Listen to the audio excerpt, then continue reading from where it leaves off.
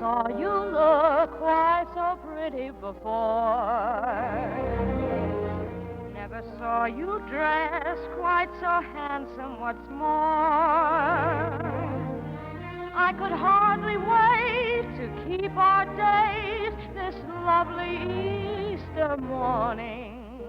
And my heart beat fast as I came through the door. For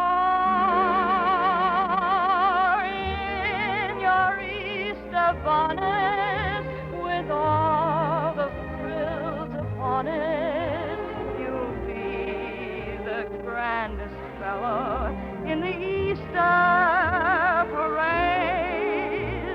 I'll be all in clover, and when they look us over, we'll be the proudest couple in the Easter parade. On the avenue, Fifth Avenue, the photographers will snap us, and you find that you're in the photograph. Oh, I could write a sonnet about your Easter bonnet and of the guy I'm taking to the Easter parade. On the avenue, Fifth Avenue, the photographers will snap us, and you'll find that you're in the rotogravure.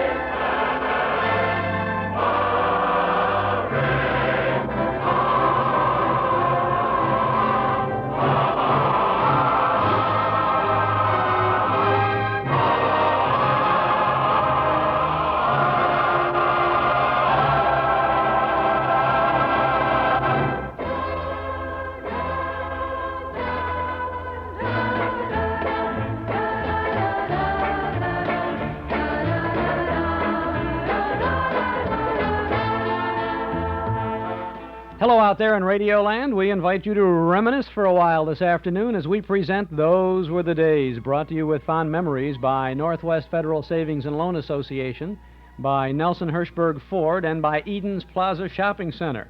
This is Chuck Shaden with another in our series of programs designed to bridge the sound gap between yesterday and today. Today is Saturday, April 5th, 1980. Tomorrow is Easter Sunday. And so today on Those Were the Days, we offer Easter greetings with an afternoon of nostalgic radio sounds for the season. Between now and 5 o'clock, we'll tune into Easter shows with Phil Harris and Alice Faye, Al Julsun on the Kraft Music Hall, Life with Luigi, the Hallmark Playhouse, the Jack Benny program, and the 1936 New York City Easter Parade. We'll also pay tribute to singer Dick Haymes, who died last week, as we repeat a chat we had with him a few years ago. So we have an Easter basket of multicolored goodies today, gang. So stick around and count your jelly beans. The fun will get underway shortly after this word from Northwest Federal Savings. It's Northwest Federal Savings time. We've got more time for you. More ways to save and more gifts to choose from, too. 23 name brand gifts in all, free or at greatly reduced prices, just for saving at Northwest Federal, where you get the highest return on a savings plan that's right for you. Now you can deposit $300 or more in a regular passbook account, or deposit $500 or more in one of our fixed-rate certificate accounts, or even take advantage of the new guaranteed rate 2.5-year T-Market certificate. Then select a quality name brand item like a Kodak Pleaser instant camera, a West Bend 4-piece wok set, Totes umbrella, or Sharp calculator. But come in soon, because this offer is good for a limited time only. One gift per family at Northwest Federal Savings, with more time and more ways to save, and more time for you. It's Northwest Federal Savings time. We've got more time for you. And And this is the Easter weekend, so there's no programming at Northwest Federal Savings this evening or tomorrow, holiday weekend. The auditorium is closed. Our projectionist is spending the weekend bathing his eyes in murine so he can focus those films. Needs a lot of murine, I must say. But we'll be back next Saturday evening with a good film from 1943. It's Thank Your Lucky Stars, an all-star Warner Brothers musical with just about everybody from the Warner Brothers lot in the cast. That's next Saturday evening, the 12th of April at 8 o'clock. And don't forget about the Laurel and Hardy Film Festival, which begins next Friday evening, it'll be the 11th of April. We have 8 weeks of Laurel and Hardy comedies, a feature film, and the selected short subject every single Friday evening, beginning on the 11th of April. The first showing features Pack Up Your Troubles from 1932 and the comedy Below Zero from 1930. And I want to mark your calendar, if you will. You know we're coming up on our 10th anniversary on the air. At the end of April, we'll be celebrating here with a special Those Were the Days program. And we're planning a special presentation at Northwest Federal Savings, 2 special presentations, in fact, on Saturday evening, the 26th of April, at 8 o'clock, and Sunday afternoon, the 27th, at 2 o'clock. We're going to have what's kind of a multimedia radio nostalgia show, if you will. We'll be on hand to bring some slides and tapes and films of old-time radio personalities and broadcast. We'll do some personal reminiscing, and I think we'll have a good time.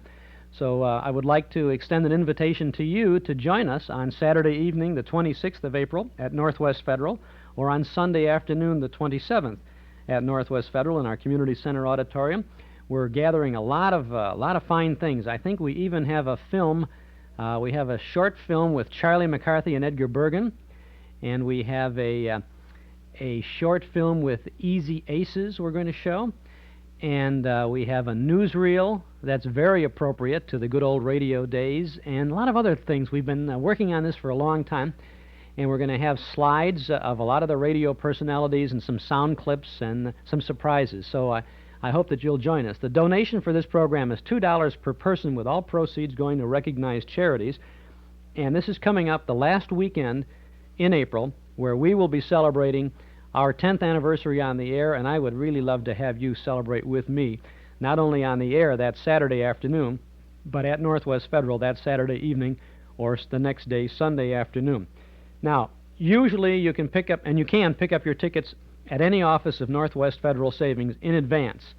However, if you can't get out, and for this particular program, if you would like to get your tickets in advance and you want to do it by mail, then send your check for $2 for each ticket you want.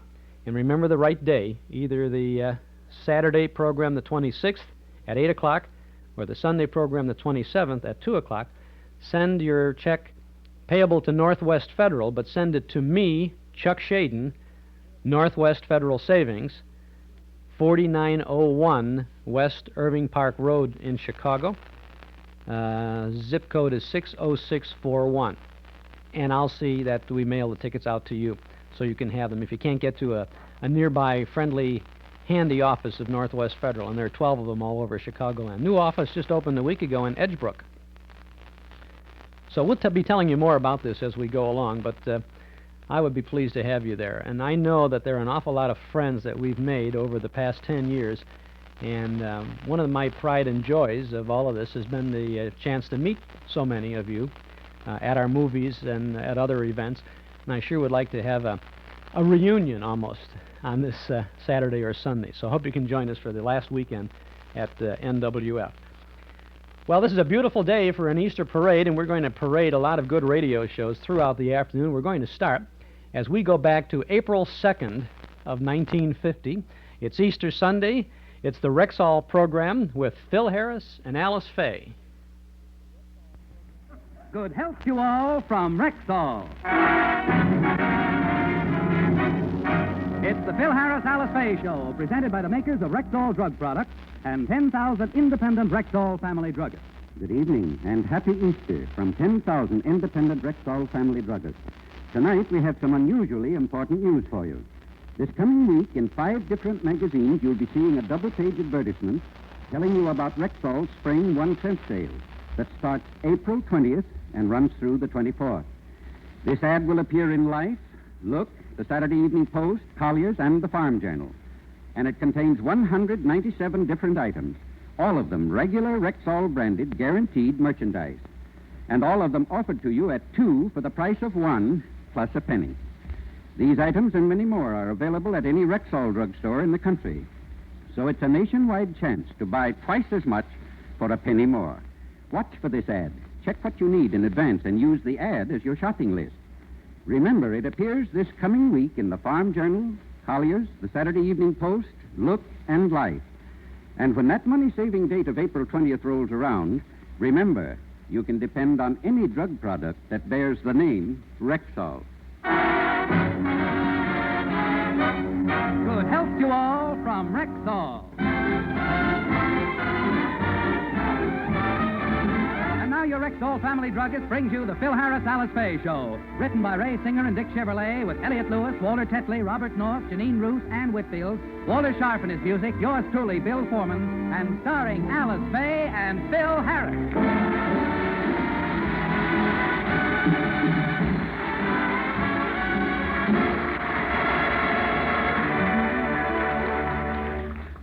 Yesterday, being the day before Easter, Phil insisted on telling the children the story of the Easter Bunny. So let's go back to yesterday and listen in while Phil tells the story in his own inimitable fashion. And so you see, kids, when you're asleep tonight, the Easter Bunny will drive up with his reindeer, come down the chimney, and put the colored eggs under the tree. Phil, you have the wrong holiday. Wrong holiday? Oh, yeah, of course. I got it mixed up with the 4th of July. That's right, Wonga. Easter is the day when if the turkey comes out and sees his shadow, you know it's 6 weeks until Labor Day. Well, that's how they know when Labor Day comes, huh? Daddy, do you believe in the Easter Bunny? Well, sure. Me and Frankie see him quite often.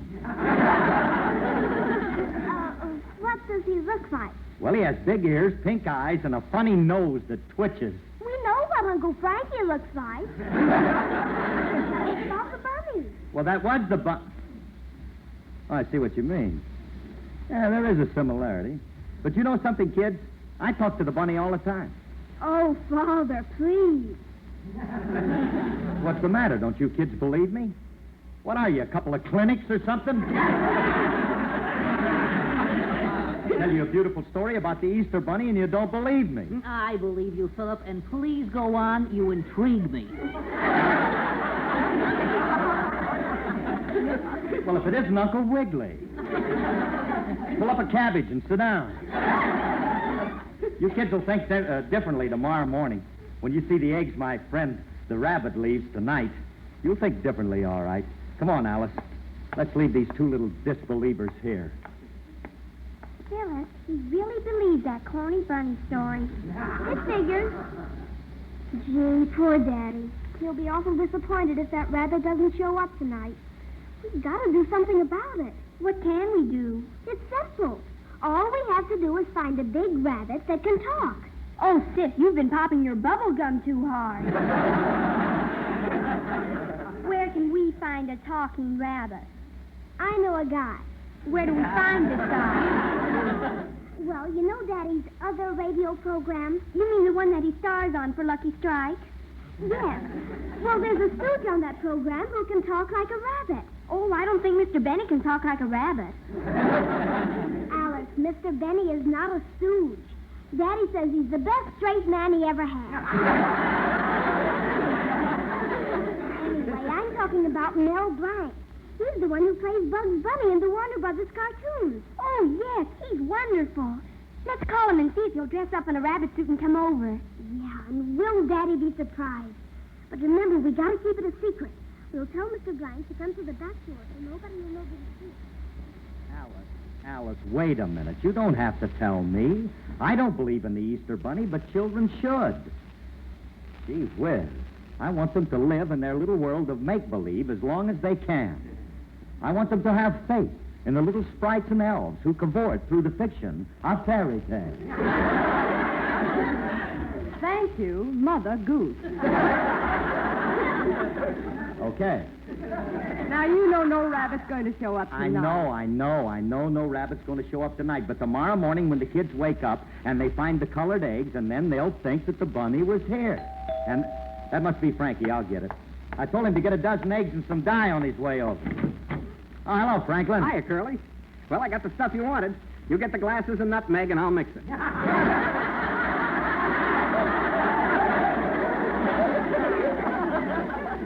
Glasses and nutmeg for what? I told you to bring eggs and dye. Oh, I thought you said eggs and rye. Remley, listen to me. I wanted to color eggs for the kids. Now you made a mistake. Oh, what a pity. Now we will have to make an eggnog. Yeah, this is going to be a great Easter for the kids. When they get up in the morning and go looking, they'll find eggnogs. Don't worry. Well, we're going to put them. They ain't going to find them. Frankie, we ain't mixing eggnogs. Now, we're going to spend the evening coloring eggs. We're going to do what? Color eggs. Oh, we'll have loads of fun, Frankie. We'll take all the colored dyes and mix them with water and then put them into bowls. And then we'll take the eggs and dip them in gently, and they'll come out beautiful colors, such as violet, fuchsia, cerise, chartreuse. Well, la-di-da!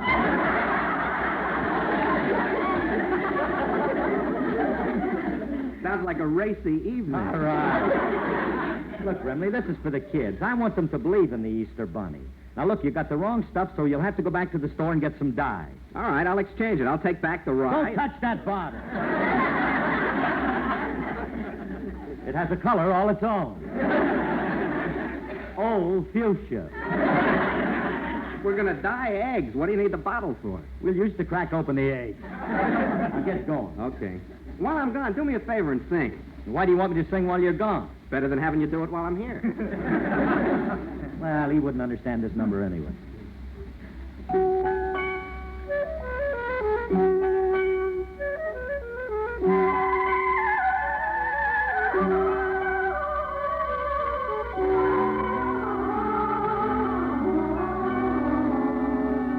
Ain't I got the song of the robin? Ain't I got a roof in the sky? Wonder why my heart keeps a-throbbin', a-throbbin', a son of God's country am I. Ain't I got the plains and the mountains? Ain't there treasures mine if I try? One by one my blessings I'm countin' and countin', a son of God's country am I.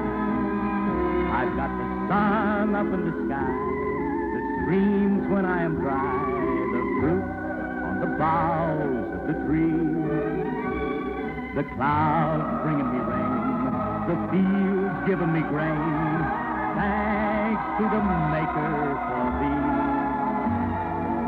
Ain't I got a loved one who loves me? Kids to make my cares hurry by. I may not be in heaven, but I can't be far away. A son of God's country am I.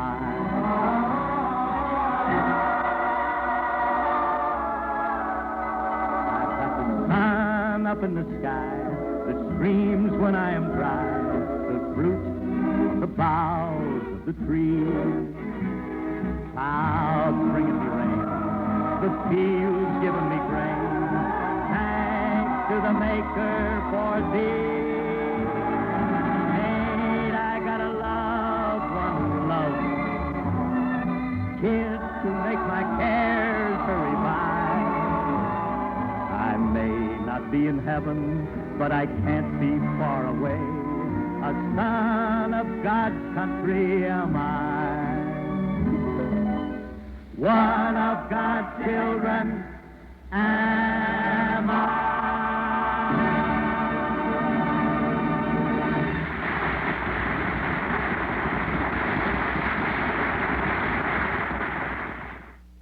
That's the first segment of the Phil Harris Alice Faye Easter broadcast from April 2nd of 1950. This is Chuck Shaden on WNIB in Chicago at FM 97, our Those Were the Days program.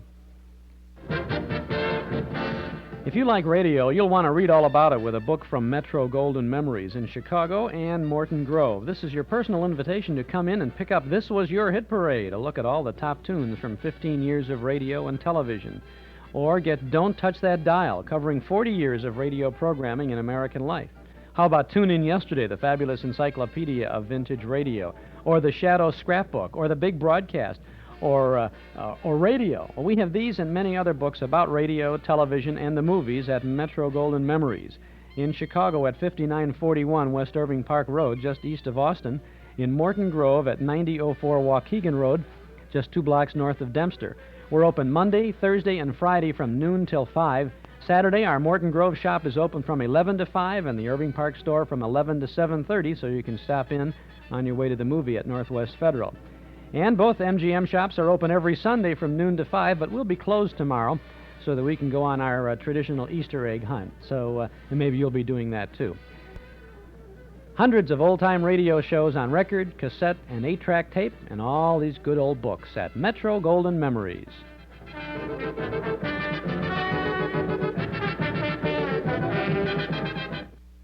Now let's continue with Phil Harris and Ellis Faye.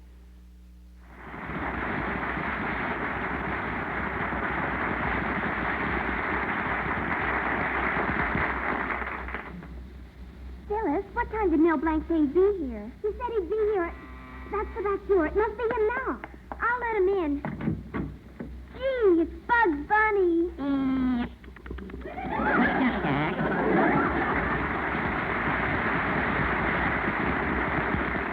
Gosh, Mr. Rlanc, you look swell in that rabbit costume. You look like a real bunny. We asked you to come over because we want you to fool somebody. Do you think you can do it? Well, I can do it, but I don't know if I ought to. You see, I don't like to fool people. But you promised us. You're not going to go back on your word, are you? Of course not. What do you think I am, a Welsh rabbit? That's all we needed, a hokey hair. Well, what do you expect from a rabbit? Good jokes? Well, it's kind of hard to pass myself off as an Easter bunny. You know, kids are pretty hip these days. Who is this backward child you want me to fool? Our Daddy. He believes in the Easter Bunny. He believes in the Easter bunny? Oh, he's been nibbling on painted ham hocks. Hey, does your mother believe in this, too? No, so don't let her see you.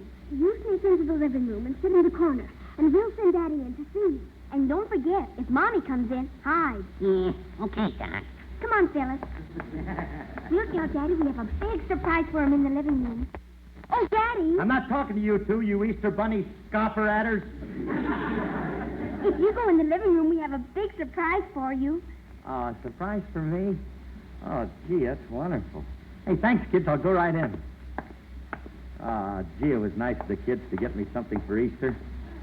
Gosh, I hope it's a potted calla lily. Wonder where they put it. I don't see anything.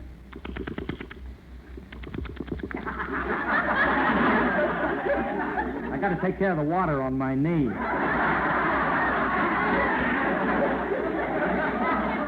Keeps gurgling. What's that sound? Seems to be coming from the corner. Oh, it's just the Easter Bunny. I knew he'd show up and... Wait a minute! Now, wait a minute. Get a grip on yourself, Curly. Oh, now I'm seeing rabbits. And look at the size of them. I can't understand it. I haven't touched a drop in 2 months. I've been fighting it. I've been fighting it too hard. I'm suffering from battle fatigue. You're not really there, are you, Bunny? Alice, come in here quick, Alice! Oh, for heaven's sake, what is it, Phil? What's wrong? Alice, look in the corner. A rabbit with a glandular condition. What are you talking about? There's nothing in the corner. I don't see anything. He's right over. He's gone. Who's gone, dear? Alice, I saw a 6-foot Easter bunny sitting over there. I know, dear. He was dressed in white fur, and he had pink eyes and big ears, and he was wearing a high hat. Don't be funny. He wasn't wearing a high hat. It was a derby. Didn't you see him, Alice? Of course not, Phil. You're seeing things. Oh. Now, lie down, dear, and I'll go get you a cup of hot tea. Tea? Poor Phil. What's wrong, Alice? Oh, it's Phil. Willie, he's seeing 6-foot rabbits. What should I do? Cut down the water pressure in the shower. It's beating his little brains out.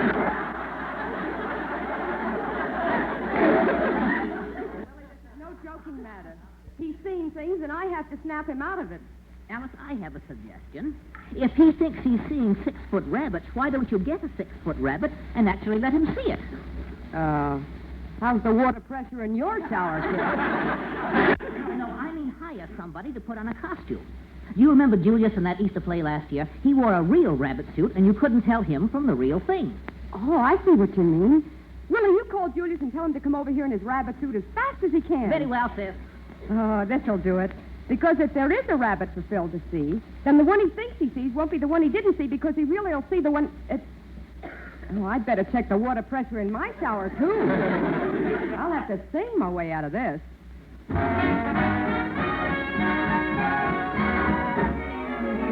We've got to stay with the happy people. Have your fun, live in the land of joy. Stay with the happy people. Face the sun, life is a Christmas toy. Down through the endless ages, tears have been contagious, and take it from me that misery is looking around for company. So stay with the happy people. Don't wrinkle your brow, it's strictly out of style. Just stay with the people who love to wear a smile. Smile, smile, won't you wear a smile? Smile, smile, won't you wear a smile? Smile, smile, won't you wear a smile? If you want to stay with the happy people, have your fun, live in the land of joy. If you want to stay with the happy people, face the sun, life is a Christmas toy. Down through the endless ages, years have been contagious, and you can take it from me that misery is looking around for company. So stay with the happy people. Don't you wrinkle your brow, it's strictly out of style. Just stay with the people. Love all the people who wear a smile.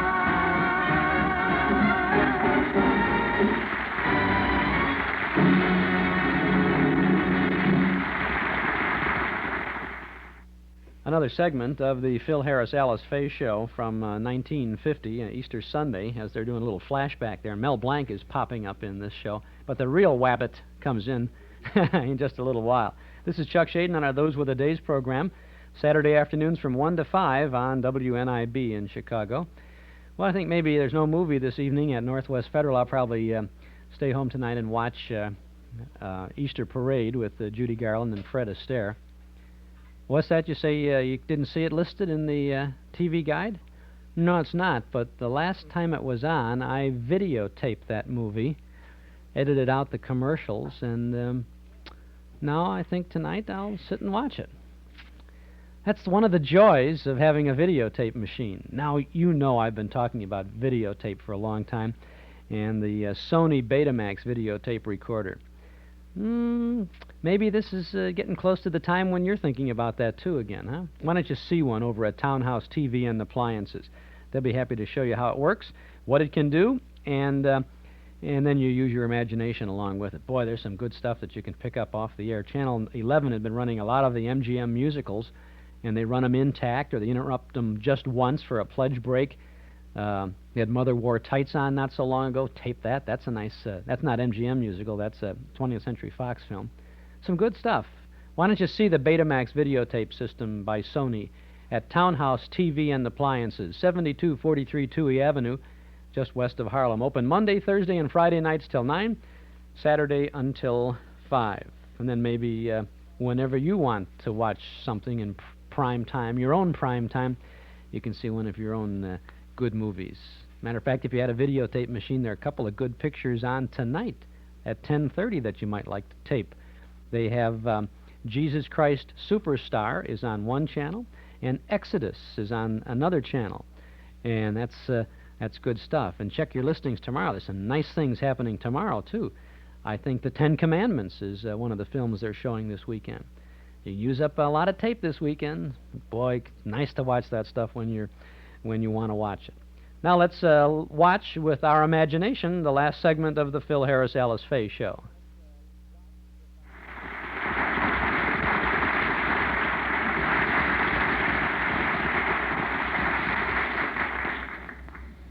Alice, I called Julius, and he'll be right over in his rabbit suit. Oh, good. And when he comes, we'll sneak him in the dining room. Where's Philip? Oh, he's still in the living room resting. Let's not disturb him because it's been quite an ordeal. It's the most ridiculous thing that ever happened to me. If the rabbit was sitting in that corner, Alice would have seen him. But she didn't see him, so he couldn't have been there. I'm beginning to feel a little better. For a minute, I thought I was off my trolley. Clank, I'm derailed. Alice! Yelling, Curly. I got the dye. What's the matter with you? You look like you've seen a ghost. Oh, I just saw worse than that, Remley. Now, take a look in that corner behind me. Please tell me that there's nothing there. Well, I don't see any. Oh, hiya, Harvey. As I was saying, Curly, I got the dye. Wait a minute. You mean you not only see him, you know him? I ought to. I've been seeing him for years. Oh, this animal belongs to you, huh? Yeah. Oh, wait a minute. This one ain't mine. The one I always see is pink and has a long trunk and tusks. If he ain't yours, where's he come from? Why don't you ask him? Oh, sure. I'll just walk up to him and say, "Hey, Rab, where are you from?" Pasadena, Doc.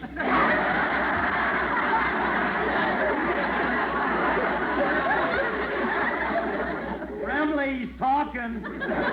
Don't tell me. I'll make him believe I didn't hear him. He's talking English. You're lucky. Mine talks elephant language. I can't understand a word mine Will says. you cut that out? Now, look, this is serious. Remley, we got to pull ourselves together. A rabbit can't talk. But, Curly, we just... Never mind. Now, just repeat after me. A rabbit can't talk. A rabbit can't talk.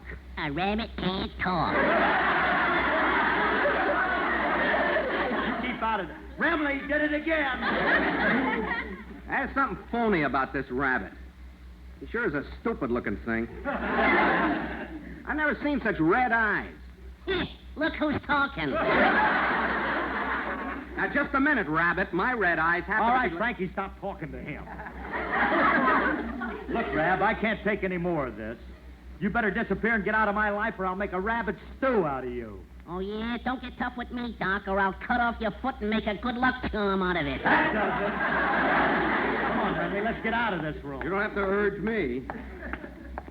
Curly, I'm throwing away the nutmeg.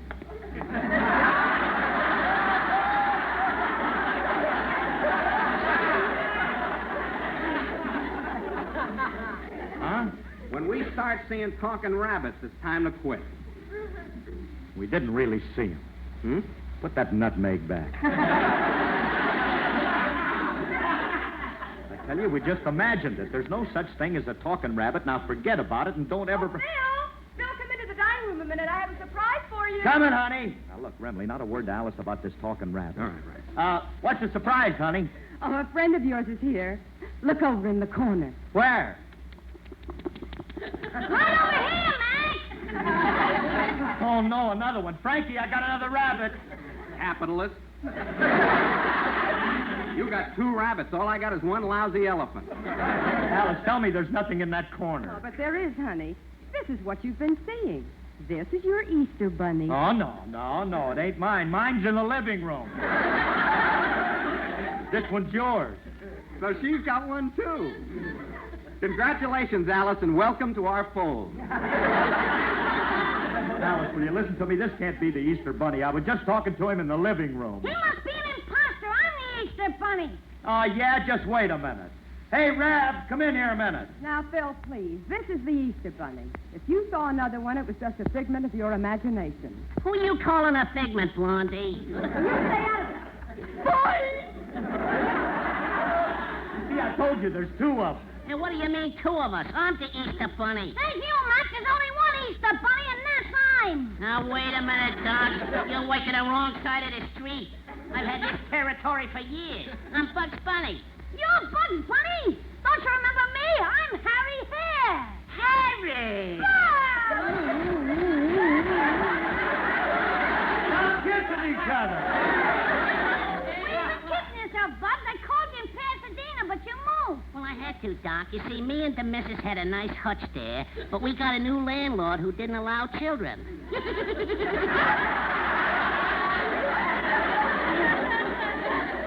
And there's no place for a rabbit. All right, Rabbit, you can break it up now. You stay out of this. How's your wife, Harry? Haven't you heard? She left me. For another rabbit? No. They mechanize her and they're using her with the dog track. Well, at least he's going around in nice circles. All right, cut. And Julius, you can climb out of that rabbit suit now. Okay. What's the idea? What are you trying to pull? Oh, it's my fault, Phil. I hired Julius to play the Easter Bunny. Well, what about the other one? That one I don't know about. Oh, I guess I better unmask, too. Look, Phil, it's me. Well, Mel Rlanc. Yeah, the kids hired me to play the Easter Bunny. Oh, for goodness sakes, what a family. How wild can you get? Hiring two people to play rabbits. Well, thank goodness for one thing, I'm not crazy. Curly, I hate to tell you this, but a third rabbit just came in. Look, another one?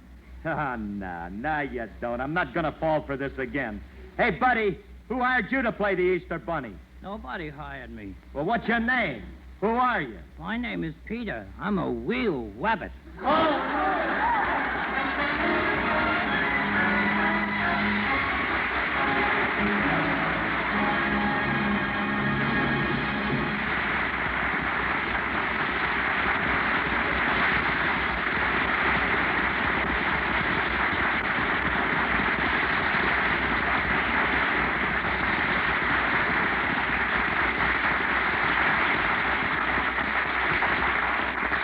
Alice and Phil will be back in just a moment. But right now, here's a lady with a question for our Rexall family druggist. I want to know more about the ad on Rexall's 1-cent sale. Well, ma'am, the ad appears this coming week in the Saturday Evening Post, Look, Life, Collier's, and the Farm Journal. And it contains 197 items offered to you during Rexall's 1-cent sale at 2 for the price of 1, plus a penny. What an opportunity to save. You said it, ma'am. A 2-for-1 Rexall opportunity. Because remember, these 2 big magazine pages are crammed full of regular Rexall-branded, guaranteed items. Every one of them a twin bargain. Every one of them going at 2 for the price of 1, plus a penny. Now, in front of every item, there's a little square, so you can check what you need in advance. Why, I can use the ad as a shopping list. That's exactly what we intend it to be.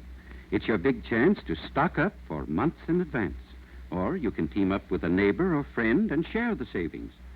Yes, on April 20th, the starting day of Rexall's 1-cent sale, you double your buying power by simply adding a penny. Where did you say the ad will appear? In Life, Look, Collier's, the Saturday Evening Post, and the Farm Journal. You must get one of those at your house, so remember to watch for it. And remember also, you can depend on any drug product that bears the name Rexall. Good health to all from Rexall.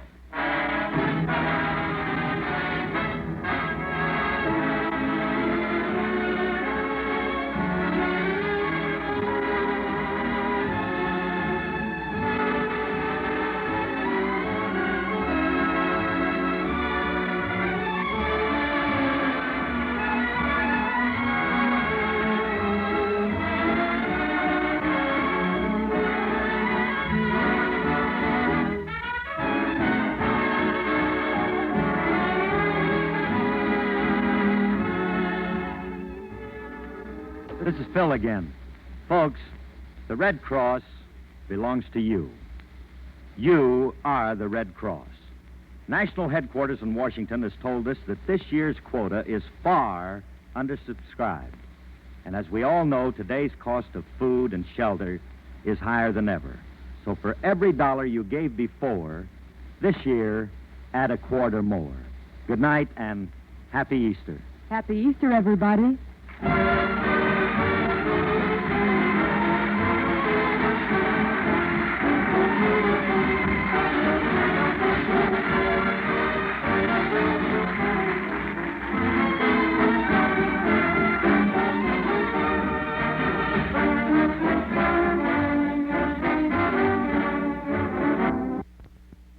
Was produced and directed by Paul Phillips. Included in today's cast were Mel Rlanc and Arthur Q. Bryan.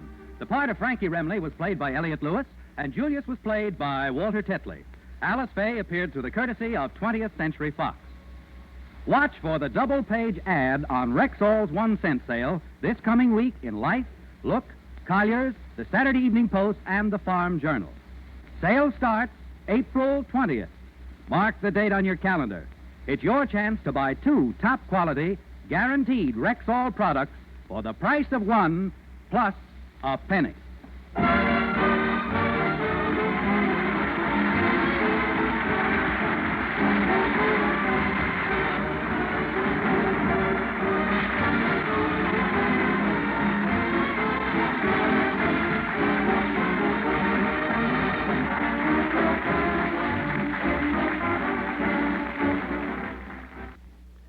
That's the Phil Harris Alice Faye Show, their Easter broadcast from April 2nd of 1950 with all the regulars, plus appearances by Mel Rlanc and Arthur Q. Bryan. A good show for the holiday on Those Were the Days. This is our Easter broadcast this afternoon. We got lots more coming up in the way of Easter programming for you. Next is the Julsun Kraft Music Hall. Then we have Life with Luigi. We have a very interesting program recently acquired, the New York City Easter Parade with announcer George Hicks, speaking from Fifth Avenue in front of Radio City, describing the Easter Parade in New York. That's a 1936 broadcast. Then we have One Foot in Heaven, starring George Brent on the Hallmark Playhouse. And then finally the Jack Benny program, a good Easter show. We'll also have a tribute to Dick Haymes a little later on. That's going to come up, by the way, right after the Kraft Music Hall. We interviewed Dick Haymes when he was in town in 1972. He passed away this last week, a week ago yesterday. And we thought we would share that interview with you once again as he reminisced about his show business career. Well, next Saturday afternoon and the Saturday after that, we're going to be on the air a little bit longer, a little bit later, I should say. As you know, WNIB is the backup station for the Metropolitan Opera, the broadcasts which are heard regularly on WGN Radio. Next Saturday, WGN will be carrying Cubs baseball, if there isn't a strike at any rate. And that means the Metropolitan Opera will be heard on WNIB. That starts at 1 o'clock. So we'll come on the air with our Those Were the Days program immediately following the opera at approximately 4 o'clock. Now, you can't tell. Sometimes those arias really go into long stuff, and they're longer. Or it takes a long time for the tenor to get killed, or whatever the story may be. So it's about 4 o'clock when we come on. Now, we will be on the air then until 7. We will continue our Those Were the Days program for the next 2 Saturdays from the end of the opera around 4 o'clock, continuing until 7.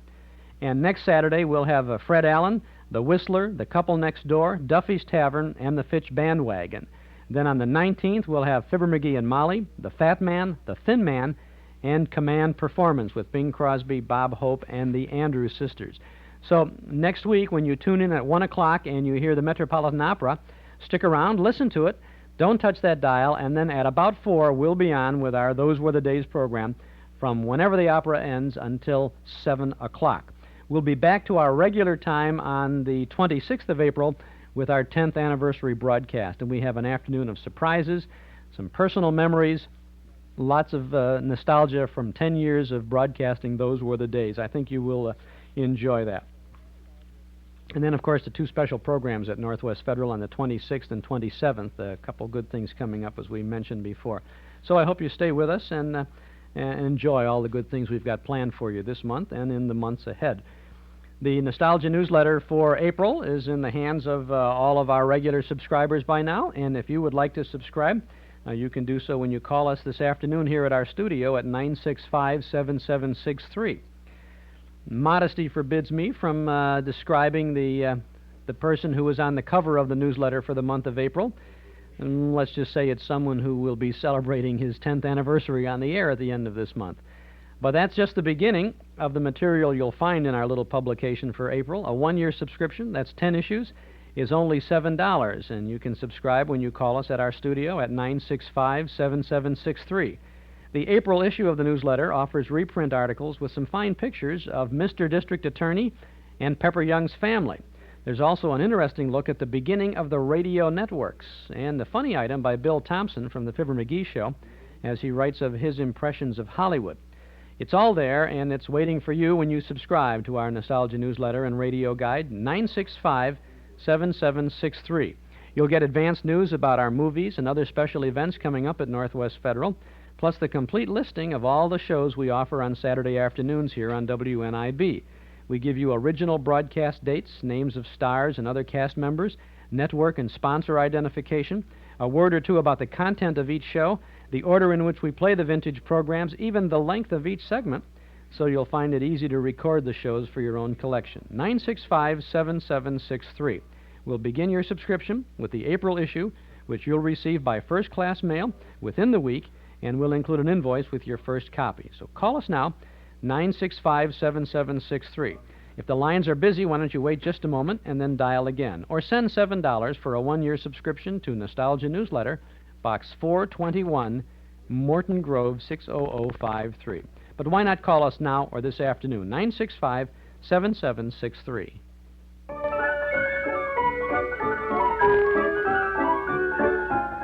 Remember Henry Ford's Model T? Remember cranking up the motor to start the car? And remember the Model A with the self-starter?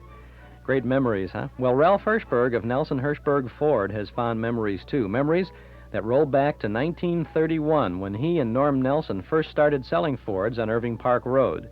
Today, Ralph and Juergen and all the folks at Nelson Hirschberg Ford remember one other thing, that during all those years, the Ford owner who comes again to get his new Ford from Nelson Hirschberg is the Ford owner who's been treated with old-fashioned respect and courtesy, not only when he buys that new Ford, but while he owns it, too. Thousands of Ford owners come back again and again to do business with Nelson Hirschberg, one of Chicagoland's oldest, most respected Ford dealers. Find out for yourself. Get your new Ford from an old-fashioned dealer. Visit Nelson Hirschberg Ford, 5133 Irving Park Road, 5 blocks west of Cicero, at Laramie. This is WNIB Chicago. I'm Chuck Shaden, and this is Those Were the Days. This is our Easter weekend program, a beautiful day to go back to an Easter week of 1948. This is March 25th of 1948. This is the Kraft Music Hall with Al Julsun, Oscar Levant. Al sings some nice tunes, including Easter Parade. And they switched to Chicago for a remote broadcast of the Kraft Choral Club. And if anyone out there in Radioland ever worked for Kraft Foods and worked as a volunteer in their chorus, their choral club, maybe you're on this show. Why don't you pull up the chair close to the radio, lend an ear, and listen to Al Julsun on the Easter show of the Kraft Music Hall.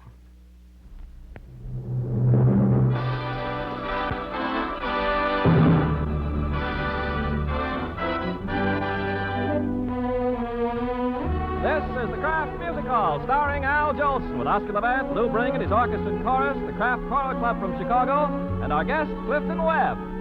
So keep on looking for a bluebird and listening for its song.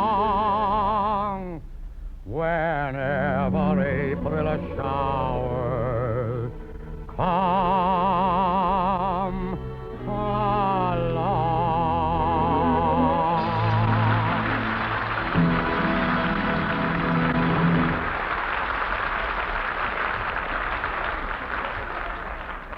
Good evening, folks. This is Al Julsun in the old Kraft Music Hall. Well, next Sunday's Easter, and that means all the women will be out. Not yet, not yet. Next Sunday's Easter, and that means all the women will be out in their new bonnets. You know, last year, Hedda Hopper wanted to have the most unusual hat. So she wore one with a cage on top with 2 little bunny rabbits in it. And you know, before she could get home from the Easter parade, she had 27 more hats.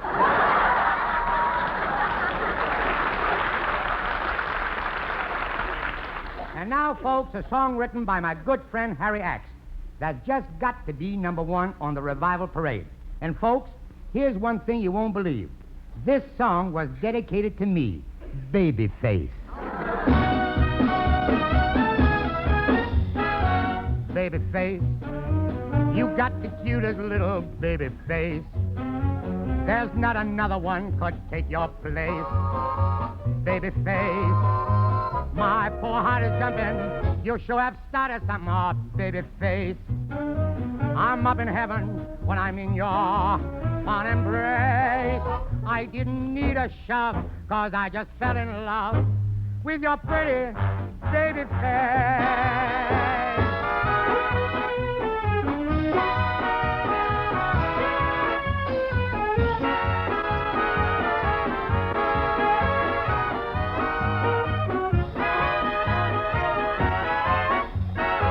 Babyface, I'm up in heaven when I'm in your fond embrace. You're like a breath of strength that makes old Jolie sing about your baby face.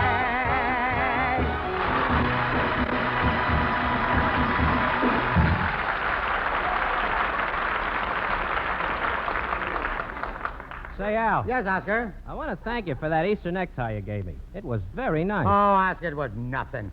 I wanted to get you something for Easter, but I didn't know what because I didn't know what would go with that same tired suit you wear every week. But I'm really glad you like that hand-painted tie. I like hand-painted ties. Yeah? But did you have to give me one with your picture on it? Well, when I look at you, I like to look at me. But Al. Yeah. I think people are too close conscious nowadays. Nowadays, he says. It's always been that way, Oscar. For your information, the Duke of Wellington wasn't allowed to attend a formal at the Almack Club in London because he was wearing white duck trousers. And that was 150 years ago. What did you wear to the party? Listen, Smarty, I didn't go. Smarty pants. Yeah, Smarty pants. I didn't go. They were getting ready for the Battle of Waterloo, and I was registering at my draft board. Al. Yeah? No matter what kind of suit I wear, the piano bench wears it out. Really? The seat of my suit is so shiny. You mind if I do that Go again? ahead, yeah. The seat of my suit is so shiny, when I go out, I have to powder it. Well, Oscar, how about going to the piano and shining up your suit with Altvin, which means O Vienna, by Leopold Godowsky.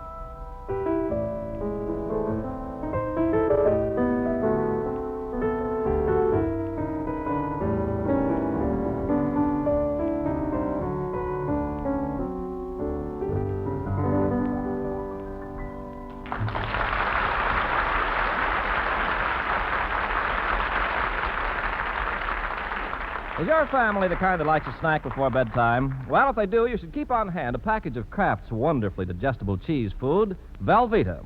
Then when Dad and the kids start prowling in the refrigerator, let them spread or slice that nutritious Velveeta thick for whatever kind of snack suits their fancy. Or if you have visitors, get out the sandwich grill. In a jiffy, you'll fix hot golden brown sandwiches just oozing with Velveeta's golden cheddar cheese goodness. Velveeta is the perfect idea for snacks or sandwiches any time of the day or night. You see, this favorite cheese food is digestible as milk itself and rich in valuable milk nutrients. Tomorrow, get the 2-pound loaf or at least several half-pound packages of genuine Velveeta.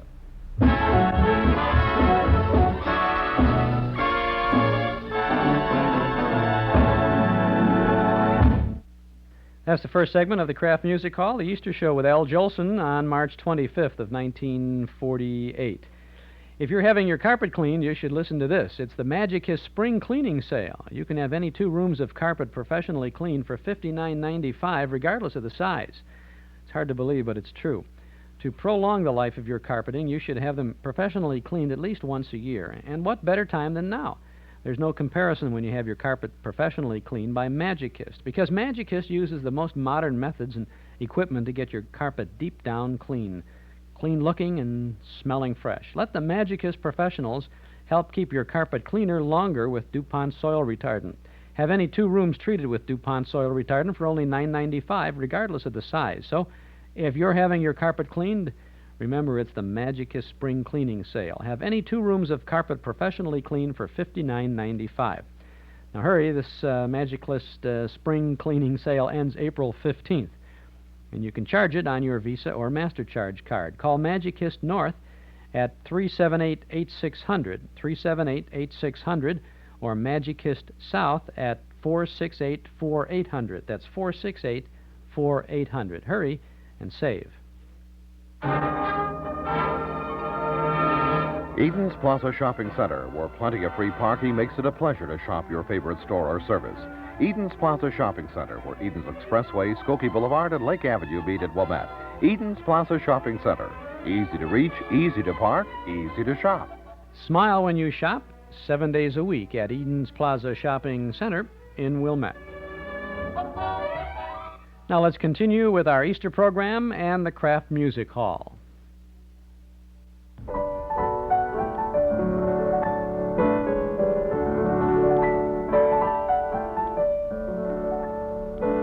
Oscar, that's very nice. You know, you play Rachmaninoff's variations on a theme of Paganini beautifully. Al, you surprised me. How did you know that was Rachmaninoff's variations on a theme of Paganini? Well, to tell the truth, I've been a little embarrassed about not knowing the better music, so last night I was up most of the night studying up on it. Now I know everything that was written, whether it was by Rachmaninoff, Tchaikovsky, Debussy, Mendelssohn, or any one of those guys. That's wonderful, Al. Then you should recognize this.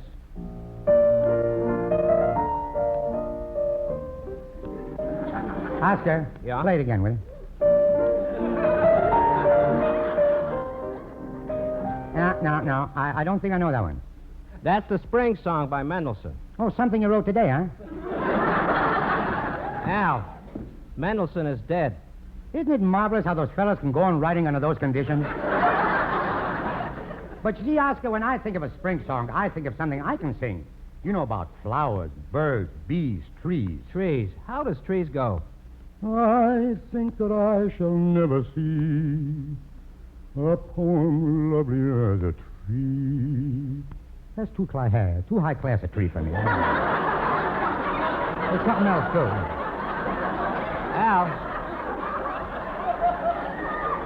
Al, here's a Clyhas tree that grows right in your own backyard. In the shade of the old apple tree, where the love in your eyes I could see, when the voice that I heard, like the song of the bird, seemed to whisper sweet music to me. I could hear the dull buzz of the bee in the blossoms as you said to me. With a heart that is true, I'll be waiting for you. in the shade of the old apple tree.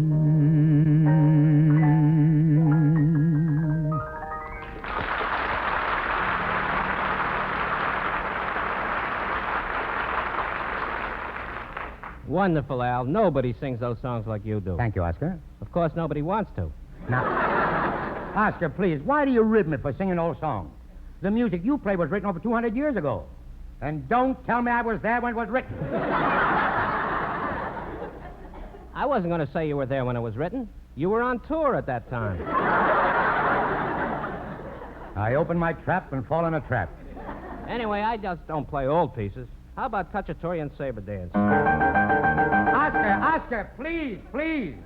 Al, I just wanted to remind the people I have a record out.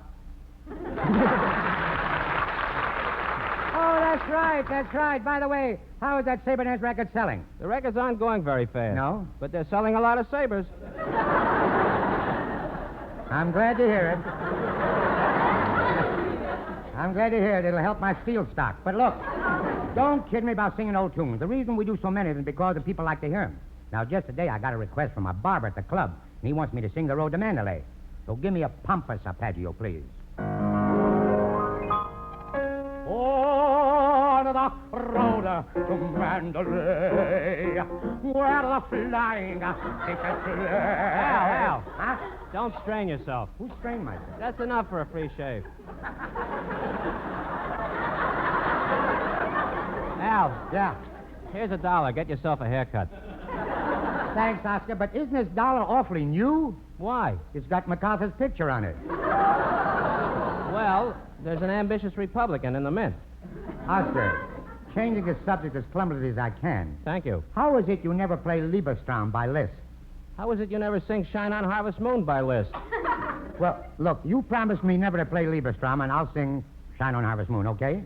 That's one of the most attractive offers I've ever had. Shine on a harvest moon up in the sky.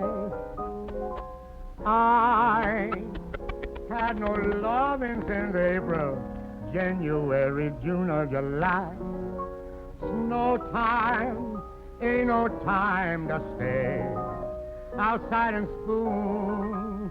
So shine on a harvest moon for me and my gal.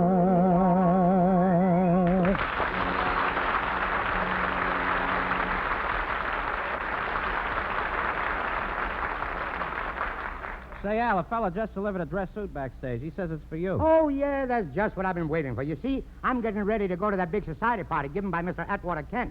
Al, you were invited to Atwater Kent? Yes, I was. And I guess you know that Atwater Kent doesn't invite just anybody. Well, I always thought so, up until now. Now, don't worry about me, because I'm going to be the belle of the ball. Isn't a girl usually the belle of the ball? Well, when Jolie is there, they relax the rules a little. I beg your pardon, Mr. Julsun. Don't you remember me? You? Why, well, I don't know. Go back 35 years to middle age. Oh, yes, you're Ciifton Webb. Of course, I should have known you. You haven't changed. You have. What? Wait a minute, Ciifton. Don't be kidding me about my age. Remember, you're not exactly a boy. He's not exactly a girl, either. Mr. Julsun, would you introduce me to this person so I can snub him? First happy moment I've had on this show. Oh, sure. Oscar Levant, Ciifton Webb. Well, since we're on the air, I guess I have to say hello. Oh, yes, Mr. Levant. I believe I've heard you play the piano off and on. As I recall, you were more off than on. Mr. Webb, it would be unfair of me to enter into a battle of wits with you. You're not fully armed. Goodbye. Goodbye. Goodbye, Mr. Levant. I'm sorry we can't continue our conversation. That's okay. I'll listen in and listen to you on Juvenile Jury.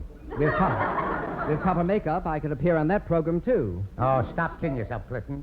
I remember you way back when you danced in my show at the Winter Garden. That was 34 years ago. Yes, the critics all said they'd never seen a 6-month-old baby dance so well.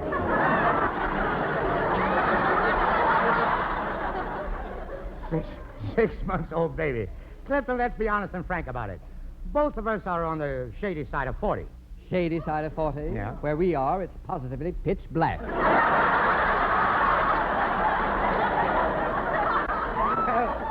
Well, what does it matter, Clifton? Years don't make any difference. People still want to see me. Now, you know, I don't like to brag. If you didn't, you'd be out of character. Clifton, please. It so happens that I've been invited to a party at Atwater Kent. I know, that's why I'm here. Really? Yes, I've got to teach you the proper things to say and do. But I didn't send for you to teach me anything. I know, your wife did. Clifton, I don't like to say this to you because I don't think it's nasty enough. But if you'll leave quickly, I promise not to cry. I'm sorry, Julsun, but I'd be neglecting my duty if I left now. It's very important at a social affair of this type for you to be a good conversation. Now, what, for instance, would you talk about? Well, I talk about the things that interest me most in the whole world. I mean, after you're through talking about yourself. Are there any other subjects? Oh, what's the use? I give up now, but your wife begged me to come over and try to do something about your dancing. I don't understand my wife. I've been dancing for years. I know, but she's tired of the minuet. Well, I don't care about these new dances like the Charleston and the bunny hug. I can see now that I have raw material. Now, first, Julsun, there's etiquette involved in asking a young lady to dance. Of course. Now, say that you're at Atwater Kent. You're in the ballroom and you see Lana Turner. Yes. Naturally, you want to dance. So, what do you say to her? Well, I'd say, Miss Turner, would you like to sit this one out?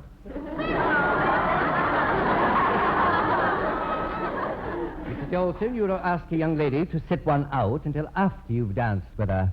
I don't fight preliminaries. Well, I can see there's only one way to show you. Now, we pretend that I'm Lana Turner. All right, Clifton. You're Lana Turner. On second thought, forget that I'm Lana Turner. That glint in your eye frightens me. Now, perhaps it'd be better if you're Lana Turner, and I'll pretend that I'm you. Oh, that poor Larry Parks, what he went through. Now I have to ask you to dance. Notice I place my hand very lightly on your back. Yes. That's because you're wearing a strapless gown. What's holding it up? Thumbtacks. Clifton, I don't think I need your help. You notice Mr. Atwater Kent invited me, not you. I'll get it. Hello? Oh, yes. Oh, very well, I'll tell him. That was Atwater Kent. Atwater Kent? What did he say? You won't have to be at the party. He had to pay a little more, but he's got another singer. Hoagie Carmichael.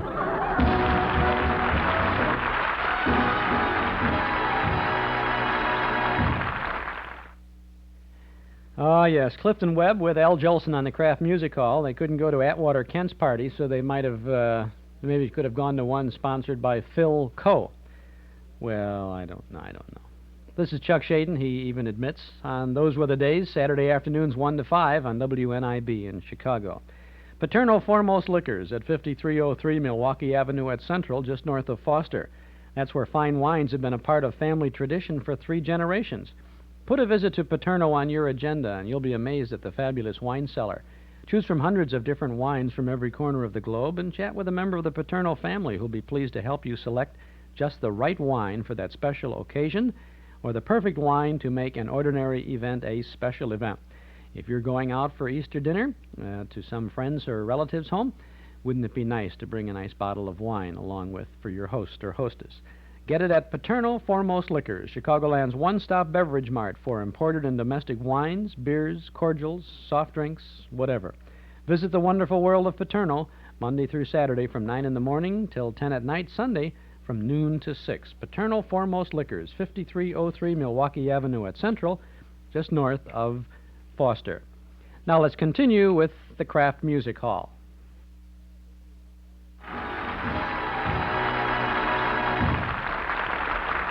Here's a quick trick every homemaker should have up her sleeve, especially this last week in Lent. It's the Velveeta recipe for making smooth, rich cheese sauce in a hurry. All you do is melt 1/2 pound of Kraft's famous cheese food in the top of the double boiler. And then when the Velveeta is melted, stir in 1/4 cup of milk. And there, that easily, you've made a cheese sauce that's so rich-tasting, so smooth, so wonderful, it'll do credit to the most expert chef. Toss in some shrimp or crab meat or lobster, and you have a real party dish.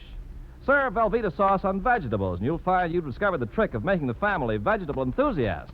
But tomorrow, for your Good Friday dinner or lunch, we suggest you use this nutritious, grand-eating Velveeta sauce on fish or eggs for the main dish. Just be sure to get genuine, smooth-melting Velveeta, and you simply can't miss at making a wonderful cheese sauce. Smart homemakers usually buy Velveeta in the 2-pound loaf that keeps them stocked for hot dishes as well as snacks and sandwiches.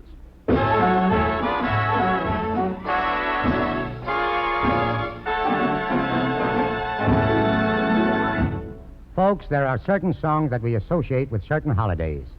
And Easter wouldn't be complete without Irving Berlin's Easter Parade.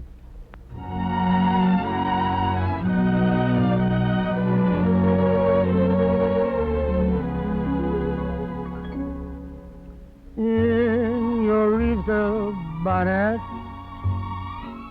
with all the frills upon it, you'll be the grandest lady in the Easter parade. I'll be all in clover, and when they look you over, I'll be the proudest fellow in that Easter parade. On the avenue, I'm talking about Fifth Avenue, the photographers will snap us, and you'll find that you're in the rotogravure. Oh, I could write a sonnet about your Easter bonnet and of the girl I'm digging to that Easter parade. In your Easter bonnet, with all the frills upon it, I'll be the grandest lady in the Easter parade. Oh, I'll be all in clover, and when they look you over, you'll be the proudest fellow in the Easter parade. On the avenue, I'm talking about Fifth Avenue, the photographers will snap us, and you'll find that you're in the rotogravure. I could write a sonnet about that Easter bonnet and of the girl I'm taking to that Easter parade.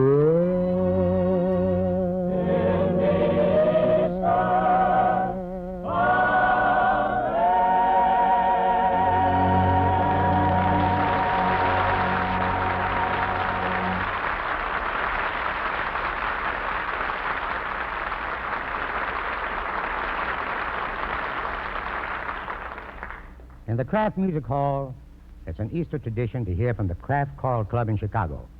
These 80 men and women who sing together for the joy of making music have come to be known as one of the finest non-professional choral groups in the Middle West. Tonight, under the direction of Gerhard Schroth, they have for us an Easter selection called Sheep and Lambs. For the Kraft Choral Club, we now take you to Chicago.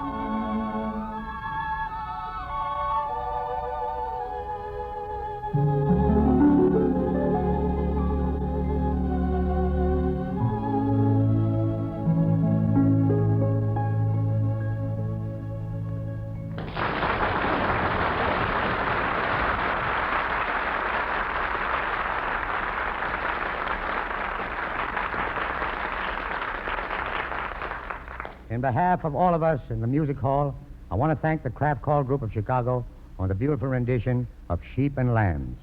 And a happy Easter to everyone. May I say good night, folks?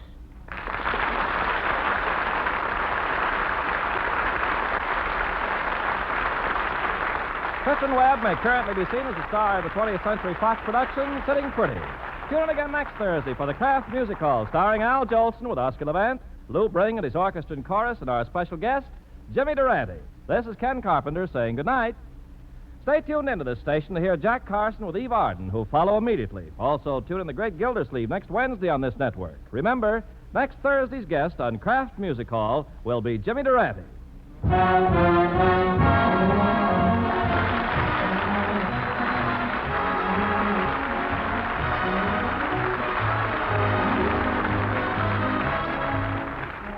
There's loads of hidden flavor in those leftover dishes, ladies.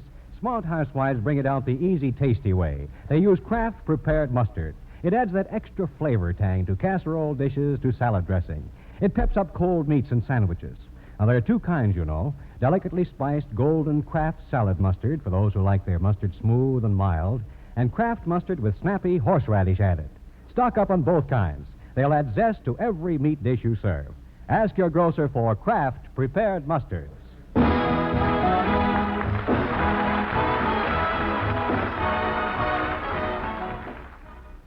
This is NBC, the national broadcasting company.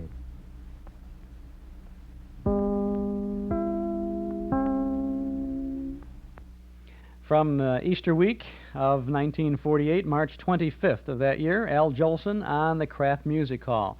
Good program from not so long ago. You heard them plugging other Kraft-sponsored programs. They had a pretty heavy schedule on radio back in 1948.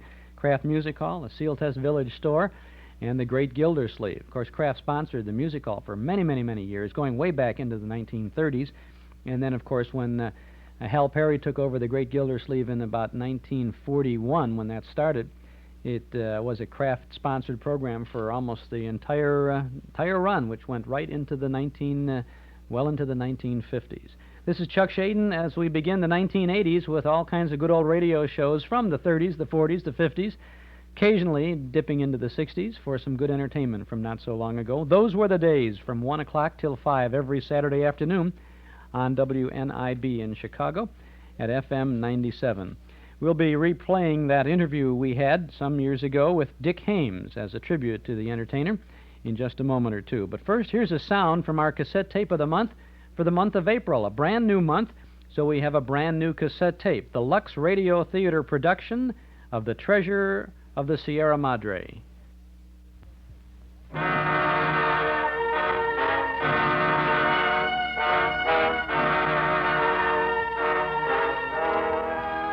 First time I come up with them was in Tampico. That's a seaport town. Tampico, northeast Mexico. I was having a beer near the docks when they came in. Hot Sunday afternoon. You a fellow American? Yeah, that's right, mister. What do you want? I want to know about a guy named McCormick. You ever hear of him? Cormick? Cormick. Oh, yeah, in the oil business. That's right, oil. Have you seen him lately? Where can we find him? If I was you, gentlemen, I'd run clear McCormick. Hires a crew to work in the oil field, see, then he never pays him off. Slick. Slick like oil. Yeah, that's right. I don't mean to tell me he's hooked two smart fellow Americans like you. That's right, Pop. 6 weeks in the oil fields, 120 in the shade. Only I ain't through with Mr. McCormick. Fred C. Dobbs is going to get his wages, see? Come on, Dobbs, let's have a beer. That's Bogey, Humphrey Bogart, and Walter Houston on the Lux Radio Theater production of The Treasure of the Sierra Madre. It's available as our cassette tape of the month for April. Based on the 1947 movie, this Lux broadcast from April 18 of 1949 is a faithful radio adaptation of a screen classic.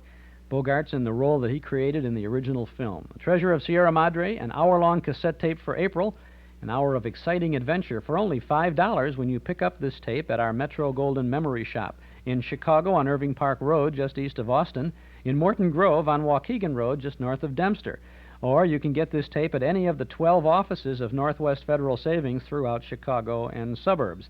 If you'd like to have this April cassette of the month by mail, send $5 plus 50 cents for tax, and to help with the postage, send $5.50 to the Hall Closet, Box 421, Morton Grove 60053. Bogart does a very fine job in this radio show. He's Fred C. Dobbs again in The Treasure of the Sierra Madre on the Lux Radio Theater with Walter Houston and Frank Lovejoy.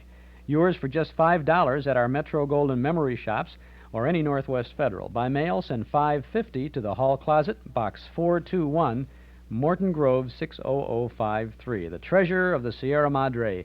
It's a treasure cassette of the month for April. Dick Hames died last Friday, not yesterday, but a week ago Friday, the 28th of March of 1980, of lung cancer in Las Vegas at Cedars-Sinai Hospital in Las Vegas. He was 61 years of age, a big band era vocalist who moved easily into films and performing on radio and television and through the years. He was born in Buenos Aires, Argentina, but he was raised in the United States since he was only 3 years of age. He first attracted national attention when, still in his late teens, he replaced Frank Sinatra with the Harry James Band just before James rose to his peak of popularity in the late 1930s. It was generally acknowledged that Dick Hames was had the best male singing range and voice of the big band era. He received his vocal coaching from his mother, who was a vocal coach during the years. He had problems during his lifetime, and I don't want to talk about those problems. I want to talk about Dick Hames, the entertainer, the man who entertained us during the 1940s and into the 50s with his great singing talent. He was at the Blue Max out at the Hyatt Regency O'Hare in 1972 when we took our trusty tape recorder backstage on the 9th of October to have a nice little conversation with Dick Hames. We're backstage at the Blue Max in the Hyatt Regency O'Hare for a chat with one of the biggest of the singers of the big band era, of this era, of any era. Dick Hames. Say hello to lots of your fans out there in Radio Land. Hello, hello, hello. How are you, Chuck? Just fine. And we'd like to spend a few minutes talking about Dick Hames, yesterday, today, and tomorrow, too. Right. Your career began more or less as a stuntman in Hollywood, didn't it? Yes. Gosh, you must have read an old bio. How did you get out to Hollywood? Well, I wanted to get out there, just because there was sunshine out there, and I hitchhiked, actually. Uh-huh. And I'd always been pretty athletic, and so I had to pick up some money and bread, and so I decided, and I've always ridden horses, and I've always done a lot of swimming and so forth and so on, so somebody said, why don't you do stunts? You know, he said, I'll teach you how. And as a matter of fact, I know the guy's name. The guy's name is Dick Crockett. He still is sort of sets the routines for other stuntmen now. Mm-hmm. He's very big in the field. Mm-hmm. And so he taught me how to fall. He taught me all the harness bits, and I did it till I got hurt badly. Uh-huh. You know, and then I threw in the towel because I decided I didn't want to get permanently sort of injured. You were pretty young at the time, a teenager, weren't you? Oh, sure. Well, let's see. I was talking about Harry James. I think I joined Harry in either latter 38 or early 39. So I was born in 1918, so 38 what? That makes me 20. Mm-hmm. I was about 20 years old when I joined Harry. Replaced Sinatra again. Well, let's let's back up just a quick second here. How did Dick Hames get in touch with Harry James? Well, first of all, let's set a platform. Okay. The platform is I'd always sung, right? Uh-huh. Not for any specific reason, excepting I wanted to do well with the chicks on the beach, right? Okay. And for example, at the Long Beach and Country Club in Westport, during the day I was a lifeguard. Mm-hmm. And at night I'd sing with a band, so I had it made. Now then, so that singing wasn't something that just I grabbed out of left field. Uh-huh. And my mother did teach me the basics of singing. Breathing, placement, the techniques that are necessary if you're going to have any lasting power, which were improved upon by a guy called Tommy Dorsey later on when I joined Tom. Mm-hmm.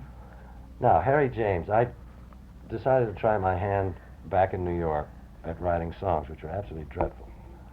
And I went down with my hopes and briefcase full of songs because I heard that Harry James had formed a new band, and that after 3 months, Frank Sinatra, the boy singer with the band, had left to go with Tommy Dorsey because Jack Leonard had just been drafted. Mm-hmm. So, and he was rehearsing at NOLA Studios. And I knocked on the door, and Harry was there, and I said, when you have to take a 5, could I play some songs for you? And let me parenthesize a minute. I did not know that Frank was leading the band when I went to demonstrate my songs. So anyway, I sat down at the piano and played a whole bunch of songs for him. And Harry, in his usual diplomatic way, said, I hate the songs. He said, well, I'll hire you as a singer because Frank's quitting the band. He said, I'll give you $50 a week. I said, booked. And I said, it happened. Just that simple. Holy smokes. Well, how long were you with Harry James then? About 3 years. And then from there you moved over to Benny Goodman. And you were with the Goodman Band for how long? A few months only. Just a couple of months. About 3 months. And but then the great joy of that is I was there with Peggy. Peggy Lee, who is, since then and all through these years, has remained a dear friend of mine, you know, and I think a fantastic singer. And then from there I went with Tom, who was the sort of Tiffany's of banddom. Again, you replaced Frank Sinatra. Frank Sinatra. You know. There's a funny story to that. We were with the band together for a while because he was working out his second week of his notice, and Tommy wanted me to learn the book. So at the Capitol Theater in Washington it was, we would stagger the shows. Frank would do one show and I'd do the next one and so forth and so on. And so for a whole week Frank and I shared the same dressing room and the same band, and that's as far as it went. Well, now, when you were with Dorsey then after Sinatra left for, well, how long was that with the Dorsey group? I was with Tom till early 1942, which would have made it about a little over a year. And Tommy was a wonderful man. Tommy was a star maker. We're okay.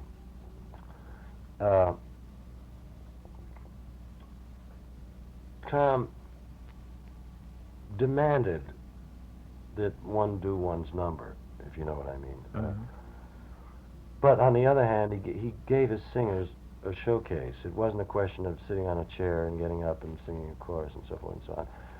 For example, at the theater, I had a whole, in those days, which was a lot of time, a whole 20 minutes, which was my spot with the Dorsey band and with the Pied Pipers and Joe Stafford and so forth. In other words, it was the singer's spot, and the male vocalist was the star of the singers. And so he showcased one, and we had arrangers like Axel Stordahl, Paul Weston, Cy Oliver, you know, some pretty heavy, traveling with a band. You know, you stop and think of that for a minute. Wow. And so everything was absolutely perfect, and the time came where I got the itch to go out on my own as well. And not only did Tom and I had a terrible Irish argument because we're both Irish. I'm half Irish. The other half is Scottish, which is a dreadful combination. You know, roller skate on one foot and an ice skate on the other. But terrible argument where we were going to punch each other in the mouth, and it was all talk. But the outcome of the whole thing was that he loaned me money to do it, which, by the way, I'd like to say I paid back. But he, you know, in other words, he financed me for arrangements and clothes and everything else. You know, when we both cooled down, he said, "You're right. Actually, you should go out on your own." And so you did, and you opened at the Club La Martinique in New York. My nostalgic spies informed me that you started out as a supporting act on the bill for a 2-week engagement, and you ended up being the star of the show, and you were held over for 3 months or something like that, right? That's exactly correct. Out of which came a recording contract and a coast-to-coast radio show, and eventually the contract with Fox. Now, was this a radio show? Was it the Dick Haymes show, or was it Club 15, or what was it? No, Club 15 was much later. Later on. The first the coast-to-coast radio show was with David Brookman, who everybody was terrified of and I seemed to get along with him. And it was called Here's to Romance, and it was sponsored by Bourgeois, and they make Chanel and some of those things. And that lasted for about, I should say, 2 seasons. 2 years, in other words, two 26-week periods. And then I went to the coast, and I started in movies, and then I was dropped by Bourgeois, and then I replaced Ronald Coleman. I was a summer replacement for Ronald Coleman on the Autolite show, which then they picked up my option. I had that show. That was the Dick Haymes show for about close to 5 years. Didn't you work with Cliff Arquette? Sure. On that show? Sure.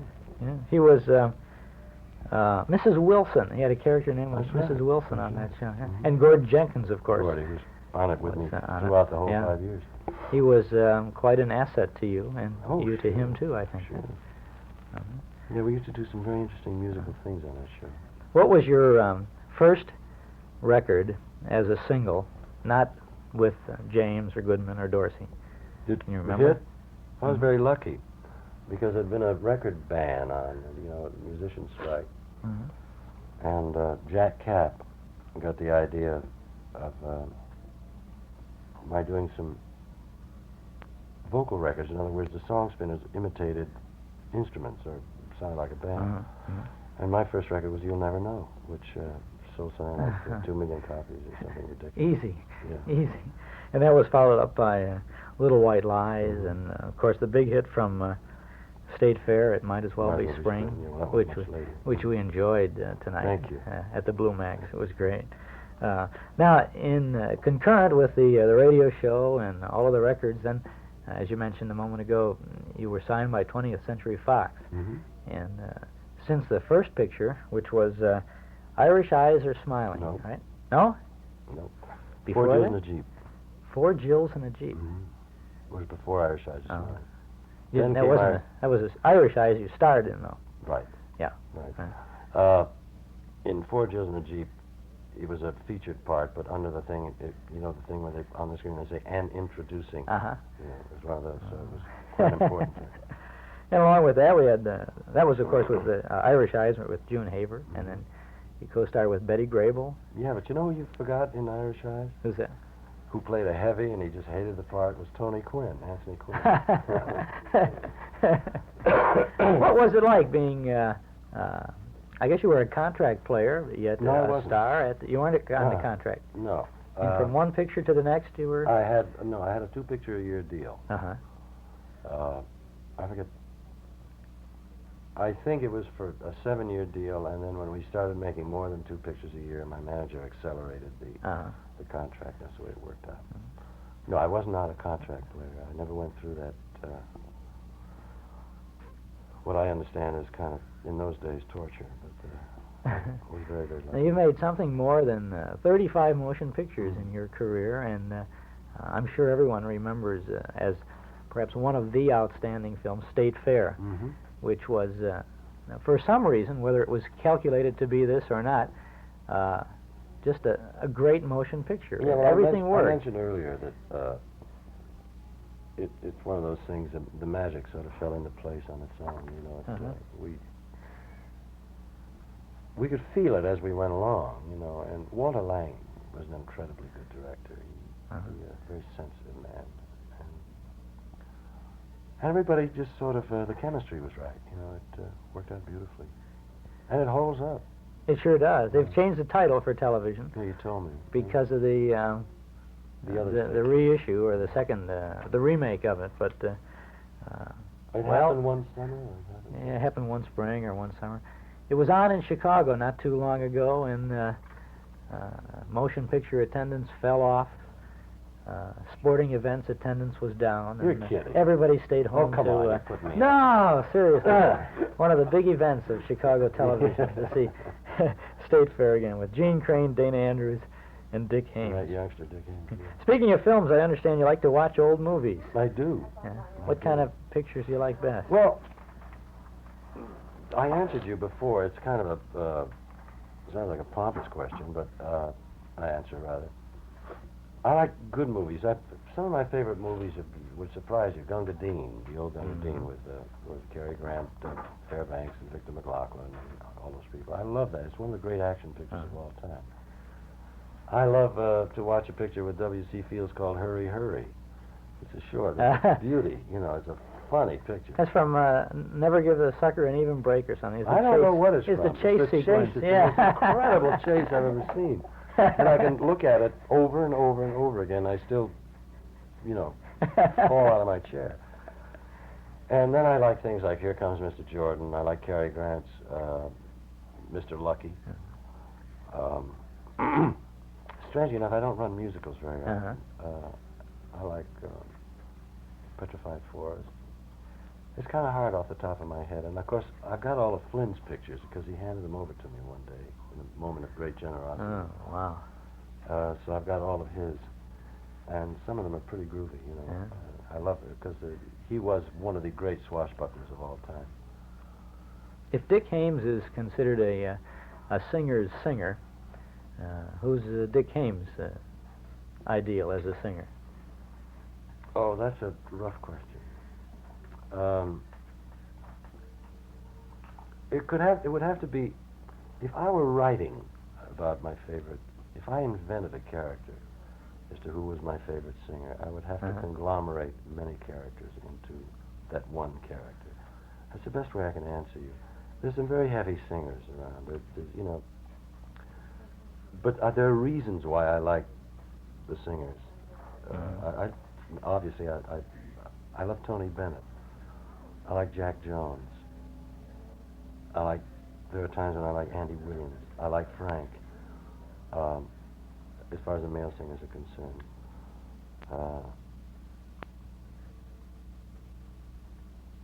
Roberta Flack, Peggy Lee.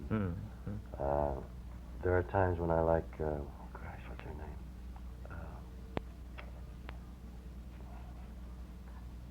Barbra Streisand. She gets some great, sometimes she aggravates me because she gets very hard sell.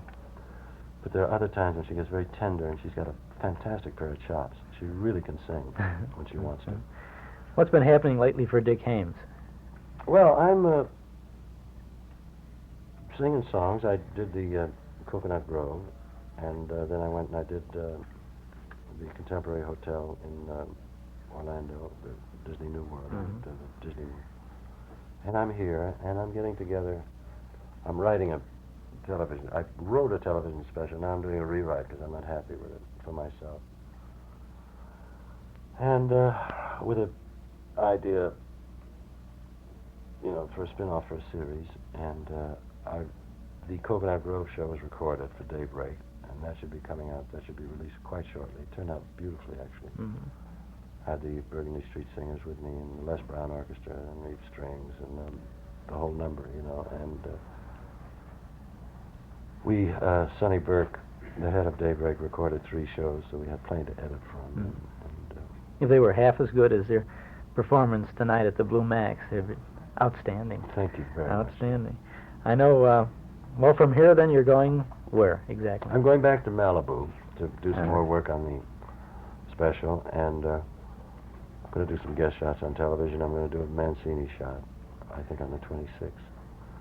And we're slated to do a Dean Martin, and we're slated to do a Julie Andrews. Well, while we're waiting to see you on the tube, I know that many of our listeners will be out here to the Blue Max at the Hyatt Regency O'Hare to say hello. And we hear that they'll enjoy the great Dick Haymes kind of music. Thank you for sharing some memories with us today. Oh, it's my pleasure, and thank you for coming by.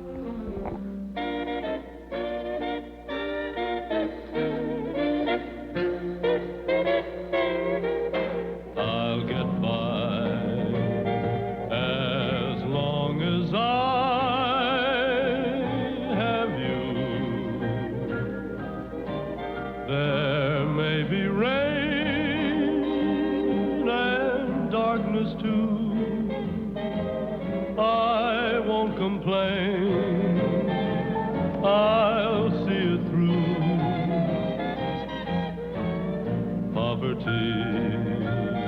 may come to me, it's true. But what care I? Say I'll get by as long as I have you.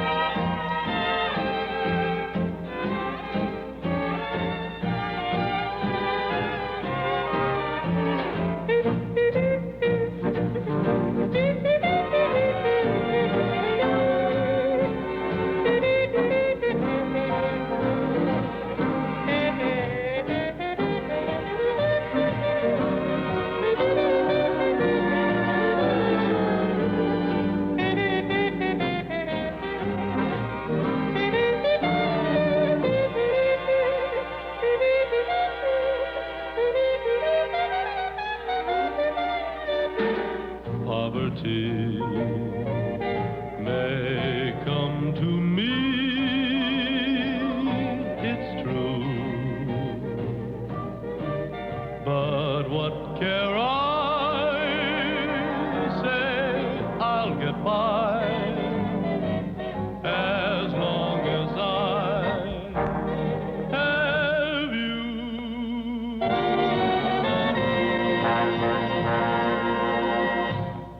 Dick Haymes singing with Harry James in the orchestra, I'll Get By. And the interview that you heard was recorded back on October 9th of 1972 when Dick Haymes was in town appearing at the Blue Max at the Regency Hyatt O'Hare. And we had the privilege of meeting him and visiting with him at that time. He passed away last week, March the 28th, at the age of 61. Very nice man and a very good career, and we were pleased to have had an opportunity to meet him. Kind of interesting sidelight on Dick Haymes. We met him at opening night at the Blue Max after the first show. We went to the hotel room upstairs, the Star Suite there, and the room was filled with all kinds of media people. Sherman Kaplan was there, I think, from WBBM radio, and someone from NBC, and a few other people, all with the microphones and all wanting to do this thing.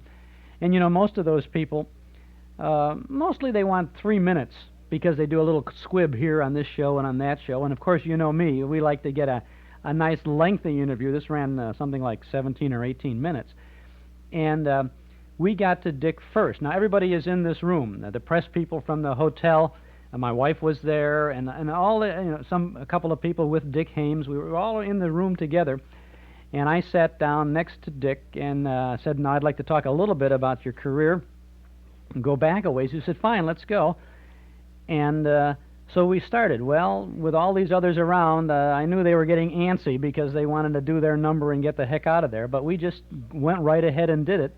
And at one point, you may have even noticed, somebody said, somebody gave him the signal, pointing to the wristwatch on the wrist, and he said, "No, it's okay, we've got time." And he sat and then reminisced and talked about his career, and I was very much impressed with that because in 1972 I had not been doing an awful lot of interviews, and it was nice to see. I'm still fascinated by meeting all of these people and sharing their conversations with you. So that's a little bit insight into the man himself, Dick Haymes.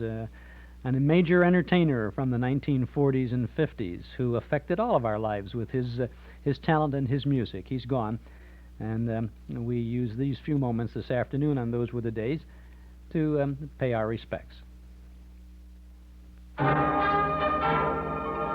Eden's Plaza Shopping Center, where Eden's Expressway, Skokie Boulevard, and Lake Avenue meet at Wilmette. Eden's Plaza Shopping Center, where you'll find quality merchandise for the entire family. Eden's Plaza Shopping Center. Easy to reach, easy to park, easy to shop. Quality plus value 7 days a week at Eden's Plaza Shopping Center in Wilmette. This is Chuck Shaden sharing an afternoon with you on Those Were the Days from 1 to 5 every Saturday on WNIB in Chicago at FM 97. For the next 2 Saturdays, we'll be on the air following the Metropolitan Opera, which is being broadcast on this station for those 2 weeks. And I received word this afternoon that we can expect to go on the air next Saturday afternoon at approximately 4:30. Not 4 as we thought the opera. They just got a final listing from the opera Met and the network on the Met, and they say that we should expect to go on 4:25, 4:30. So you can find us there, and then we'll stay on until 7 o'clock with our Those Were the Days program. Well, it's the Easter weekend. Tomorrow is Easter Sunday, and this is an Easter broadcast from 1952 as we turn back the calendar and the clock to April 8th of 1952 for Life with Luigi.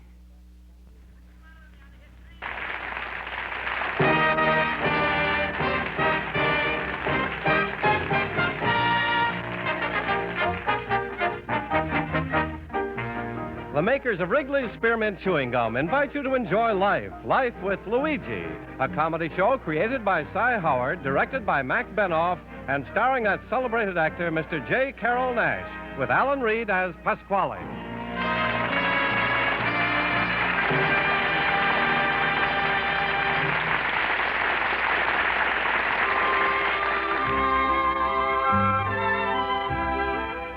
Friends, the makers of Wrigley's Spearmint Chewing Gum are glad to bring you Life with Luigi because they feel it's a friendly, good-natured show that offers you relaxation and enjoyment.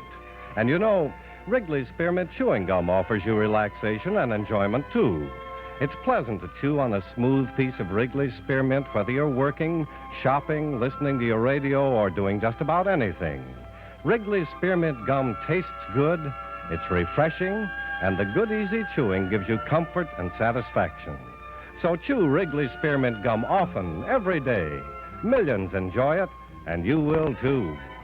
Now, Wrigley's Spearmint Chewing Gum brings you Luigi as he writes another letter describing his adventures in America to his Mama Basko in Italy.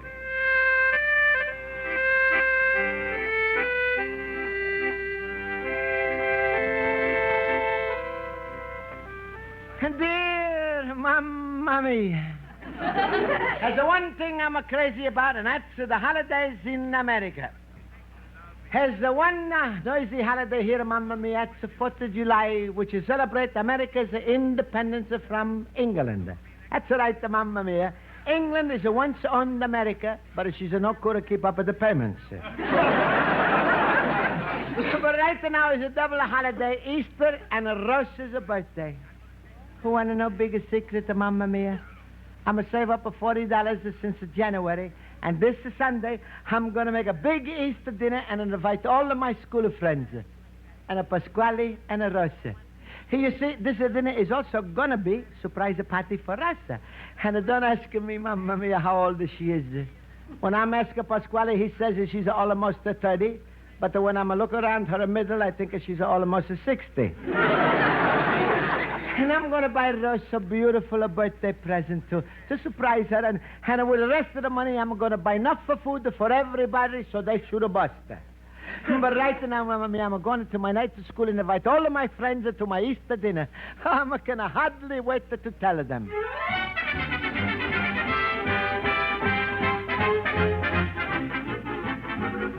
All right, Schultz, don't worry about it. Quiet, last, I'll call the roll. Mr. Basko? I'm here. Mr. Horowitz? PM? Mr. Olson? Mr. Schultz? Hippity-hop, hippity-hop, hippity-hop. Mr. Schultz, stop that. Oh, thank you, Miss Spaulding. At my age, I'm getting too hippie to hop. How much smile, fellow boobles. Let's see that Easter spirit. Hey, for the friends, before I forget, I want everybody to know you all invited for my big Easter dinner, and this is Sunday. Oh, how nice. Oh, Luigi, that's nice, but won't it be too much trouble for you? Joe, after all, Luigi, you have no wife to cook for you. Don't worry, friends. I'm going to cook myself. Luigi's going to dive into the pressure cooker and zet himself for 30 minutes.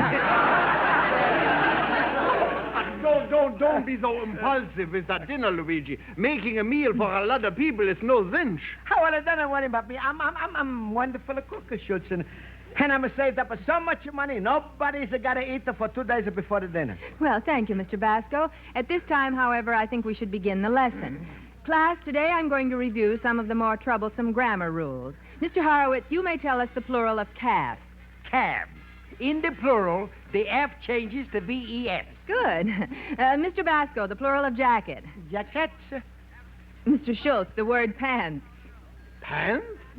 Yes, is it singular or plural? Both. It's singular on top and plural on bottom. I love those old jokes.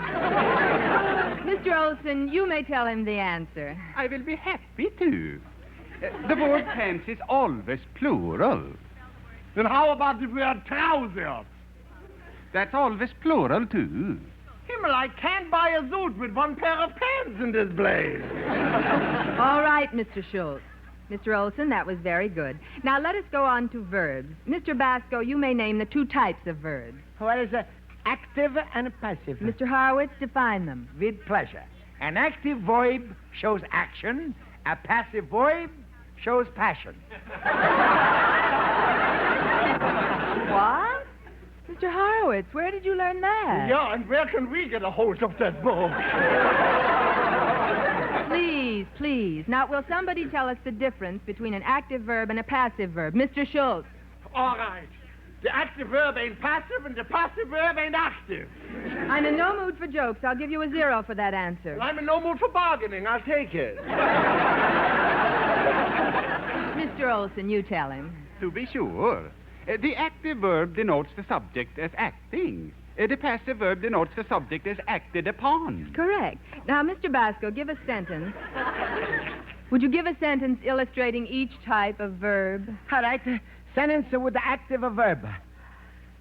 I'm now invite the whole class to my Easter party this Sunday, and please don't bring nothing because I'm going to supply all the food. There's going to be plenty of wine, and potatoes, and milk, and pies. Please come at 6 o'clock a shop, or 6 o'clock a shop. Thank you. Yeah. Is that one sentence, Mr. Basko? Sign John Hancock on the bottom, and you got the Declaration of Independence. Oh, smile, Miss Spaulding. He really wants us for his Easter dinner, can't you see? Well... No, please come, Miss Spaulding, because besides it being Easter party, there's also going to be a big surprise party for us. Well, I'd like to. Sunday, did you say? Here, please come, Miss Spaulding. I'm going to save up $40 to make sure there's going to be enough food for everybody. Now, how could anybody refuse him, Miss Spaulding? He's like the Marshall Plan looking for countries. Well, sure. I'll be glad to come. Good. Well, I got my girl. Now you fellas pick your own. Mr. Schultz. And that's right. And I'm going to buy turkey and lots of the clams that'll be... Clams are better. That's the sauce. Wonderful, because last Thanksgiving, you know, the cranberry sauce was so delicious, the turkey ate it up before we did. Ah, be happy, friends. We're going to have it a wonderful time. Mr. Basko, does Mr. Pasquale know you're making this surprise party for Rosa? Oh, no, and please, don't nobody tell him. After school, I'm going to invite him and Rosa to the party. Luigi, how much money did you say you was going to spend on food? Well, I'm got $40, and for Rosa as a present, and as a 30 for the food. So not going to be enough for shows? For 6 normal people, that's plenty. But with Rosa's appetite included, bring your own sandwiches, kitty.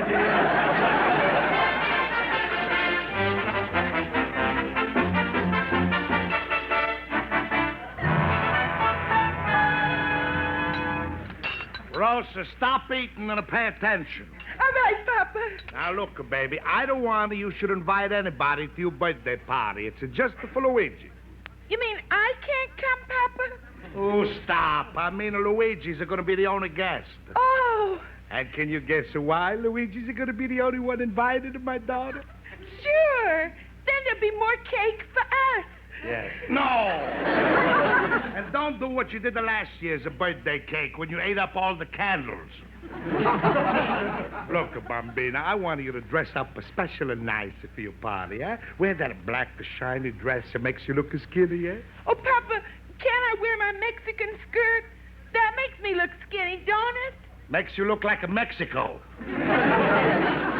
What a nice and romantic party it's going to be. Just the 3 of us. And after a while, I'm going to tiptoe out and go to the movies.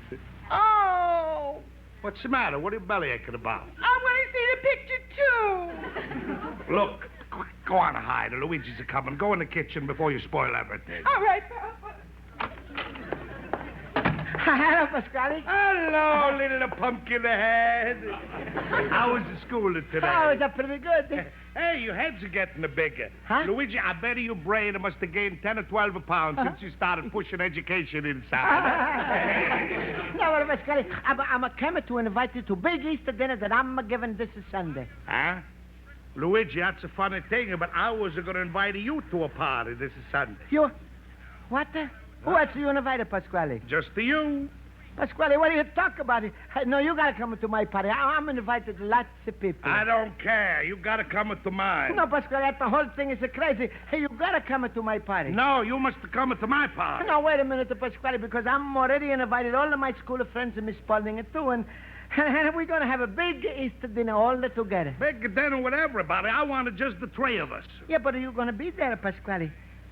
Well, in fact, Hey, look, I'm saved for 3 months for this party, Pasquale, and I'm got $40 of cash. I don't care if $40, huh? Yeah.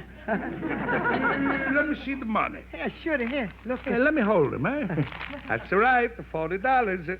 Well, thanks, Luigi. This pays for last December's rent. Oh, no, Pasquale, you can't. No, Pasquale, I'm a promise to pay you everything I'm owe you Sorry, later. Luigi, I'm sorry. In the landlords' union, we got a very strict rule. The NTG. NTG, what's that? No trust for greenhorns. No, but Pasquale, how am I going to pay for my Easter dinner? What am I going to tell all of my friends? Tell them whatever you want to tell them. Tell them you're not a Democrat or a Republican. You're a man without a party.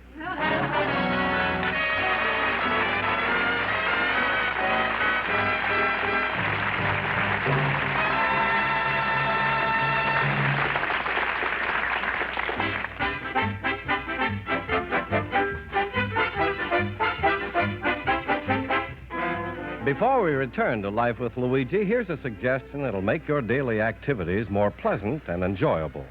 Carry a package of delicious Wrigley Spearmint gum with you. Chew a stick from time to time. It's really good to get your teeth into a smooth piece of Wrigley Spearmint. The lively spearmint flavor freshens your mouth and gives you extra enjoyment and satisfaction. It makes whatever you're doing more enjoyable. So when you start out your day, tuck a package of Wrigley Spearmint chewing gum in your purse or pocket. Be set to enjoy a stick of Wrigley Spearmint any time and any place. Get a few packages of refreshing, delicious Wrigley Spearmint chewing gum. That's the first half of Life with Luigi, broadcast from Easter week, April 8th of 1952. Not so long ago, huh? This is Chuck Shaden on WNIB in Chicago at FM 97. Those were the days, Saturday afternoons, with all the good old radio shows. The in footwear for young men and women this season is Welco High Pals hiking boots, and for good reason. They're snug, warm, and durable, besides being fashionable. Your headquarters for Welco High Pals hiking boots is the Paul Meyer Shoe Store at 2924 Central in Evanston. The Paul Meyer Shoe Store has them in all sizes, and remember that Welco High Pals hiking boots have vulcanized construction to ensure flexibility. For hiking boots, it's Welco High Pals, and for Welco, it's the Paul Meyer Shoe Store, 2924 Central in Evanston. You'll find a generous helping of memories from and about the good old days at our Metro Golden Memory Shops in Morton Grove at 9004 Waukegan Road, just north of Dempster, in Chicago at 5941 West Irving Park Road, just east of Austin. Come in and browse for a while. You'll find a complete selection of big band, personality, and soundtrack recordings, as well as hundreds of the great old-time radio shows on cassette, 8-track tape, and LP record. You'll find books and magazines about the golden age of radio, the early days of television, the fabulous movies, and the stars of yesteryear. You'll see an amazing selection of memorabilia, movie posters, photographs, Riverview memories, magazines, lots more. Visit Metro Golden Memories, now in 2 locations, in Morton Grove at 9004 Waukegan Road, just north of Dempster, and in Chicago at 5941 West Irving Park Road, just east of Austin. We're open Monday, Thursday, and Friday from noon to 5, Saturdays from 11 till 5, and on Sundays from noon to 5. Now, don't forget the stores will be closed tomorrow, Easter Sunday, so we can all go on an Easter egg hunt, and you can have a nice Easter with your family, too. So Otherwise, stop in and see us anytime you like. Metro Golden Memories. Now we continue with the Easter broadcast of Life with Luigi.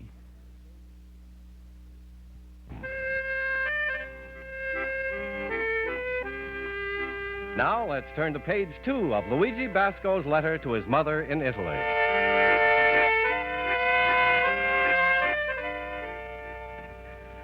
Well, Mamma mia, Pasquale, they took away my $40, and I'm not going to make it a big Easter dinner for my friends. I'm so mad on Pasquale. I'm not tell him what is for, and I'm feeling terribly. First, I'm thought maybe I'm telephoning my friends and stop everything, but then I'm thought I'm have a better idea. I'm going to get all of the food on a credit. So I'm going to go to Astro's fruit store first.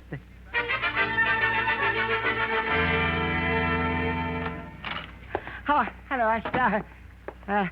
You mind if I'm going to get some fruit from you? On a credit? For you, Luigi, anytime. Here, have an apple. Oh, apple. Well, now I'm like to make up the order. Order? Oh, okay, what is it? Well, I'm like 10 pineapples, 15 grapes, 8 pears, 6 dozen bananas, and 12 nuts. Hey, what are you doing, Luigi? Making a Tarzan picture? I don't mind giving you credit on fruit if you're hungry, but when you start throwing parties for the zoo... Oh, Astro, I'm not making a party for the zoo, Astro.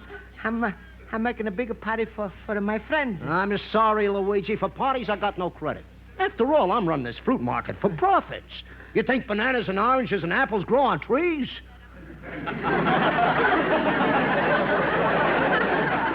All right. Thank you, Astro. Don't mention it.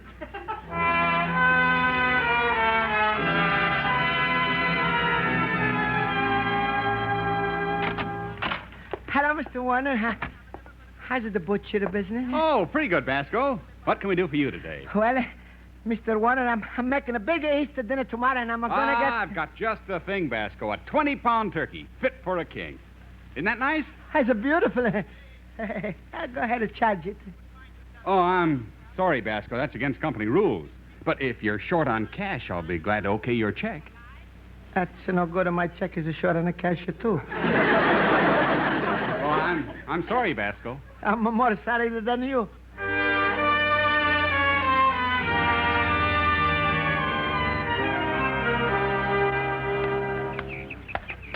Well, it's no use. I'm going to call off for the party. But I'm not got never to call him up. I'm too ashamed. I think I'm going to sit down on the park bench. Excuse me, mister. Huh?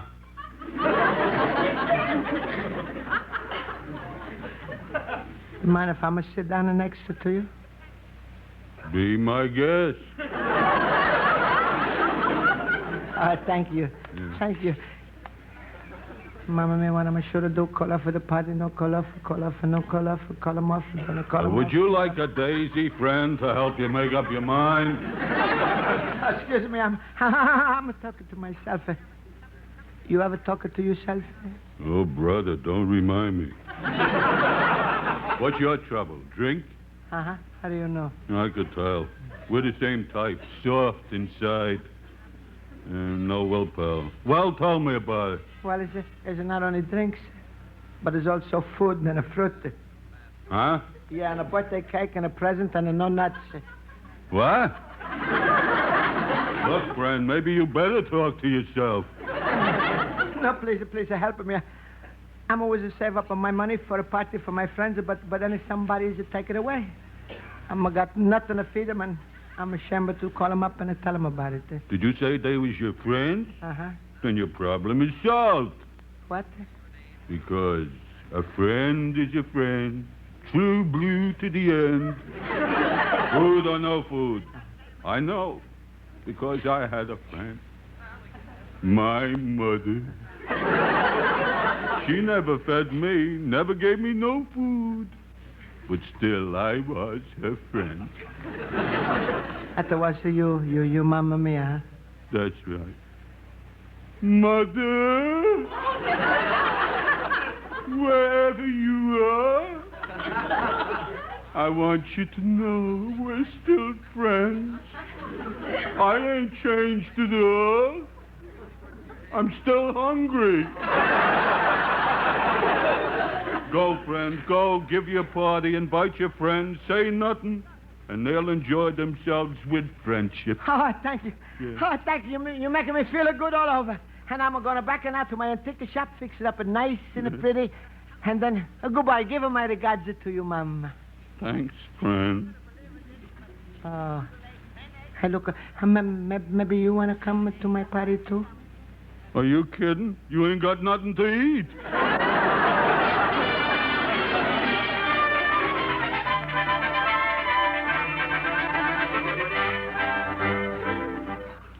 What kind of a party is this? There's no food. Yeah. I'm surprised, Schultz. Yeah, now, don't say anything. He feels terrible enough. She's coming out of the kitchen. All right, everybody. Since this is the party, it's Luigi's idea, I propose a toast to the whole. Yeah. May he find in America happiness, health, and wealth. Minus 20% for the government. Time will click, Luigi. Well, thank you, friends. You are so wonderful. Mama want to propose a toast. Luigi, I don't mind all this toasting, but ain't the champagne a little weak? Well, see, sure, it's not the champagne, it's a seltzer. What's the difference? Yeah, sure, seltzer or champagne. Oh, yeah, after all, what's seltzer if not champagne that's given blood? Yeah, it's funny. Yes, that's really funny. And it... Why don't we all sing a song? Oh, yeah, that's a wonderful idea. All right, what song should we sing? How about Turkey in the Straw? Right now, I'll settle for a weenie and a bun. Please, Mr. Schultz. How about Shrimp Boats Are Coming? I'm sorry, Mr. Basko. That's all right, Miss Pudding. Even I was thinking about who's thrown the overalls in the Mrs. Murphy soup. And,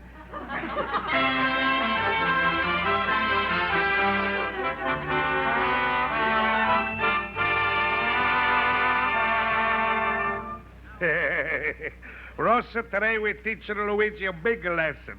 His friends came for a feast, and they're going to have a fast. But, Papa, everybody's singing over there.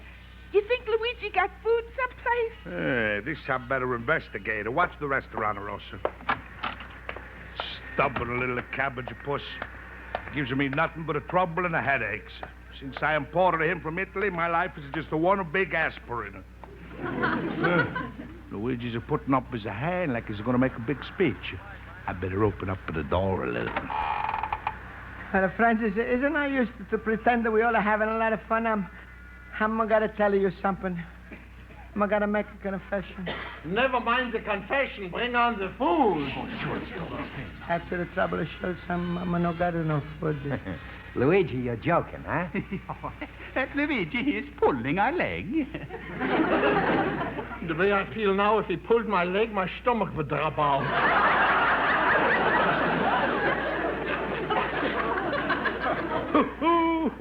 He's a suffering good. Mr. Basko, what happened to the $40 you had?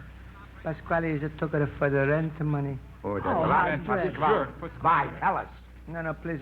I'm don't want to talk about it. But, Mr. Basko, didn't you tell Mr. Pasquale that this party was to be a surprise birthday celebration for his daughter? What? Well, I know, Miss Pudding, he's hurt me so much, I don't even want to tell him. Huh? Now I got no food and no birthday cake for us and no present. Oh, I could kill that Pasquale. What's he talking about? I could have killed him myself. Oh, I'm the stupidest thing that ever lived. I'm a mean, terrible, rotten, stupid. Right now, if I was a twins, I'd have stopped talking to myself for good. What am I going to do? I got to make it up to Luigi. I know. Rosa? Yes, Papa? Put on your apron and get in the kitchen. Are we going to cook them a dinner that would sink the Queen Mary? But, Papa, Don't why? ask her no questions, just to warm up in the oven. I got to make a food for Luigi's. You're going to have enough for 100 years. Stop looking so depressed. Sure, so what if we don't eat? Oh, food isn't so important. And besides, we I'm not too hungry. Or we should. I'm too weak to answer.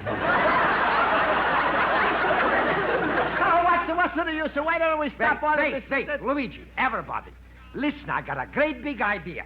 Instead of one big Easter party, we're going to have 3 or 4 little ones in a row. 4 little ones in a row? What do you mean? Well, we'll have like a round robin. In my house, we eat the appetizer. I know what you mean, Horowitz. That's a wonderful idea. Appetizer in your house, the entree in my house. Dessert in my house. In my house, bicarbonate of soda.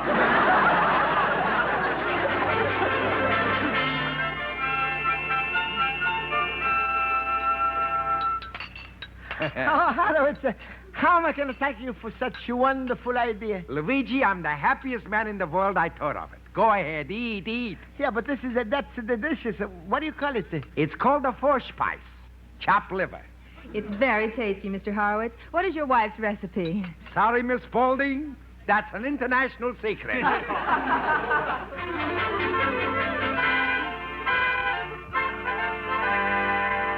Rosa, hurry up with the meatballs while I fix these pies. Turn up the flame. They must be starving in Luigi's stall by now. All right, Papa. And Rosa, don't eat anything. Oh.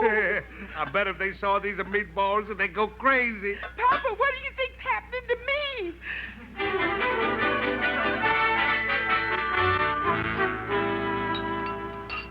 Mr. Schultz, this turkey is wonderful. Oh, they were superb. A gourmet's delight. Very good, Schultz. Very good. Yeah, I made it so much I think I'm going to bust it. So what's a happy explosion between friends?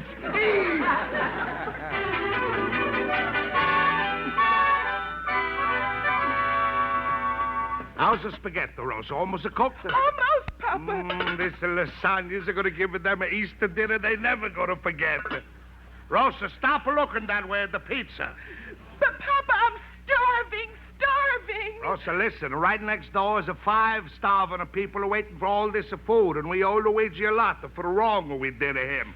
Besides, Rosa, why you keep looking at me so funny? I can't help it, Papa. I'm so hungry you look to me like one big meatball.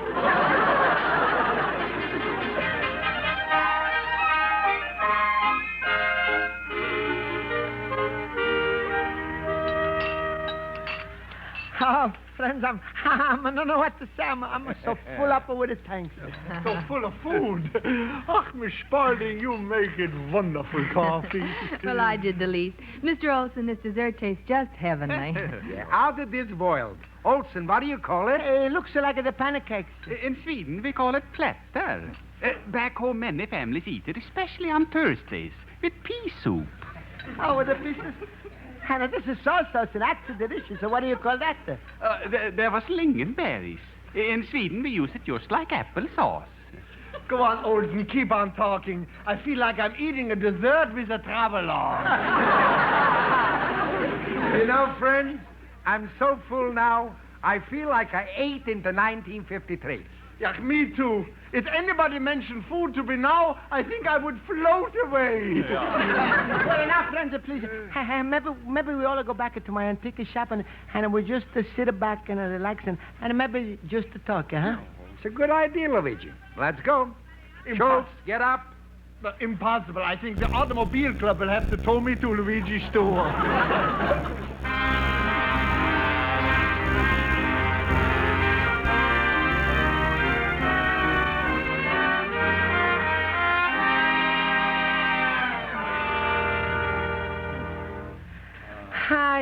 Is it just so nice to sit down here and rest, huh? Oh, Joe. Friends? Oh, we enjoyed a feast fit for a king, by golly. Yeah, this is one Easter I'll never forget. That food. No, please, don't mention food. It gives my stomach a headache. Well, I certainly... Come on in, Rosa. Don't drop the pot. All right, stop sitting around, everybody. A happy Easter. Look at what I got. Food. Oh. What's the matter? You all died from starvation? Pasquale, please, go away. Look, everybody, it's all free. And the house. Gratis. Plenty of spaghetti, meatballs, and pizza. No, Pasquale. You know, we was all went out and then we was eating at each other's houses. Yeah, we had a door-to-door feast. What? Oh, no. Oh, yes. Go away, Pasquale, and take everything with you. Well, it's a serving me right. I deserve everything. Well, Pasquale, tell the truth. The only thing I'm feeling bad about now is I didn't get a Roos a birthday present. If I'm had my Roos, I would have given you anything you wanted. Hey, you ain't at the roast anything. And what do you want? It can't be bought with the money, huh? You're right, Papa. Luigi, can I have anything I want? Anything, Rosa. Stand back, everybody. All this food belongs to me.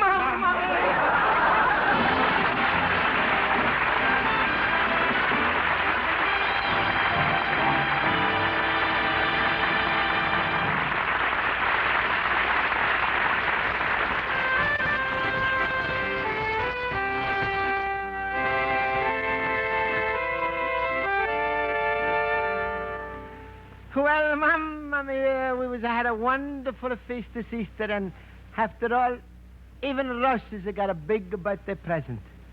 7.5 pounds to be exact. Wasn't a hurry to have wonderful idea, Mamma mia. What is it called, round robin? And Mamma mia, when you get this letter, make yourself a little glass of coffee, because I'm going to have some cake. And we're going to have our own round robin together.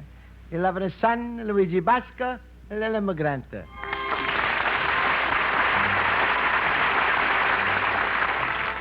Friends, the makers of Wrigley's Spearmint Chewing Gum hope you enjoyed tonight's episode of Life with Luigi. And they want to remind you that chewing Wrigley's Spearmint Gum is an inexpensive, enjoyable way to sweeten your breath and help keep your mouth feeling fresh and clean. You see, Wrigley's Spearmint Gum is made to give you real, long-lasting chewing enjoyment. It's smooth and good to chew on. The flavor is delicious and satisfying. And at the same time, it's a long-lasting aid to pleasant mouth freshness. So chew a few sticks of Wrigley's Spearmint every day, as millions do. See how good it makes your mouth feel, and see how enjoyable that pleasant chewing is. Get a few packages of Wrigley's Spearmint Chewing Gum. Healthful, refreshing, delicious. The makers of Wrigley's Spearmint Chewing Gum invite you to be sure to listen next week at this time when Luigi Basko writes another letter to his Mama Basko in Italy. Life with Luigi is a Cy Howard production. Pat Burton is associate producer. The script is written by Mac Benoff and Lou Derman and directed by Mr. Benoff. This is the CBS Radio Network.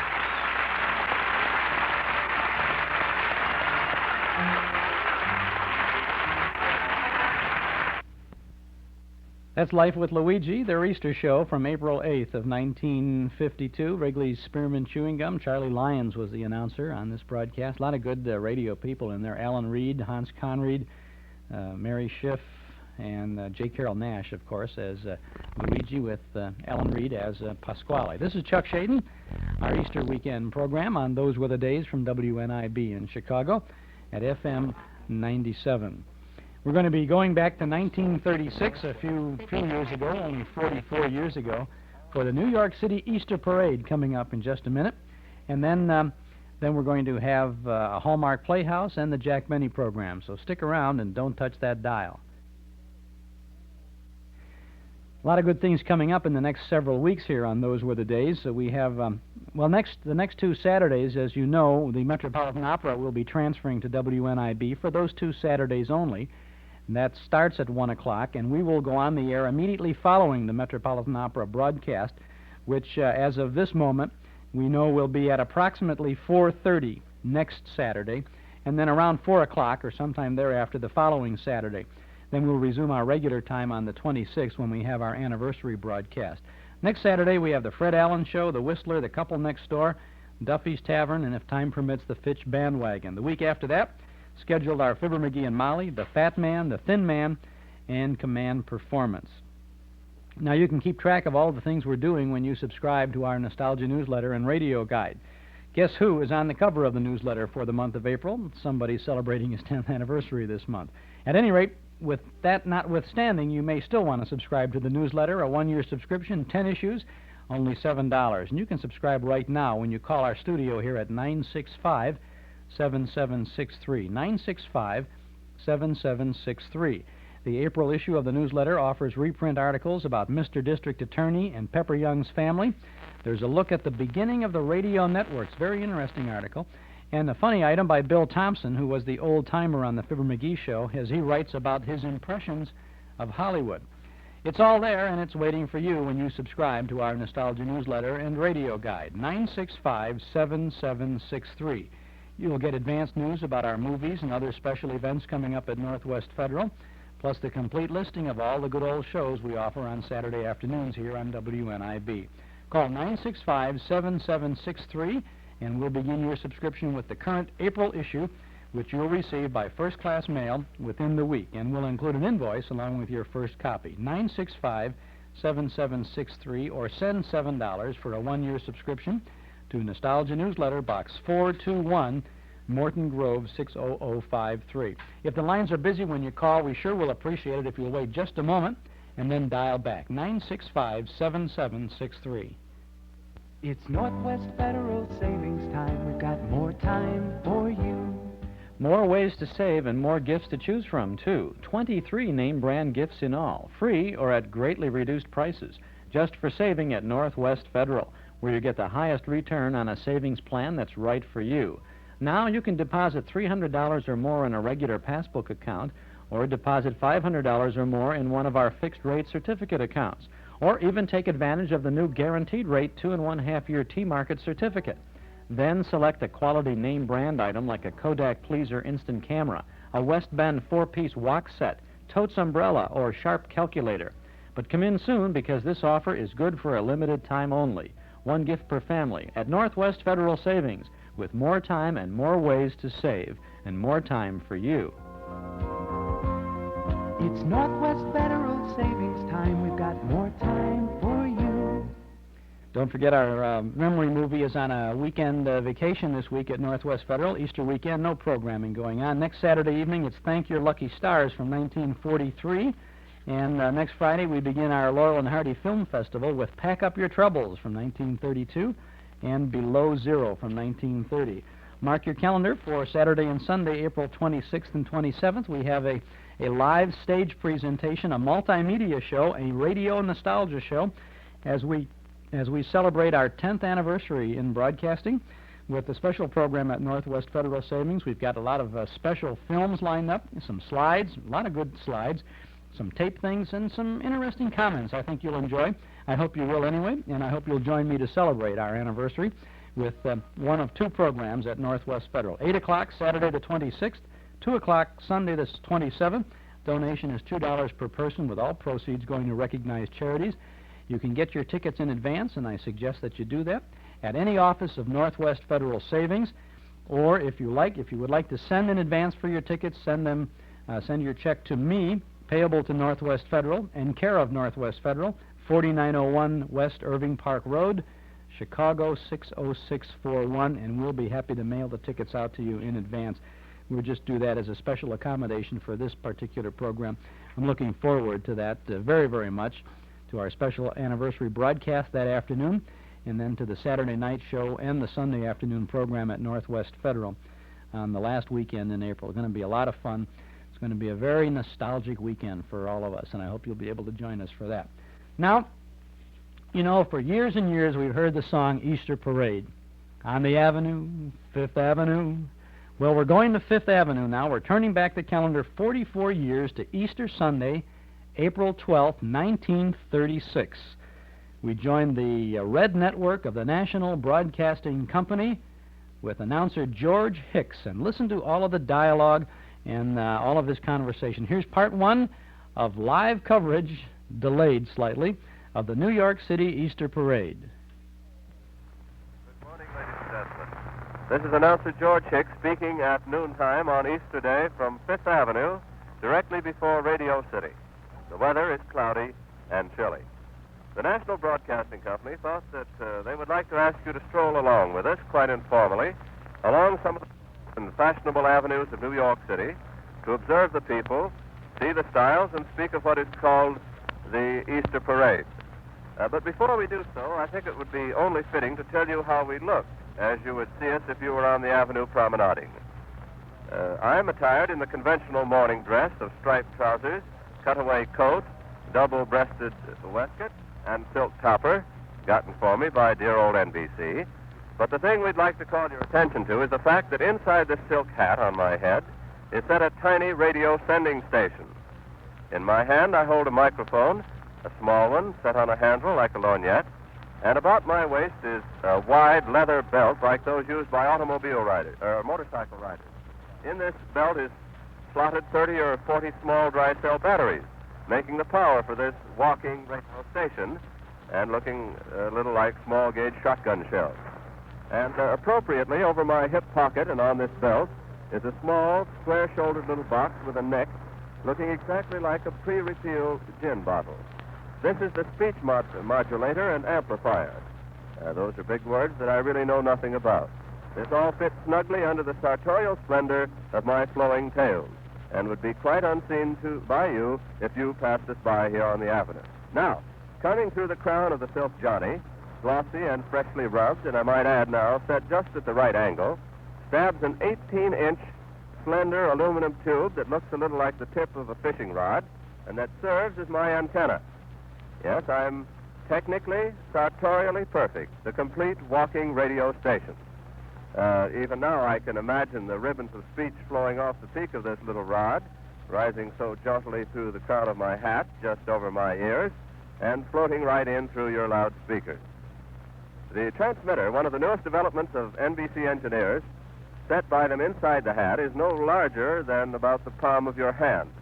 It's rather flat, about 2 inches thick, and weighs only about a pound. Doesn't bother you at all. You really don't know you have a radio station around. But really, no joking, it's really a radio sender set right up in this silk hat. The power there is translated by a 1 acorn tube, a tiny glass nub like the end of your thumb. A cord leads from my hat down under my collar to the belt. 2 switches are on the front of the belt, marked 1 and 2 for the announcer's benefit, and for lighting the tube filaments and shooting the juice up through my hat transmitter. My mic cord is fastened to the speech amplifier, and there you have it. The latest, 1936 walking radio man, silk hat, spats, and sender. But enough of this. Now, let me introduce to you the show of the broadcast, which is to be sent to you through this hidden but energetic costume of mine.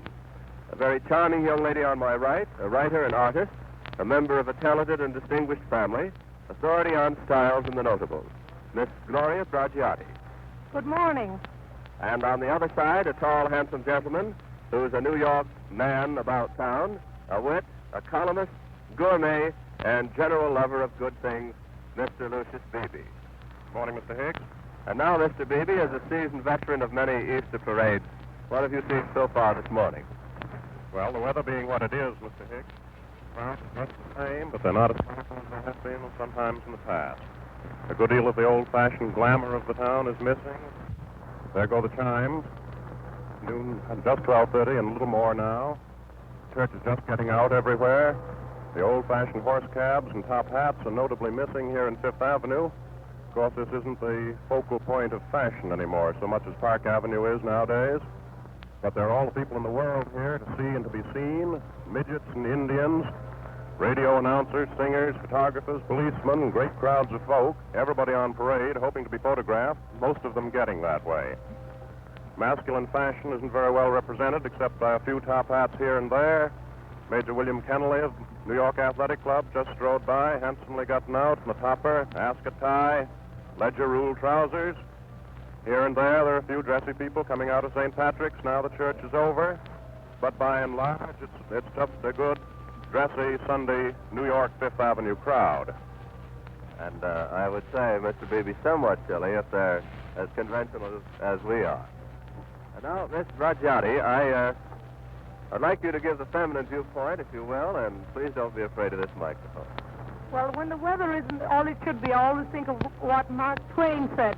If you don't like it, just wait a minute.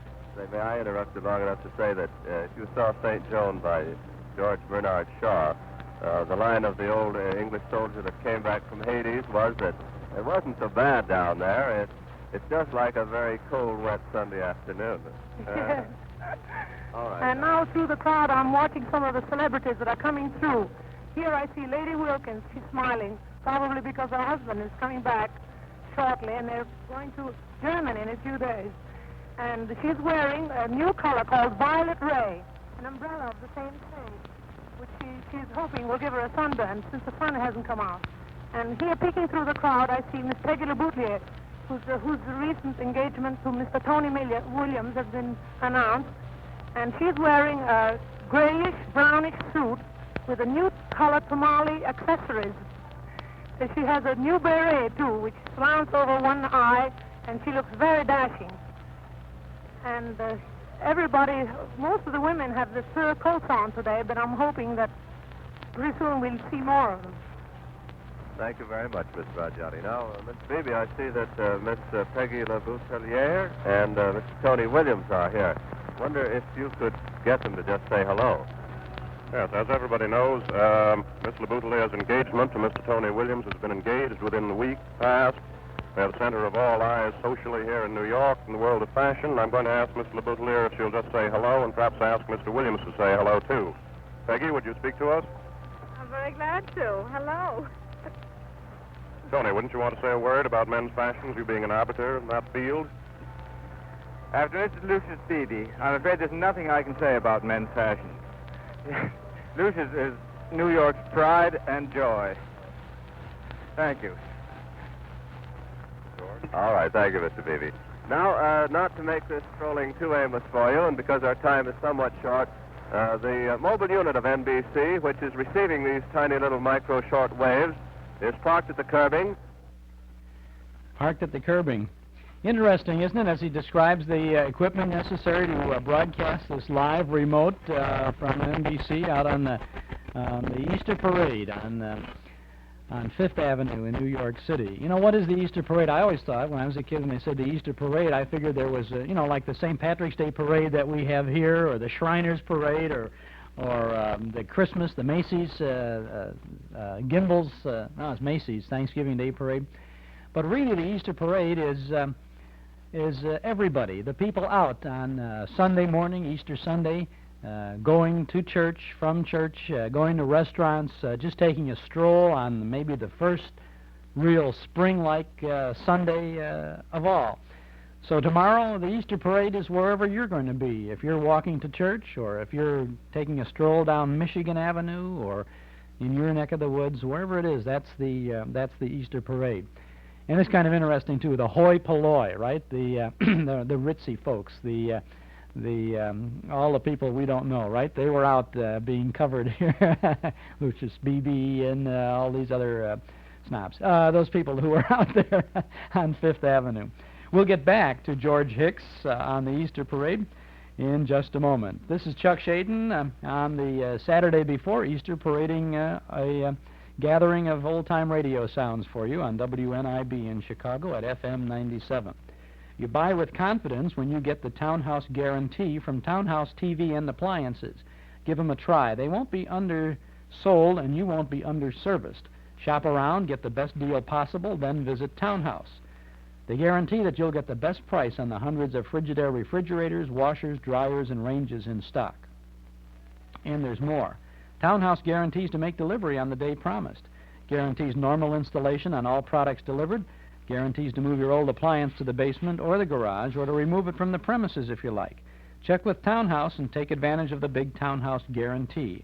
From Townhouse TV and Appliances, 7243 Touhy Avenue, just west of Harlem. Open Monday, Thursday, and Friday nights till 9, Saturday until 5. Now we continue with the New York City Easter Parade from Easter Sunday, April 12th, 1936. We're at the present time now, having driven up the avenue directly outside St. Thomas's Church on Fifth Avenue, and once again we will turn you over to George Hicks and the Silk Hat Transmitter. Ladies and gentlemen, we're again speaking to you from by our micro shortwave Silk Hat radio station, and now we're standing on the corner on the sidewalk at 53rd and 5th Avenue, and before us is the handsome old St. Thomas Church, one of the oldest churches in America, and the church that in which the famous weddings of all the social leaders of New York and of America are held. I've always admired the beautiful structure for its rain-washed appearance. It looks like the face of an old rock cliff that's been beaten by the weather for centuries. And its sharp, pointed spires off the angles of the roof, although much lower than the buildings around it, reach up to heaven in the typical supplicating way. But here is the very social center of New York City's fashion parade today, and not to waste any further time, let's send our messages off the tip of this silk hat to you, and begin with Mr. Lucius Beebe. Well, we got here up the avenue in rapid time with police outriders, and as I said before, with midgets and hangers-on and photographers and Indians and Mr. Zero's paraders on all sides. I think we're probably the only people that ever drove up to St. Thomas in the motor cavalcade and came up the wrong way on the left side of the avenue.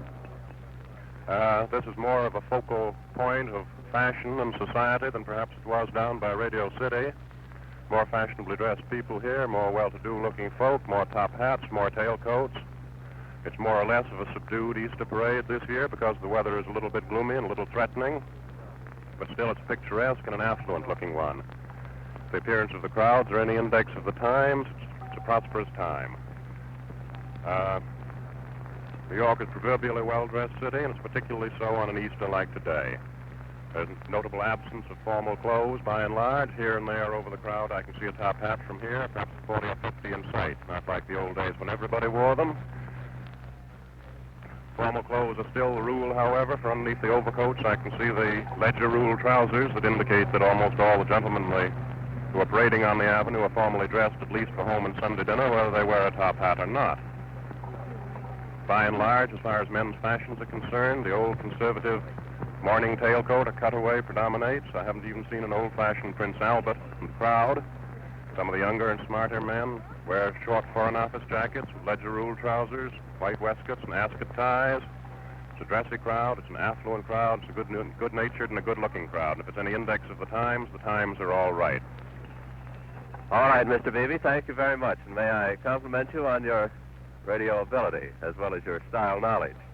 Now, if I only had the style knowledge, why, we'd be just like that. Before we turn the microphone again to Miss Gloria Bragiati, our feminine expert and well-known New York woman, I'd like to, in a stumbling way, try to describe her costume.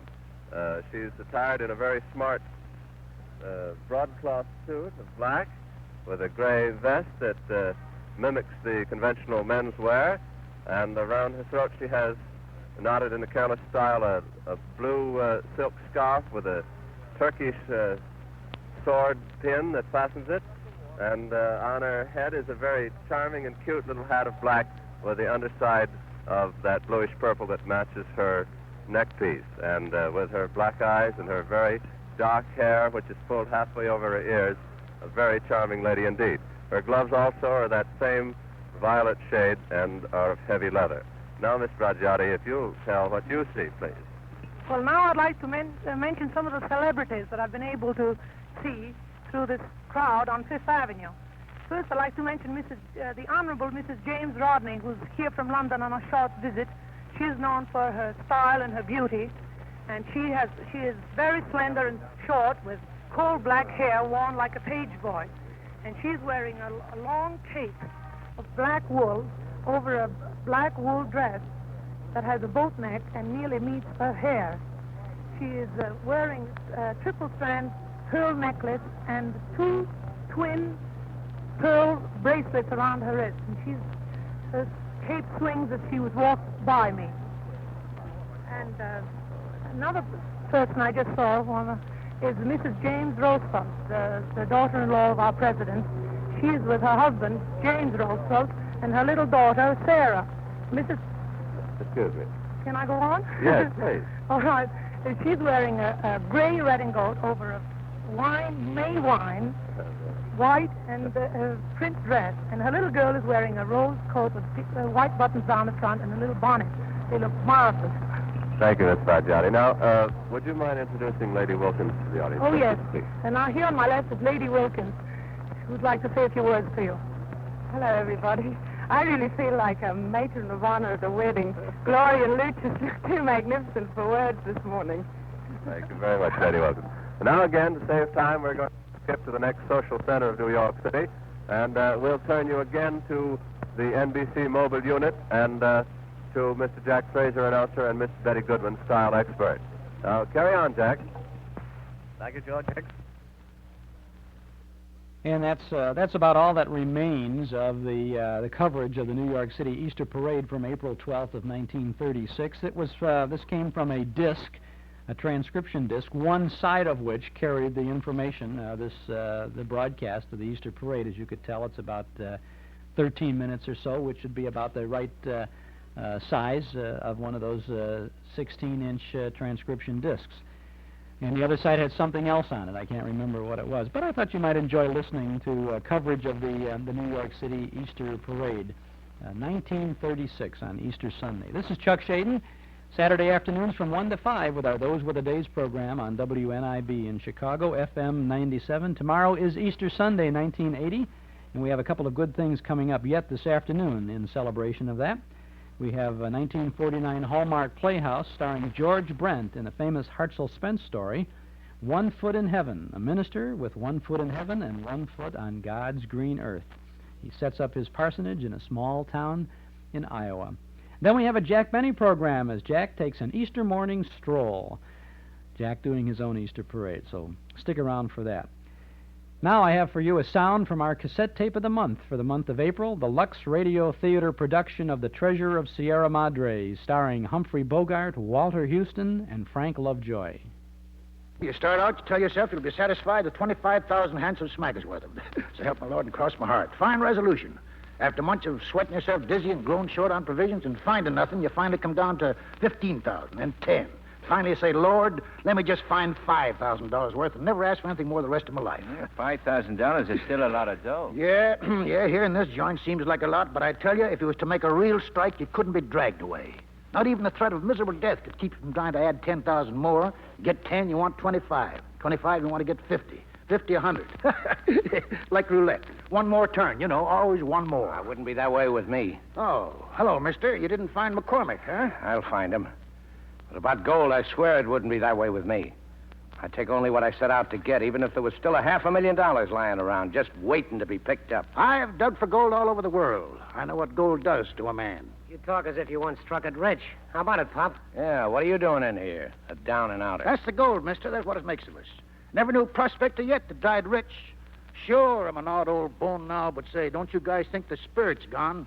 I'm all set to shoulder a pick and shovel any time anybody's willing to share expenses. I bet you are. I'd rather go by myself.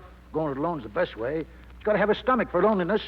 On the other hand, going with a partner or two is dangerous. Murder's always lurking about. Partners accusing each other of all sorts of meanness. So why should finding gold make a man any different? If he's the right kind of a man to start with, gold ain't going to change him. You ever tried running her down, mister? Ever tried prospecting? No, I ain't. You didn't have the answer to that. Yeah, I knew that answer. You know it all, Pop. Well, I think I'll go to sleep and dream about piles of gold growing bigger and bigger and bigger. And that's Bogey with his Search for Gold on the Lux Radio Theater production of The Treasure of Sierra Madre. Humphrey Bogart, Walter Huston, and Frank Lovejoy. Available as our cassette tape of the month for April. This is from the 1947 movie, and this is the Lux broadcast from April 18th of 1949. It's a very faithful radio adaptation of a screen classic. Bogart in the role he created in the original film. The Treasure of the Sierra Madre is an hour-long cassette tape for April. It's an hour of exciting adventure. Just $5, and you can pick up this tape at our Metro-Goldwyn Memory Shop in Chicago on Irving Park Road, just east of Austin, or in Morton Grove, here on Waukegan Road, just north of Dempster. If you like, you can get this tape at any of the 12 offices of Northwest Federal Savings throughout Chicago and suburbs.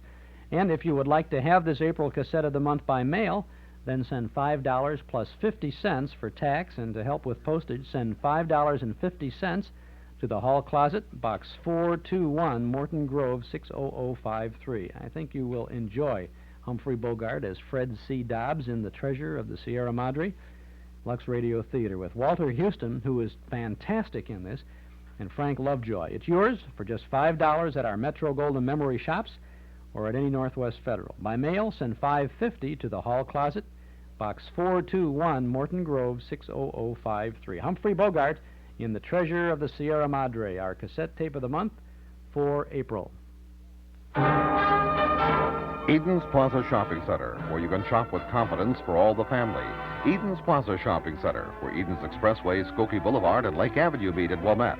Eden's Plaza Shopping Center, easy to reach, easy to park, easy to shop. Many fine stores open 7 days a week at Eden's Plaza Shopping Center in Wilmette. Continuing now are Those Were the Days Easter show. We go back to April 14th of 1949, just before Easter in 1949. This is the Hallmark Playhouse production of One Foot in Heaven, starring George Brent. Remember, a Hallmark card when you care enough to send the very best.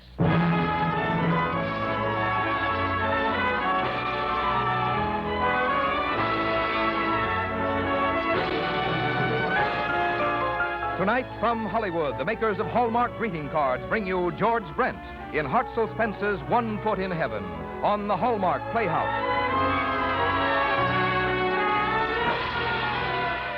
Each week, Hallmark will bring you Hollywood's greatest stars in outstanding stories chosen by one of the world's best-known authors, the distinguished novelist, Mr. James Hilton.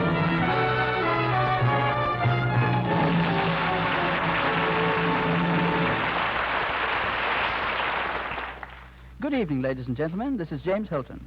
Tonight on our Hallmark Playhouse, we present a dramatization of One Foot in Heaven by Hartzell Spence. This is a warm and human story about a good man. You know, stories about good people are very often good stories, because goodness is really an exciting thing, as we on the Playhouse have often found in our dramatizations of such men as the doctor and the schoolmaster. Tonight, we give you the story of a clergyman, a Methodist preacher who lived and worked in Iowa. Actually, in this book, Mr. Spence is telling the true story of his own father, so it isn't surprising that there's a warm affection in the way he depicts this truly Christian gentleman who, as Mr. Spence says, had 1 foot in heaven and 1 foot on God's green earth. We have been fortunate in securing for the starring role that fine actor, Mr. George Brent. And now, Frank Goss, have you a word about Hallmark? There are Hallmark cards for every memorable occasion on your calendar, for birthdays, anniversaries, holidays. Yes, for every occasion that calls for remembrance, for a friendly greeting, a word of good cheer, an expression of sympathy. There is a Hallmark card that says just what you want to say, the way you want to say it. And that identifying Hallmark on the back, that says you cared enough to send the very best. Now, Hallmark Playhouse, presenting Hartzell Spence's 1 Foot in Heaven, and starring George Brent.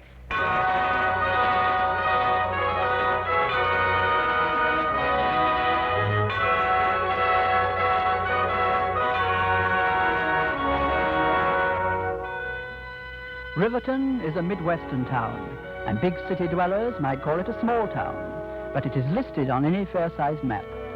As our story opens, the morning train from Chicago has just pulled away from the station, leaving a young man and woman alone on the platform.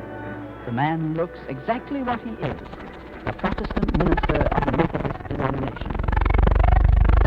Well, Hope, what do you think of our new hometown? Well, do you think it'll be as bad as Bishop Simmons said? The bishop, my dear, is a master at understatement. I am sure it will be considerably worse than he said. Oh, dear. Is this right? Only one thing in the room. You the new preacher? Yes, I'm the Reverend Spence, and this is Mrs. Spence. How do you do? How do you do? Well, if I'm bored, I'll take you over to the parsonage, then I'll take you to the hotel. Well, we weren't planning on going to the hotel. That's the plan you'll make after you see the parsonage. Step up, and I'll throw your bags in back here. Thank you. Well, get along, Tilly. I understand there's been quite a turnover in parsons here. Yeah, the Lord sends them and the congregation drives them away. But why? Don't they like the pastors? Can't say. I'm a Presbyterian myself. Never could figure out what the Methodists like. Well, but surely there must be some reason for their attitude. Ever since Preacher Jones passed on, the congregation's been split. Brother Cooper's been running things to suit himself since then. Brother Cooper, eh? I'll remember that. Oh, you better not cross Brother Cooper. He'll be the one that pays most of your salary. You're being very helpful, brother. Folks just call me Samson. Brother Samson. Any other members of the congregation who the Lord might keep a special eye on? Well, there's Mrs. McClintock. She runs the bakery over there. She and Mrs. Cooper are always fighting about who's going to be head of the Ladies' Aid. Mrs. McClintock and Mrs. Cooper and the Ladies' Aid. Make a note of that, my dear. That'll be your department. I've been through that kind of battle before. Over yonder is Herb Jellison's. He sells them newfangled automobiles. No good'll come of it. Is Brother Jellison one of the ones who engages a great deal in the work of the Lord? That's a question you'll have to ask yourself, preacher. He sings in the choir. Membership's been falling off ever since it started. I guess most of your flock are good people at heart, even if they are Methodist. Well, thank you, Brother Sampson. You seem to be well informed, even if you are a Presbyterian.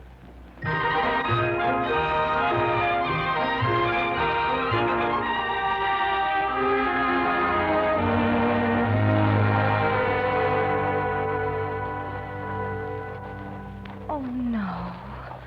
No. Bishop Simmons couldn't do this to us, Will. It is a little depressing, isn't it? Well, you have to see for yourself. You ready to go to the hotel? Well, Hope? No. No, Brother Sampson. The church seems to be just as old. And if God can live there, I guess we can live here. Thank you, my dear. It won't be for long. Remember why the bishop sent me here. We'll get them to build a new church and a new parsonage. You may. You're young. Preacher Jones tried it for 11 years before he got so tired he died. Good luck. Thank you, Brother Sampson.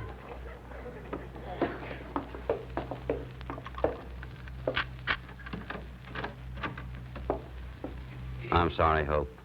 I'll try to make you happy here. I'll be happy, dear. As soon as I've recovered my balance. Will, you never seem to lose yours. My balance? Yes, dear, your balance. I guess a pastor needs balance more than anything else. Standing with one foot in heaven and the other on God's green earth, and unable to plant both feet firmly in either place.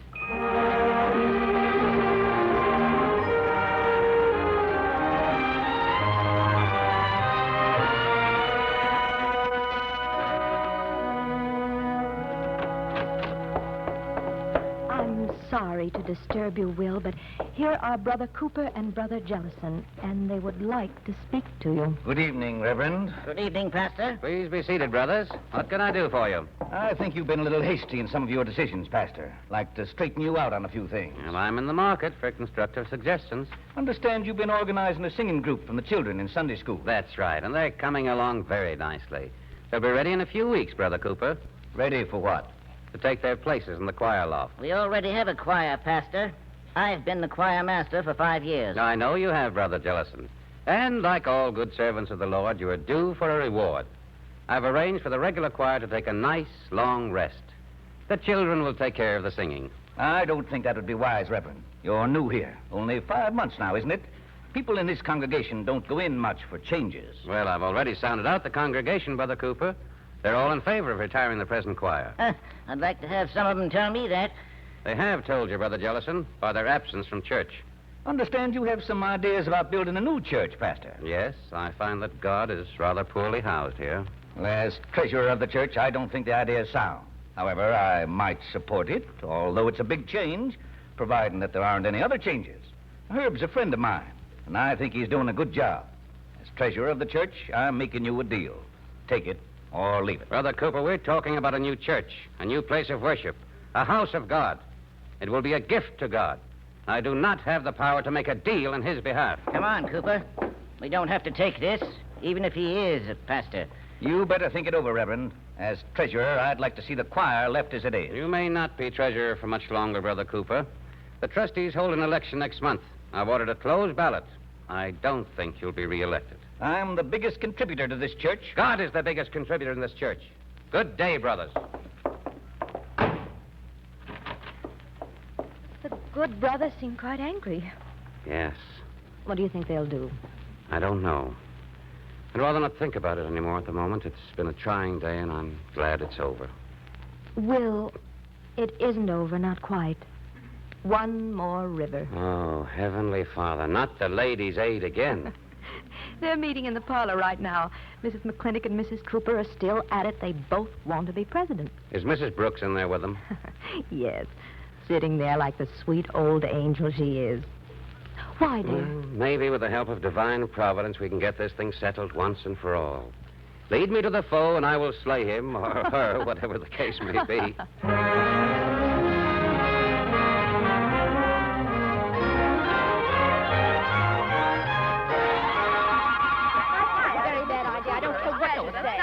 Frankly, Mrs. Cooper, I think you've been president long enough. The nominating committee has decided that I am the sole candidate, Mrs. McClintock. 2 terms was enough for even George Washington. Good evening, sisters. Oh, good evening, You ladies seem to be having some difficulty. We want a new president. She means she wants to be president. I was nominated. Oh, yes, you picked your own nominating committee. Now, sisters. Well, I know you've been fighting, and I came over because I enjoy a display of spirit.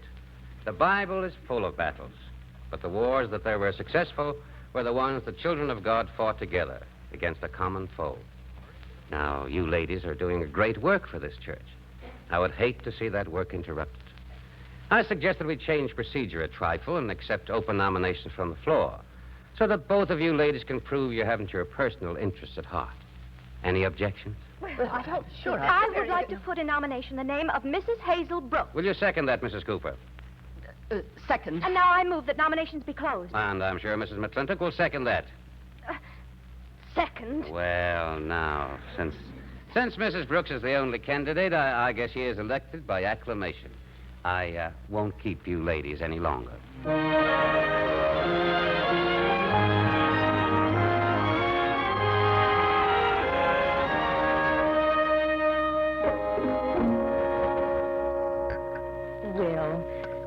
You've been disturbed lately. Something's wrong. What is it? Oh, the district conference is being held in Detroit at the end of the month, and Bishop Simmons has invited me to deliver the sermon. He picked you out of the 300 pastors who'll attend. Why, Will, that's a great honor. It's more than that. I think it's been engineered. What do you mean? Cooper and Jellison and the others, they're going to the conference as lay delegates. They'll bring charges against me and attempt to have me moved. But they have nothing to charge you with. Oh, they'll attack my sermon. Any sermon is open to attack. They can take some isolated line, twist the meaning, give it a different interpretation, and try to influence the bishop. But the bishop is very fond of you. Yes, but I haven't succeeded in getting the new church started, and I like it here, Hope. And I hope the bishop is in agreement with my sermon. I wouldn't want to be moved without completing the job. I wouldn't want to move either just now. And you like them too, don't you? The parishioners. Very much, but it's more than that. You see, Will, we're going to have a baby.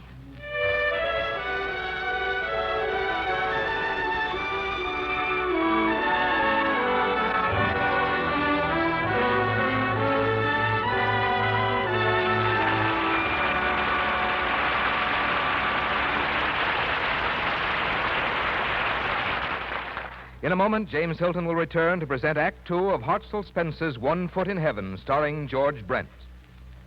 There's a new way to bring joy to children this Easter. This year, you can give Hallmark Little Women dolls. You know how much children love the book Little Women by Louisa May Alcott. You know how youngsters love the movie stars. And you know what dolls mean to children.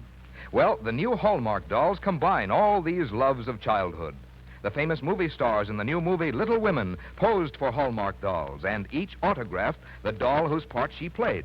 Imagine the thrill of some child you know when she receives a Hallmark doll of Margaret O'Brien as Beth, or Elizabeth Taylor as Amy, or Janet Leigh as Meg, or June Ellison as Jo. Each doll stands up by itself, 8 inches high, and has a delightful verse that tells all about her. And they all wear gorgeous costumes of rich colors with real feather plumes in their hats. Think what happy hours some little friend of yours can have acting out Little Women with Hallmark dolls. You can mail them as easily as greeting cards, and they cost only 25 cents each. Or for a really enchanting present for Easter, or for birthdays or any other occasion, give the entire set of 4 dolls in a colorful, permanent portfolio. It costs only $1. It will bring you joy this Easter to see the rapture on a child's face when the portfolio is opened and out come Meg, Amy, Jo, and Beth. The lovable Hallmark Little Women dolls. And, boy, if you had a full set of those Little Women dolls today, you could probably write your own ticket, huh? They cost $1 a piece in those days. And now, boy, what a collector's item. That's a collectible from the good old days. This is the Hallmark Playhouse, 1 Foot in Heaven. Nice story for the Easter season on April 14th of 1949. This is Chuck Shadon. Those were the days, Saturday afternoons from 1 to 5 on WNIB in Chicago at FM 97.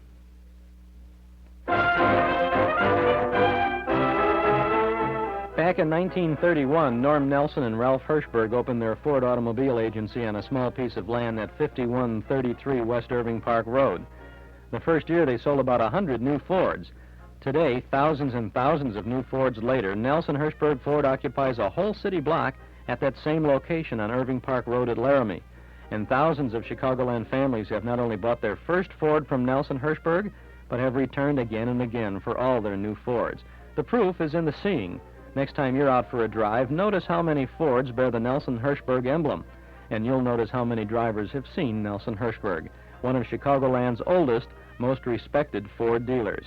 5133 West Irving Park Road at Laramie. Get your new Ford from an old-fashioned, service-minded dealer, Nelson Hirschberg Ford. And Ralph and Jurgen and all the folks at Nelson Hirschberg extend Easter greetings to you and your family on this holiday weekend. Now we continue with Act 2 of the Hallmark Playhouse. Now back to our play starring George Brent, who appears through the courtesy of RKO Pictures. RKO's current picture is The Setup, starring Robert Ryan and Audrey Totter. Now here is James Hilton in the second act of 1 Foot in Heaven.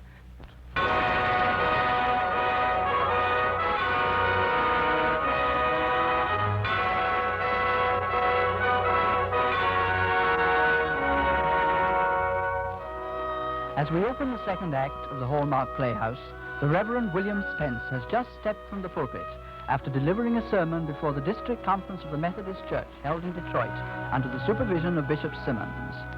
As the pastor takes his seat, Brother Cooper, a lay delegate, opens the attack.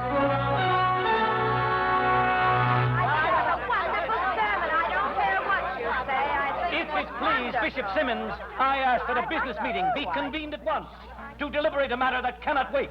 I am Brother Cooper, a lay delegate from the Riverton Parish. I will hear the matter. You may continue. Thank you, Bishop Simmons. For some time, we in Riverton have felt that our pastor, the Reverend Spence, is not competent. I would hesitate to make such a charge under normal circumstances, but I do so now because of the sermon you have just heard with your own ears. Are you ready to defend your sermon, Brother Spence? My sermon needs no defense, Bishop. Bishop Simmons, I want to add my protest to that of Brother Cooper. I am Brother Jellison, also of the Riverton Parish. You have just heard our pastor say that his sermon needs no defense. That is his attitude. He thinks himself infallible. I did not say that I'm infallible, Brother Jellison. We were not discussing me. We were discussing the sermon. All right. Sit down, Jellison. I can handle this. We'll stick to the sermon. Please do. It's such a beautiful sermon. A beautiful sermon. Bishop Simmons, the ego of this man is incredible. Your conduct is rather unbecoming, Brother Spence. But, Bishop, the sermon is a heavenly work of art. It is it? It's full of holes like a sieve. I can rip it apart, every word of it. How could a man of God write such a sermon? I can't answer that, Brother Cooper. You'd better address that question to British Simmons. What? Can't answer my question, can you? No, I can't. You see, a great occasion like this calls for a great sermon. I would not have been content with my own humble efforts. So I borrowed my sermon from this book, word for word. That's why I think the sermon was so wonderful. It was written many years ago by a missionary who rose to be a bishop, our own bishop, Bishop Simmons.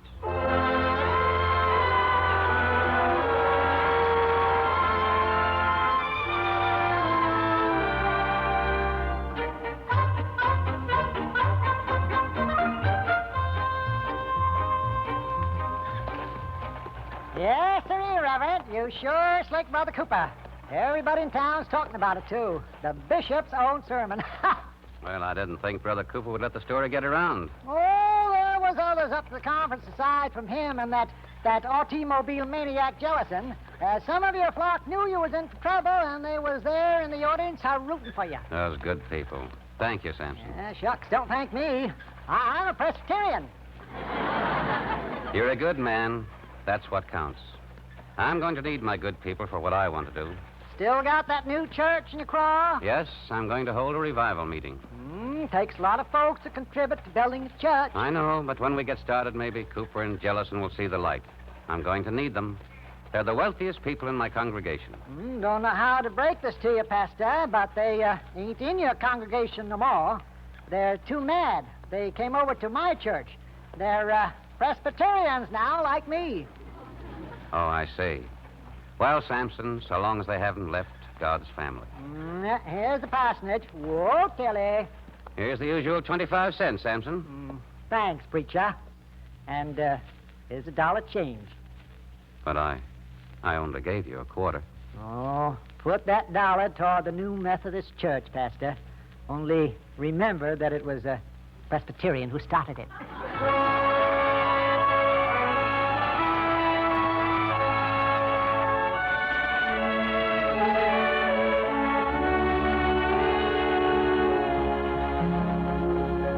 Gentlemen know, I've been planning a revival in my church.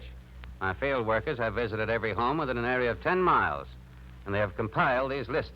They include the names of all people who do not attend church regularly. Not all of them are Methodists. So I want each of you to have the list of people of your own denomination. Father Flannery, this list is yours. Thank you, Pastor. Thank you. Rabbi Fine, these are your people. Thank you. I should have done this myself. You would have if you'd had the problems my church has had. Don't feel embarrassed. I'm embarrassed that I was forced to make the move. You have a list left over. I take it that is mine. That you are, Reverend Moore, and thank you for your time. Reverend Spence, one of my parochial school children tells me you bought a chance on my St. Bernard dog. The one that's being raffled off. You raffle them off every month, and I buy a ticket every month. I'd love to win them, Father Flannery. No, you know the costume, Pastor. Whenever one of my parishioners win them, they feed them, bathe them, and give them back to me. Pastor, there's something I want to give back to you. What is that, Reverend Moore? A couple of misplaced Methodists who are trying to convince themselves that they're Presbyterians. Brother Cooper and Brother Jellison. They belong on your list. Thank you, Reverend.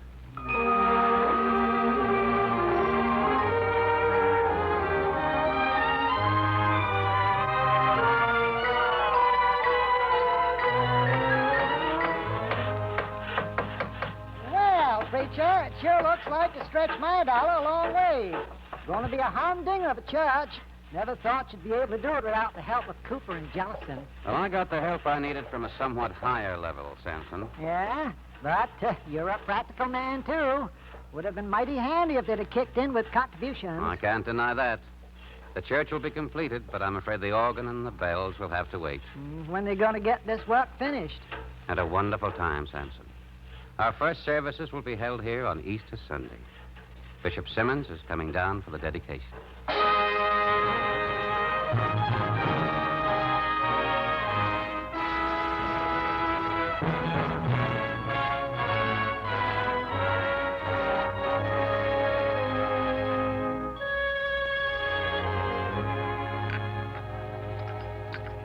You've done a wonderful job, Brother Spence. I had the feeling that you were the man to do it. But now I have a difficult task. Difficult task? Yes. You see, you're a builder of churches and a builder of faith. You are the spiritual conductor between God and man. And so I have to take you away from here because your work here is done and others can now take it over. I need you in another place. There's a parish much like this one was in Nebraska. Will you go? Yes. Only my wife, well, we're expecting a baby shortly. Hardly know how to tell her. I didn't want to leave you that task. I told Sister Spence myself. What did she say? She is of the opinion that babies have been born in Nebraska before. Sister Spence is a fine woman. The best, Bishop.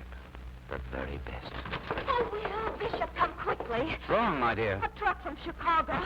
It has bells and a new organ. Where did they come from? The truckman didn't know, but they're paid for. The Lord be praised for that. Goodbye,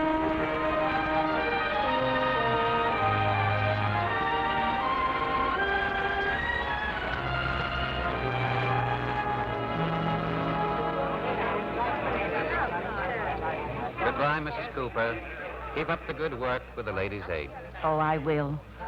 I will. And thank you. Thank you. And God bless you.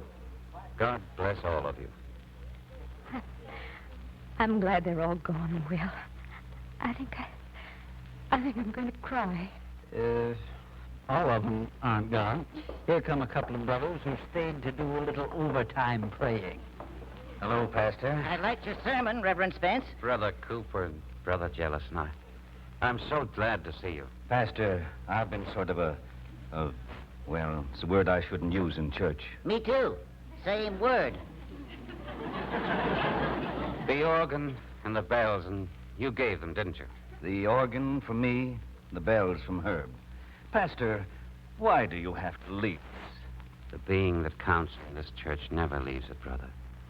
He'll welcome you any time. I think Brother Jellison has something on his mind. Pastor, Brother Cooper and I, we want you to have this. A key? What is it for? It's out here. There. Ain't it a beauty? Why, Will, it's an automobile. Yes, from me and Brother Cooper. Aye. Brothers. Good brothers.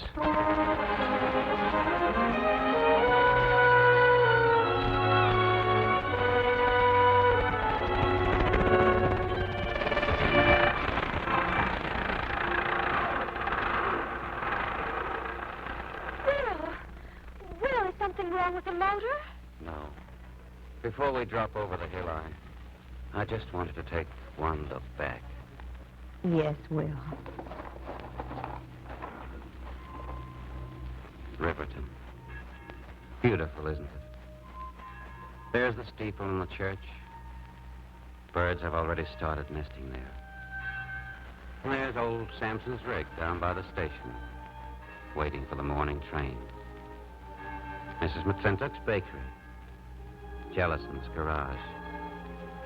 And the flowers in Mrs. Brooks' garden. And there's somebody bringing Father Flannery's dog back to him. I wish every man in the world could see this town from here as I see it now. People are forever asking a preacher what heaven is like.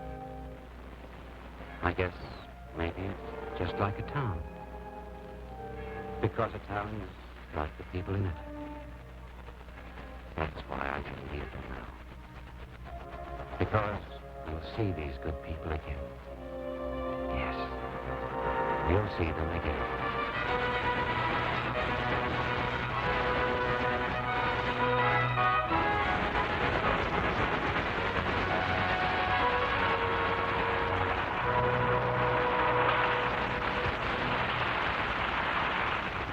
James Hilton and George Brent will return. But now, here's what I promised to tell you about Hallmark Little Women dolls, the newest addition to the famous Hallmark doll collection.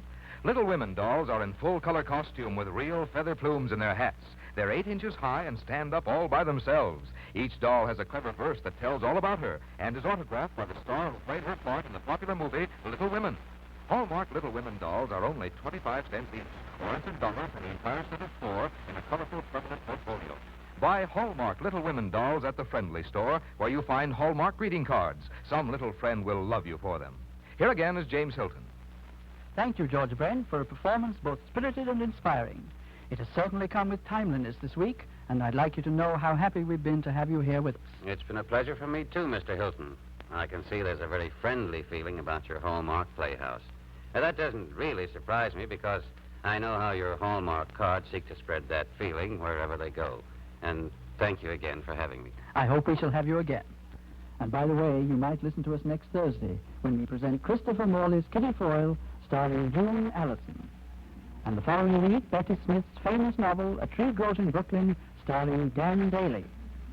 And after that, James Thornton's great baseball story called You Could Look It Up, starring William Frawley. Our Hallmark Playhouse is every Thursday. Our director-producer is Dee Engelbach. Our music is composed and conducted by Minnie Murray, and our script tonight was written by Joanne Rucker. So until next Thursday, then, this is James Hilton saying good night. May I add a word, Mr. Hilton, and a message to all of our listeners? There's no better Easter gift than the new Hallmark Little Women dolls. See them while you're choosing your Hallmark Easter cards, now on display at the Friendly Store where you buy your Hallmark cards. Look for Hallmark cards that are sold only in stores that have been carefully selected to give you expert and friendly service. Remember Hallmark cards when you care enough to send the very best. This is Frank Goss saying good night to you all and inviting you next Thursday and every Thursday to tune in 1/2 hour earlier and listen to the adventures of Casey, crime photographer, followed by the Hallmark Playhouse. This program came to you from the Hallmark Playhouse. This is CBS, the Columbia Broadcasting System.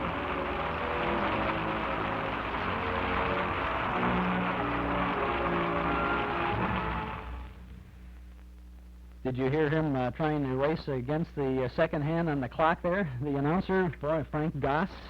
And he really made it. The Hallmark Playhouse production of One Foot in Heaven, Easter time broadcast from CBS on April 14th of 1949. This is Chuck Shaden with our Those Were the Days program, Saturday afternoons from 1 to 5 on WNIB in Chicago. Now, the next 2 Saturdays, as we've been reminding you, the Metropolitan Opera broadcasts are going to be heard on WNIB beginning at 1 o'clock. The reason for this, WNIB backs up station WGN for these opera broadcasts because when WGN begins carrying baseball, then the opera moves. So now next Saturday and the following Saturday, the 12th and the 19th of April, the opera will be heard on WNIB. We will go on the air immediately following the opera. And our best guesstimate of the time for next Saturday's show is approximately 4:30, 4:25, 4:30. And then we will go on the air and stay on until 5 o'clock. So we will have an abbreviated show, but we'll be here with just about everything we've planned from 4:25, 4:30 until 7 o'clock. That's for the next 2 Saturdays, the 12th and the 19th. Now, next Saturday we have the Fred Allen Show, the Whistler, the Couple Next Door, Duffy's Tavern, and, if there is time, the Fitch Bandwagon with Dick Powell. On the 19th of April, we have Fibber McGee and Molly, the Fat Man, the Thin Man. Depends whichever way you go. We've got one for you next week or in 2 weeks. And then a Command Performance, 1943 World War II Armed Forces broadcast with Bing Crosby, Bob Hope, and the Andrews Sisters. And then we hope you'll celebrate with us on the 26th of April on our Those Were the Days program, resuming our 1 o'clock time period, 1 to 5. We're going to be completing a decade of old-time radio broadcasts in the Chicago area. We're going to be celebrating 10 years on the air, and we're going to have sounds from over 120 months of broadcasting. It's a long, long time to be with you on Saturday afternoons, and I'll tell you, there's an awful lot of people out there in Radioland who have been telling me that they've been with us since the very early days in the little station in Evanston. Well, we're going to reminisce. Pure, unabashed nostalgia and reminiscing on that anniversary broadcast. We're going to play clips from many of our shows, many of our Those Were the Days programs, some of our hall closet things, and some other programming. And we've got a lot of fun, a lot of things lined up. I've been digging back the last couple of weeks, more than that actually, going through the old tapes of all of the shows that we have. Not necessarily the old radio tapes, the old Those Were the Days tape. We've got all kinds of nostalgia. It's instant nostalgia. And I hope that you will enjoy some of the things that we have been finding. More about it as we get closer to the scene. But I hope that you'll be able to tune in for our special 10th anniversary broadcast. And don't forget to join us at Northwest Federal Savings in the Community Center for a special in-person nostalgia show further commemorating our 10 years on the air. This is going to be a multimedia look at the golden age of radio with slides, tapes, and films of old-time radio personalities and broadcasts. 2 identical shows, 8 p.m. Saturday the 26th and 2 p.m. Sunday the 27th at Northwest Federal. Donation is $2 per person, and all proceeds go to recognized charities.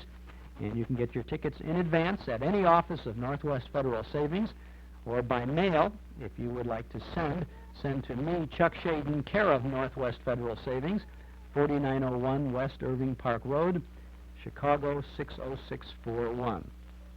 And you can read all about that and the other things we're doing when you subscribe to the Nostalgia Newsletter and Radio Guide.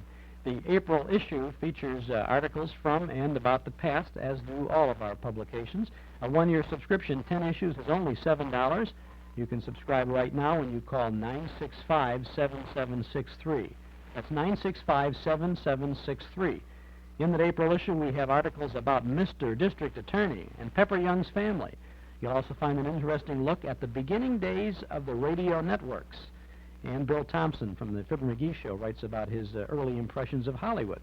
It's all there, and it's waiting for you when you subscribe to our Nostalgia newsletter and radio guide, 965-7763. You get advance news about our movies and other special events coming up at Northwest Federal, plus the complete listing of all the good old shows we present on Saturday afternoons here on the radio TV. Original broadcast dates and names of stars and other cast members, network and sponsor identification, a word or two about the content of the shows, the order in which we play each vintage program, even the length of each segment, so you'll find it easy to record the old shows for your own collection. 965-7763. We'll begin your subscription with the April issue, which you'll receive within the week, and we'll include an invoice with your first copy. 965-7763, or send $7 to Nostalgia Newsletter, Box 421, Morton Grove, 60053.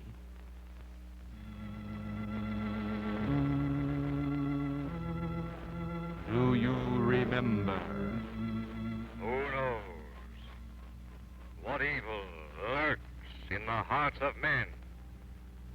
The shadow knows.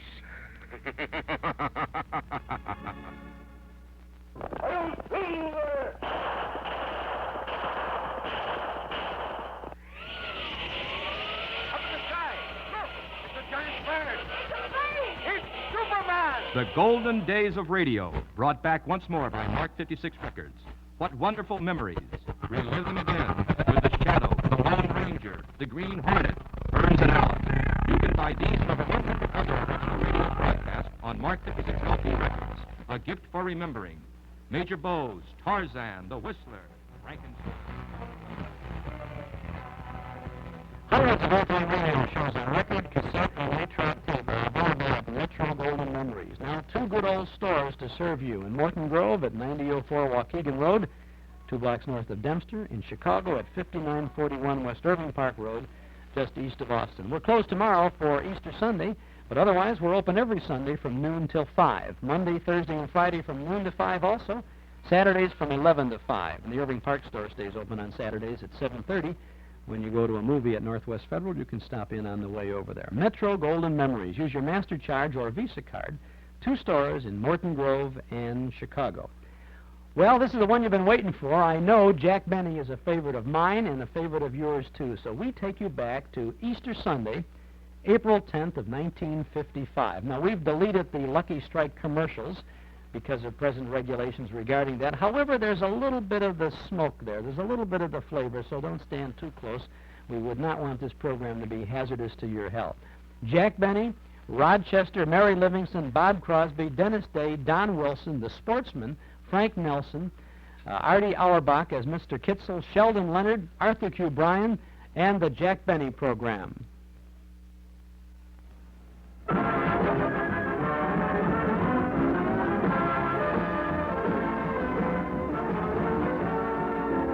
The Lucky Strike program starring Jack Benny with Mary Livingston, Rochester, Dennis Day, Bob Crosby, the Sportsman Quartet, and yours truly, Don.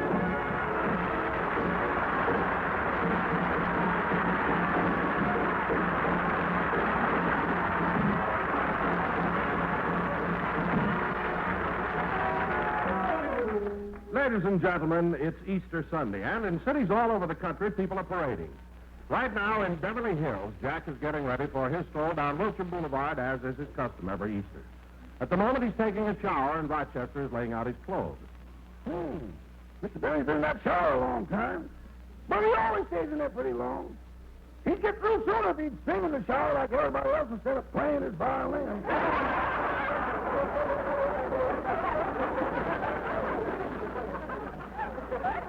But it was pretty clever the way he tied that brush on the end of his violin bow. I bet Hyman can't play Love and Bloom and Scrub and Back at the same time. Oh, Rochester. Rochester. Yes, boss? I'm through with my shower. Hand me my towel. Your pal? All right, the Stattlers. Don't be so technical when I'm freezing. Here you are, and here's your shorts. Thanks. See, that shower was invigorating. You know, Rochester, since I've been dieting, I feel like a new man. I look so much trimmer, don't I? You look about the same to me, boss. Oh, don't be silly. I bet I lost a lot of weight. I'll get on the scale and show you.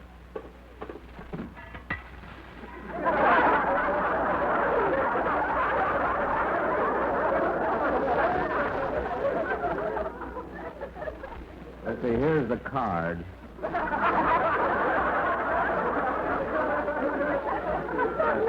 Let me see what it says. You would be a financial success if you weren't such a spendthrift.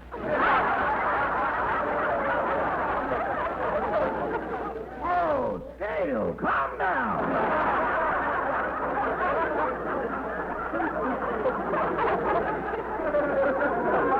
And here's my weight. 102 pounds. Rochester, this scale is way off. I could have told you that when you read your fortune. Never mind. Let's check this scale. Rochester, you get on. See how much you weigh, will you? Okay, let's see if I got a penny. Yeah, here's one.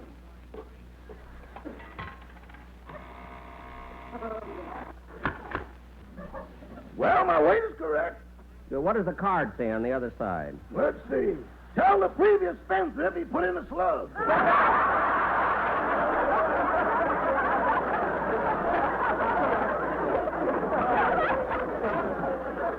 Well, it's my scale. I can do what I want. Now, Rochester, did you lay out my clothes? Yes, sir. Your blue suit is on the bed. My blue suit? No, I wore that in the Easter parade last year. I better wear something else. Answer the door, Rochester. I'll pick out a suit. Yes, sir. Rochester always tries to make me look so conservative. This is the Easter parade. I should wear something springy. Let's see, what could I know, I'll wear my white suit. I bet it's as good as the year I put it away.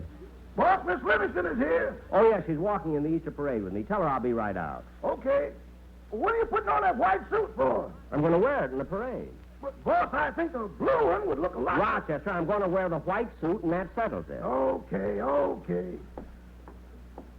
Is he ready, Rochester? He will be in a few minutes. Say, Miss Livingston, that's a beautiful dress you've got on. Well, thank you, Rochester. Hello, Mary. Happy Easter. Happy. Jack, you're not going to wear that white suit. Why not? What's wrong with it? I haven't seen one like that since Admiral Byrd came back from the South Pole. What are you talking about? Well, if you're going to wear it, at least wipe that tomato soup satin off the lapel. That tomato soup what?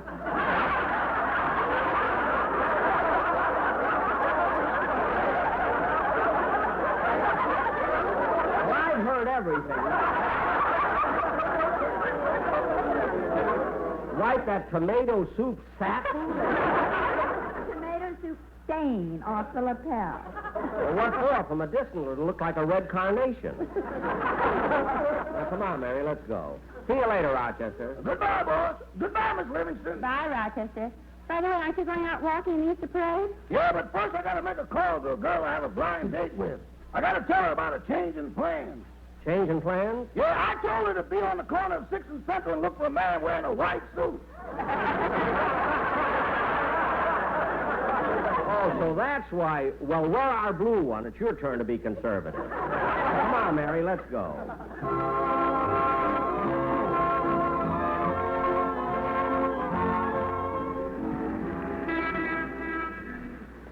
Gee, there are a lot of people out walking on Wilshire Boulevard. Yeah. You know, this is a wonderful time of the year. I know there's something in the air, a spirit of awakening, of romance. Makes me feel so young. And you know what they say, Mary? In the spring, a young man's fancy turns to love. Give me your hand, Jack. Gee, do you feel romantic, too? No, we're coming to a curb, and I don't want you to fall on your face.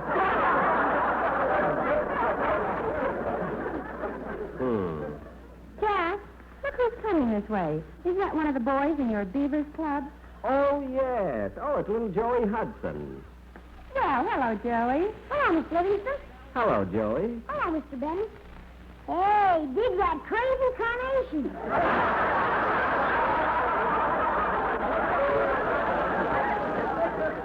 See, I told you, Mary. Say, that's a mighty cute rabbit you have there. Yes, it's my Easter bunny. I'm taking him over to Mr. Benny's house to feed him. To my house to feed him? Why? My father says he's got more lettuce than anyone in Beverly Hills.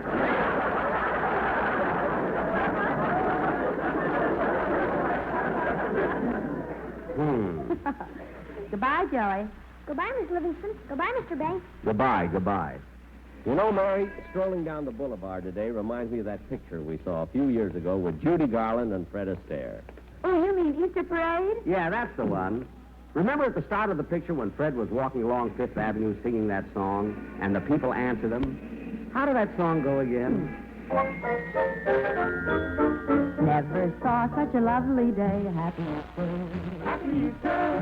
It's such fun just to nod and say Happy Easter. Happy Easter. My, oh me, there's so much to see as you stroll the avenue. And you greet all the friends you meet. Happy Easter to you. In the night, Mary, they all answered it, just like they did in the picture. Yeah. Say, Mary, isn't that Bob Crosby and his wife? Where? Walking on the other side of the street. Oh, yeah. Well, hurry up. Let's cross the street and join them. But, Jack, it's the Easter Parade, and maybe they'd rather walk alone. Oh, don't be silly, Mary. Bob would be insulted if he thought we saw him and didn't say hello. Say, June, isn't that Mary Livingston across the street there? Well, yes. It does look like Mary. But I wonder who that is with her. Well, I don't know, but from here he looks like Admiral Byrd.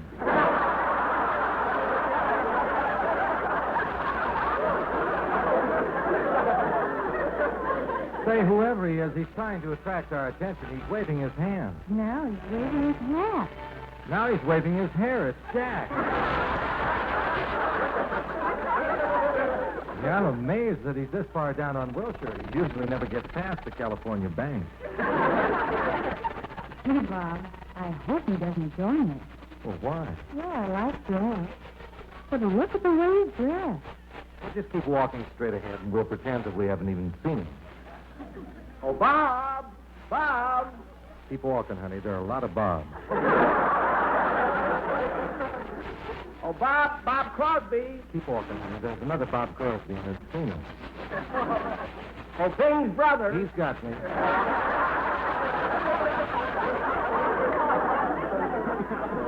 Well, hello, kids. Why, Jack Benny of all people. Gee, what a pleasant surprise. Yeah. Hello, Mary. Hello, June. Say, that's a beautiful outfit you've got on. That mink stole is just exquisite. It sure is. Is it new? Oh, no. Bob brought it for me when he was with Campbell's Soup. With Campbell's Soup? You know, the outfit that made your carnation.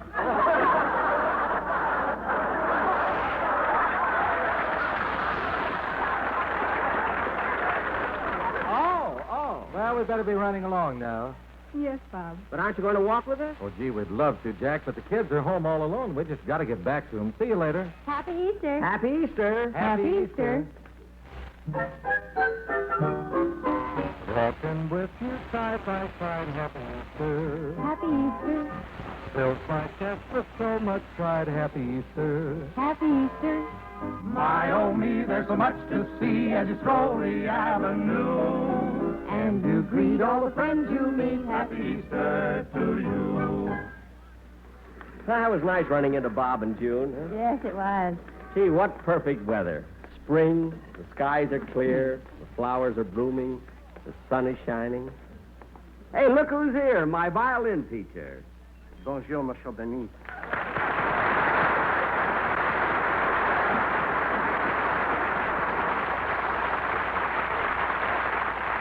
Well, Professor LeBlanc, this is the third year in a row we've met in the Easter Parade. You, I me. Heifetz is always on the other side of the street. What's the difference? We're both violinists. Oh, by the way, Professor, this is Miss Livingston. She was at the house the last time you gave me a lesson. Remember? How could I forget? She applied a tourniquet to my wrist. Oh, yes, that was such an unfortunate accident. Unfortunate? Yes. Accident? No.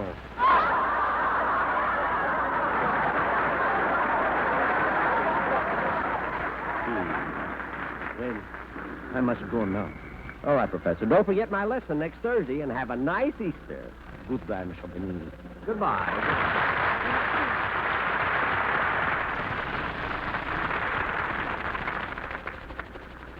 Mary, I can't understand why he hates to give me violin lessons. I can't understand it either. You play beautifully. Well, Huh? Mary, that was huge. What made you say that? Oh, I don't know. Just an impulse. Yesterday I took the top in the pants. Sometimes you have to let yourself go, you know. Anyway, Mary, we're certainly running into a lot of people we know, aren't we? Yeah.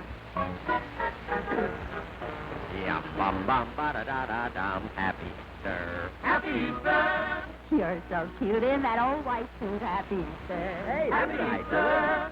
My, oh me, there's so much to see as you stroll the avenue. And you greet all the friends you meet. Happy Easter to you. Well, Don Wilson. Oh, hello, Jack. Hello, Mary. Hey, Don, would you like to walk down Wilson Boulevard with us? Oh, I'd love to, Mary, but I'm on the other side of the street. Oh, yes. Lift your stomach, Don. Here comes a bus. See you later. Come on, Mary. Say, Mary, have you got a cigarette? Oh, sure, Jack. I have some right now. Oh, gee, I forgot to put them in my purse. Well, here's the drugstore. I'll step in and get some. Okay. Oh, clerk. Yes, sir. What can I do for you? Ways of ways, shaving cream, Kleenex. No. I'd like to buy some... Magazines, aspirin, sunglasses, white savers. No. All I want is... Alka-Seltzer, Tootsie Rolls, whiting paper.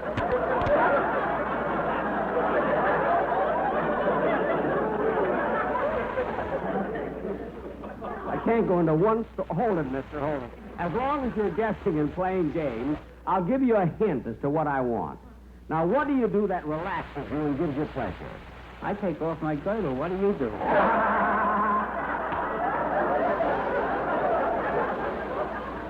Well, if you must know, I smoke a Lucky Strike. Well, why didn't you say so? You want to pack a Lucky Strike? Yeah, here you are. Thank you. Goodbye. Wait a minute. Don't go yet. Huh? Aren't you going to open your pack of Luckies here?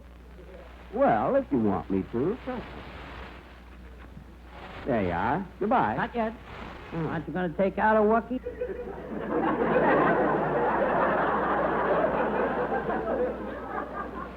But... I make all my customers do it.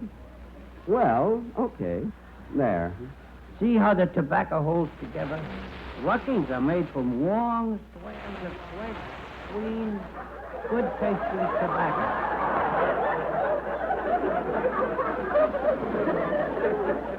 That's why Lucky Strikes are my favorite brand. Well, good, and thank you for showing me. Happy week, sir.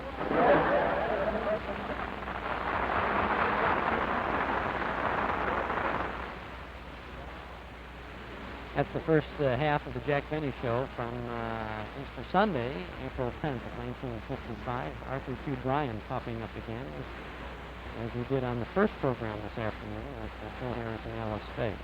Always a lot of fun with Jack Benny. And there's more to come, so stick around and don't touch that dial. It's Northwest Federal Savings Time. We've got more time for you. At Northwest Federal, we've got more time to help you plan a sensible way to save. The Northwest Federal Regular Passbook Savings Account is a safe, convenient way to watch your money grow. At 5 1/2%, your money earns interest from the day of deposit to the day of withdrawal, with interest compounded on a daily basis. Because there are no time limits and no penalties for withdrawals, a Northwest Federal Regular Savings Account is the easy way to save, whether you're saving for a vacation cruise or everyday needs. And don't forget, Northwest Federal pays the highest passbook rate allowed by law, 1/4% higher than any insured bank. And your savings are insured up to $40,000 by an agency of the federal government. Stop by any Northwest Federal Savings Center for complete details and see how Northwest Federal does more for you. It's Northwest Federal Savings Time. We've got more time for you. Chuck Payton, those were the days, Saturday afternoons from 1 to 5 on WNIB in Chicago at FM 97. Now, as we continue our Happy Easter program, let's get back to the Jack Benny Show.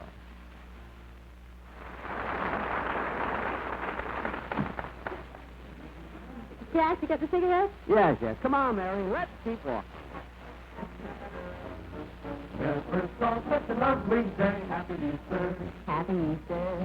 It's such fun just to nod and say Happy Easter. Happy Easter. My, oh me, there's so much to see as you turn this afternoon. And you greet all the friends you meet. Well, Mr. Ketchup!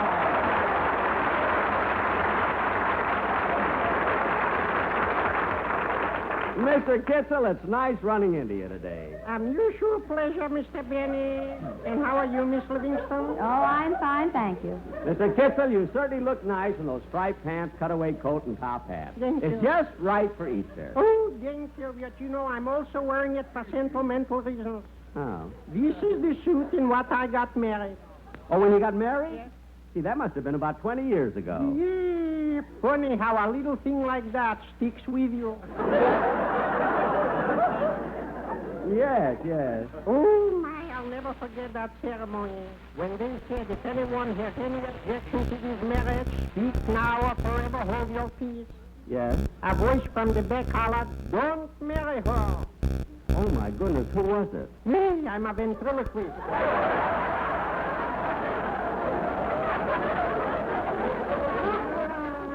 Oh, Mr. Kitzel, you're joking. Unfortunately. Oh, well, Mr. Kitzel, it was a pleasure running into you on Easter, but we've got to be moving along. Goodbye, Mr. Benny. Goodbye. Goodbye, Mr. Kitzel. Goodbye.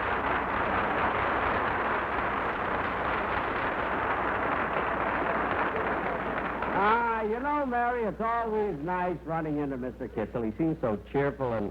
Hey, look, Mary, there's a photographer taking pictures of couples down the street. Oh, yes. I'm going to have him take our picture. Oh, no, Jack. I'm not going to have a picture taken with you wearing that suit. All right, I'll have one taken myself. Oh, Mister.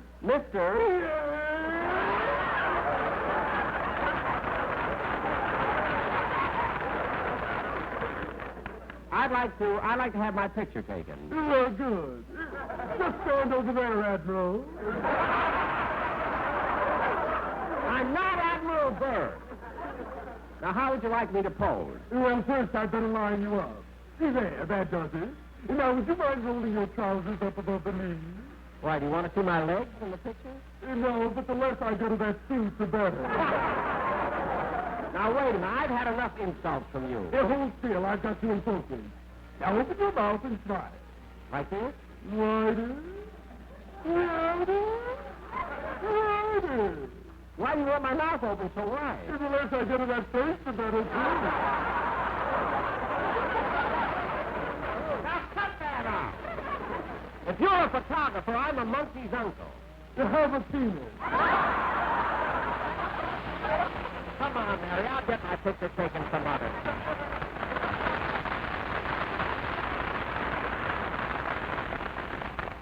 How a guy like that ever respects people.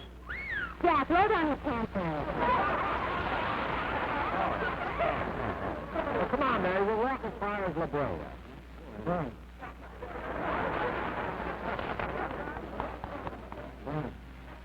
Huh? Come on, Mary.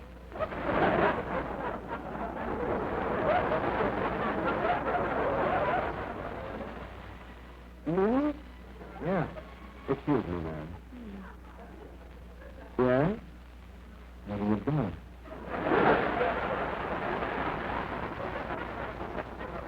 We're just strolling along in the Easter parade. How far you going? To La Brea. That's fine. What? You said you was going to La Brea, so that's fine. Well, wait a minute. Aren't you going to try to talk me out of it? Not me. This is my day off. Oh. Well, same to you.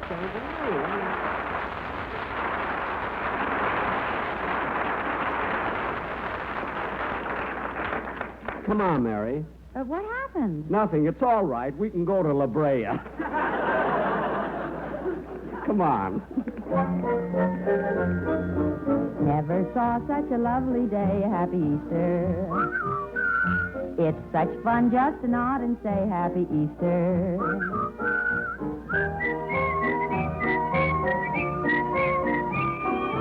And you greet all the friends you meet. Happy Easter to you. Dennis!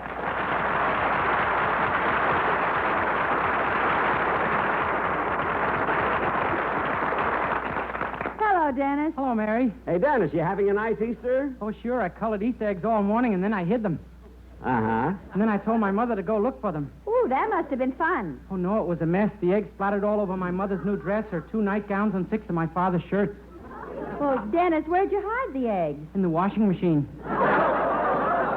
In the washing machine? Yeah, it was awful. Dennis, I don't understand this. Colored Easter eggs shouldn't splatter. How long did you boil them? Oh, boil them!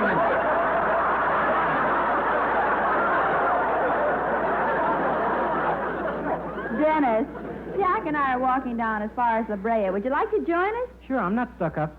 Well, that's mighty decent of you. Say, Dennis, while we're walking along, why don't you sing something? Well, do you think it'll be all right? I mean, here on the street? Well, sure. Everybody feels good today. It's Easter. They're all singing. Okay.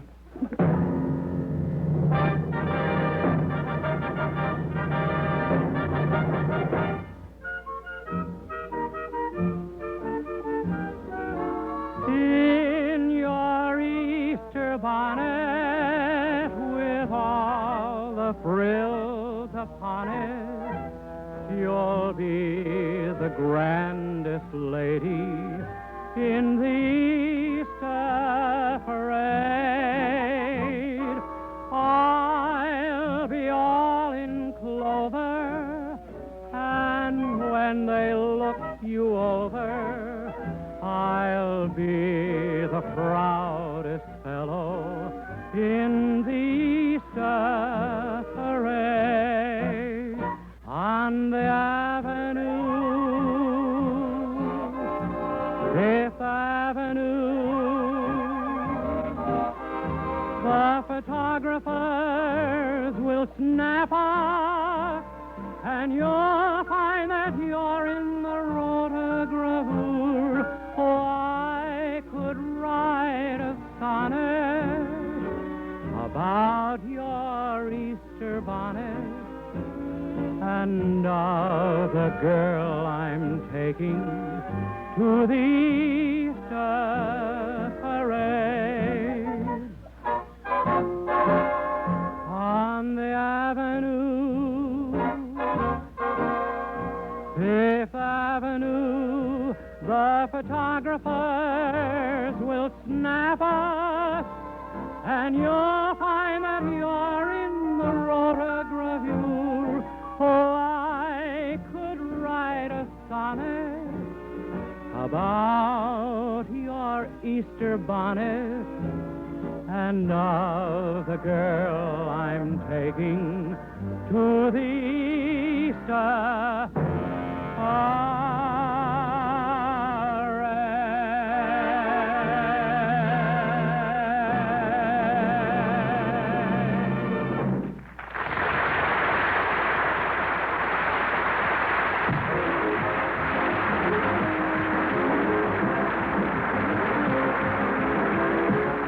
Ladies and gentlemen, one tiny burning ember from a campfire, a lighted and discarded match, or a cigarette left to smolder or thrown from a car window can cause a frightfully destructive forest fire. So help prevent forest fires that destroy millions of acres of timberland, cripple watersheds, and blast our natural resources that are so urgently needed.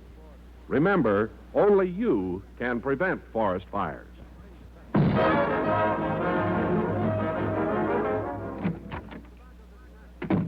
Is that you, boss? Yes, Rochester, I'm back. How was the Easter parade? Oh, wonderful, wonderful. Everybody was dressed so nice. I ran into so many people I know. You know, I walked so far my feet hurt. They do? Yes. I think I'll soak them in some hot water. Bring me that big pan in the kitchen. I'm sorry, boss, but somebody else is already using that pan. Who? The sound man. His feet hurt worse than yours. Oh, yes. Good night, folks.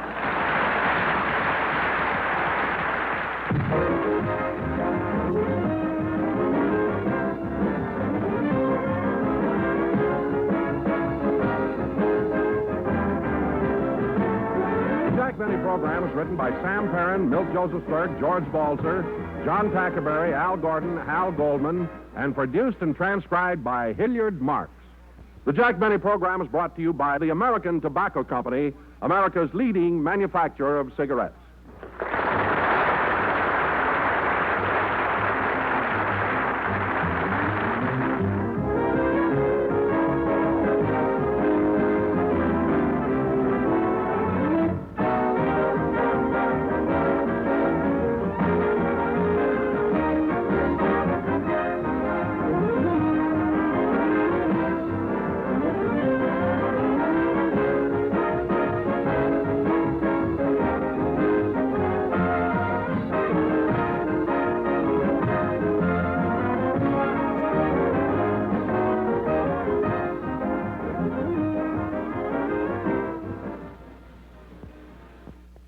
Always enjoy that theme song, Hooray for Hollywood, on the Jack Benny program. That's the Jack Benny Easter Show from April 10th of 1955.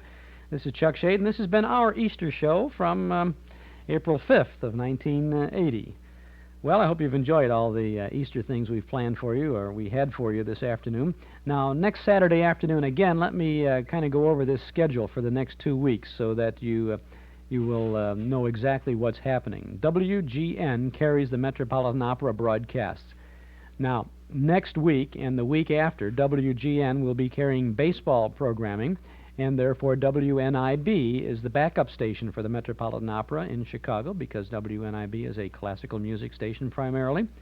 And so for the next 2 Saturdays, the 12th and the 19th of April, you will hear the Metropolitan Opera broadcast at 1 o'clock here on this station, WNIB. Those were the days program will be heard immediately following the opera and will continue until 7 o'clock in the evening. So we'll be doing a kind of a twilight doubleheader the next 2 weeks, if you will.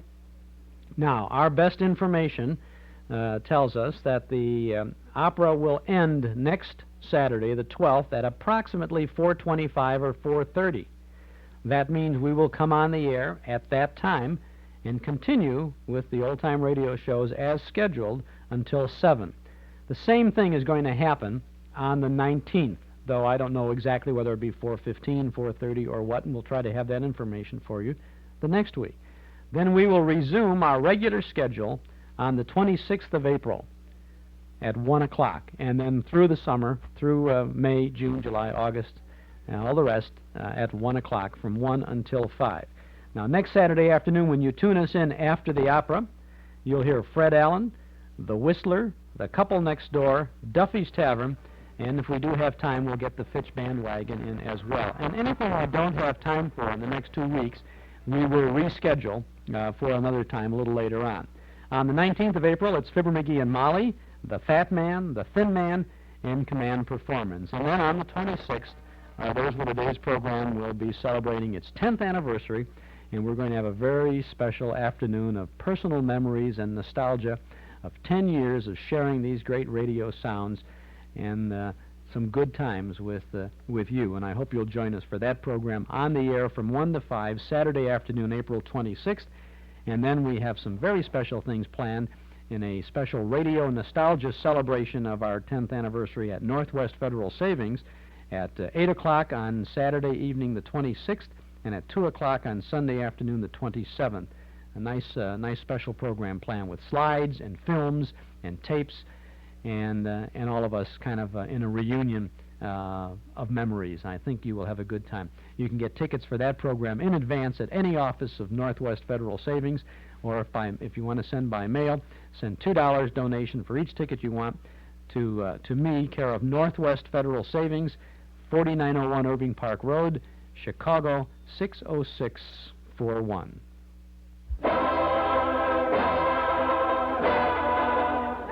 Well, that's it for today. The old clock up on the studio wall says it's time to go for now. But as I said, we'll be back next Saturday afternoon right after the opera with more nostalgic sounds. Our thanks to Mort Paradise, Dennis Bubas, Joel Bogart, Carl Pearson, and Gary Schroeder for their help behind the scenes. To our sponsors, Northwest Federal Savings, Nelson Hirschberg Ford, and Eden's Plaza Shopping Center for making this weekly get-together possible. And to you out there in Radio Land for making it worthwhile. This is Chuck Shaden speaking. Have a very nice weekend. Happy Easter, and thanks for listening.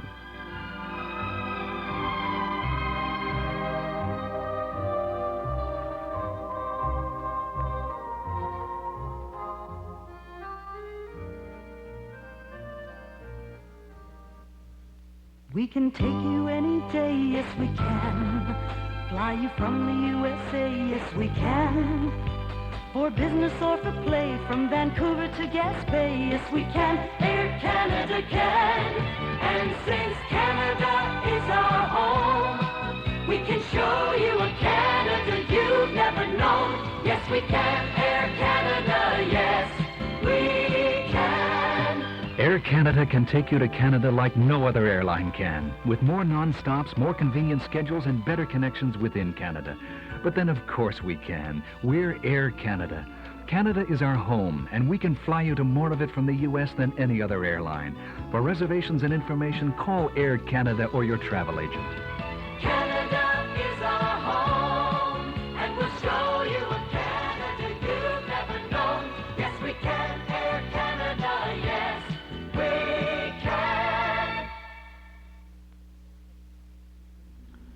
Now it's 5 p.m. and this is WNIB in Chicago at 97 FM. And this is Bruce Duffy welcoming you once again to Zephyr. Zephyr is a 2-hour program of short, familiar classical music which we present every evening beginning around 5 o'clock. Except next week and the week after, when this time will be Chuck Shaden's, of course. Anyway, tonight we have music of Tchaikovsky from The Sleeping Beauty to begin. Also in this first hour, minuets by Paderewski and Rachmaninoff, music of Fritz Kreisler and Johann Strauss Jr. Then in the second hour, beginning at about 6 p.m., we continue with our series, The Music of Chopin, which we're playing all of the music of Chopin in order of opus number. Tonight, the Opus 7, which is 5 mazurkas, and we will hear Arthur Rubinstein. And after that, music of Rossini and Mozart. To begin this first hour, we have some music by Tchaikovsky. We're going to hear a suite from the ballet The Sleeping Beauty, Opus 66A. The 5 sections we're going to hear are the Introduction and the Lilac Fairy, the Rose Adagio, Puss in Boots, Panorama, and Waltz. We'll hear the Paris Orchestra conducted by Seiji Ozawa.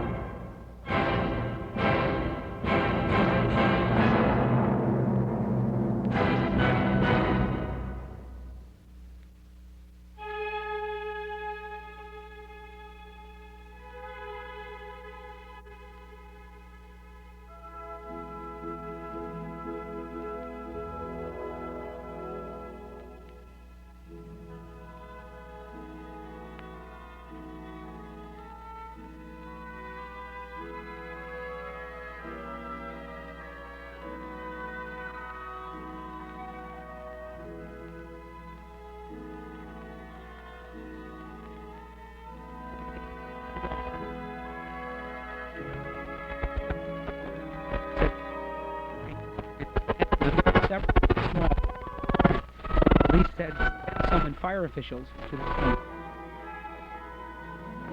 Lawful use of a weapon after arresting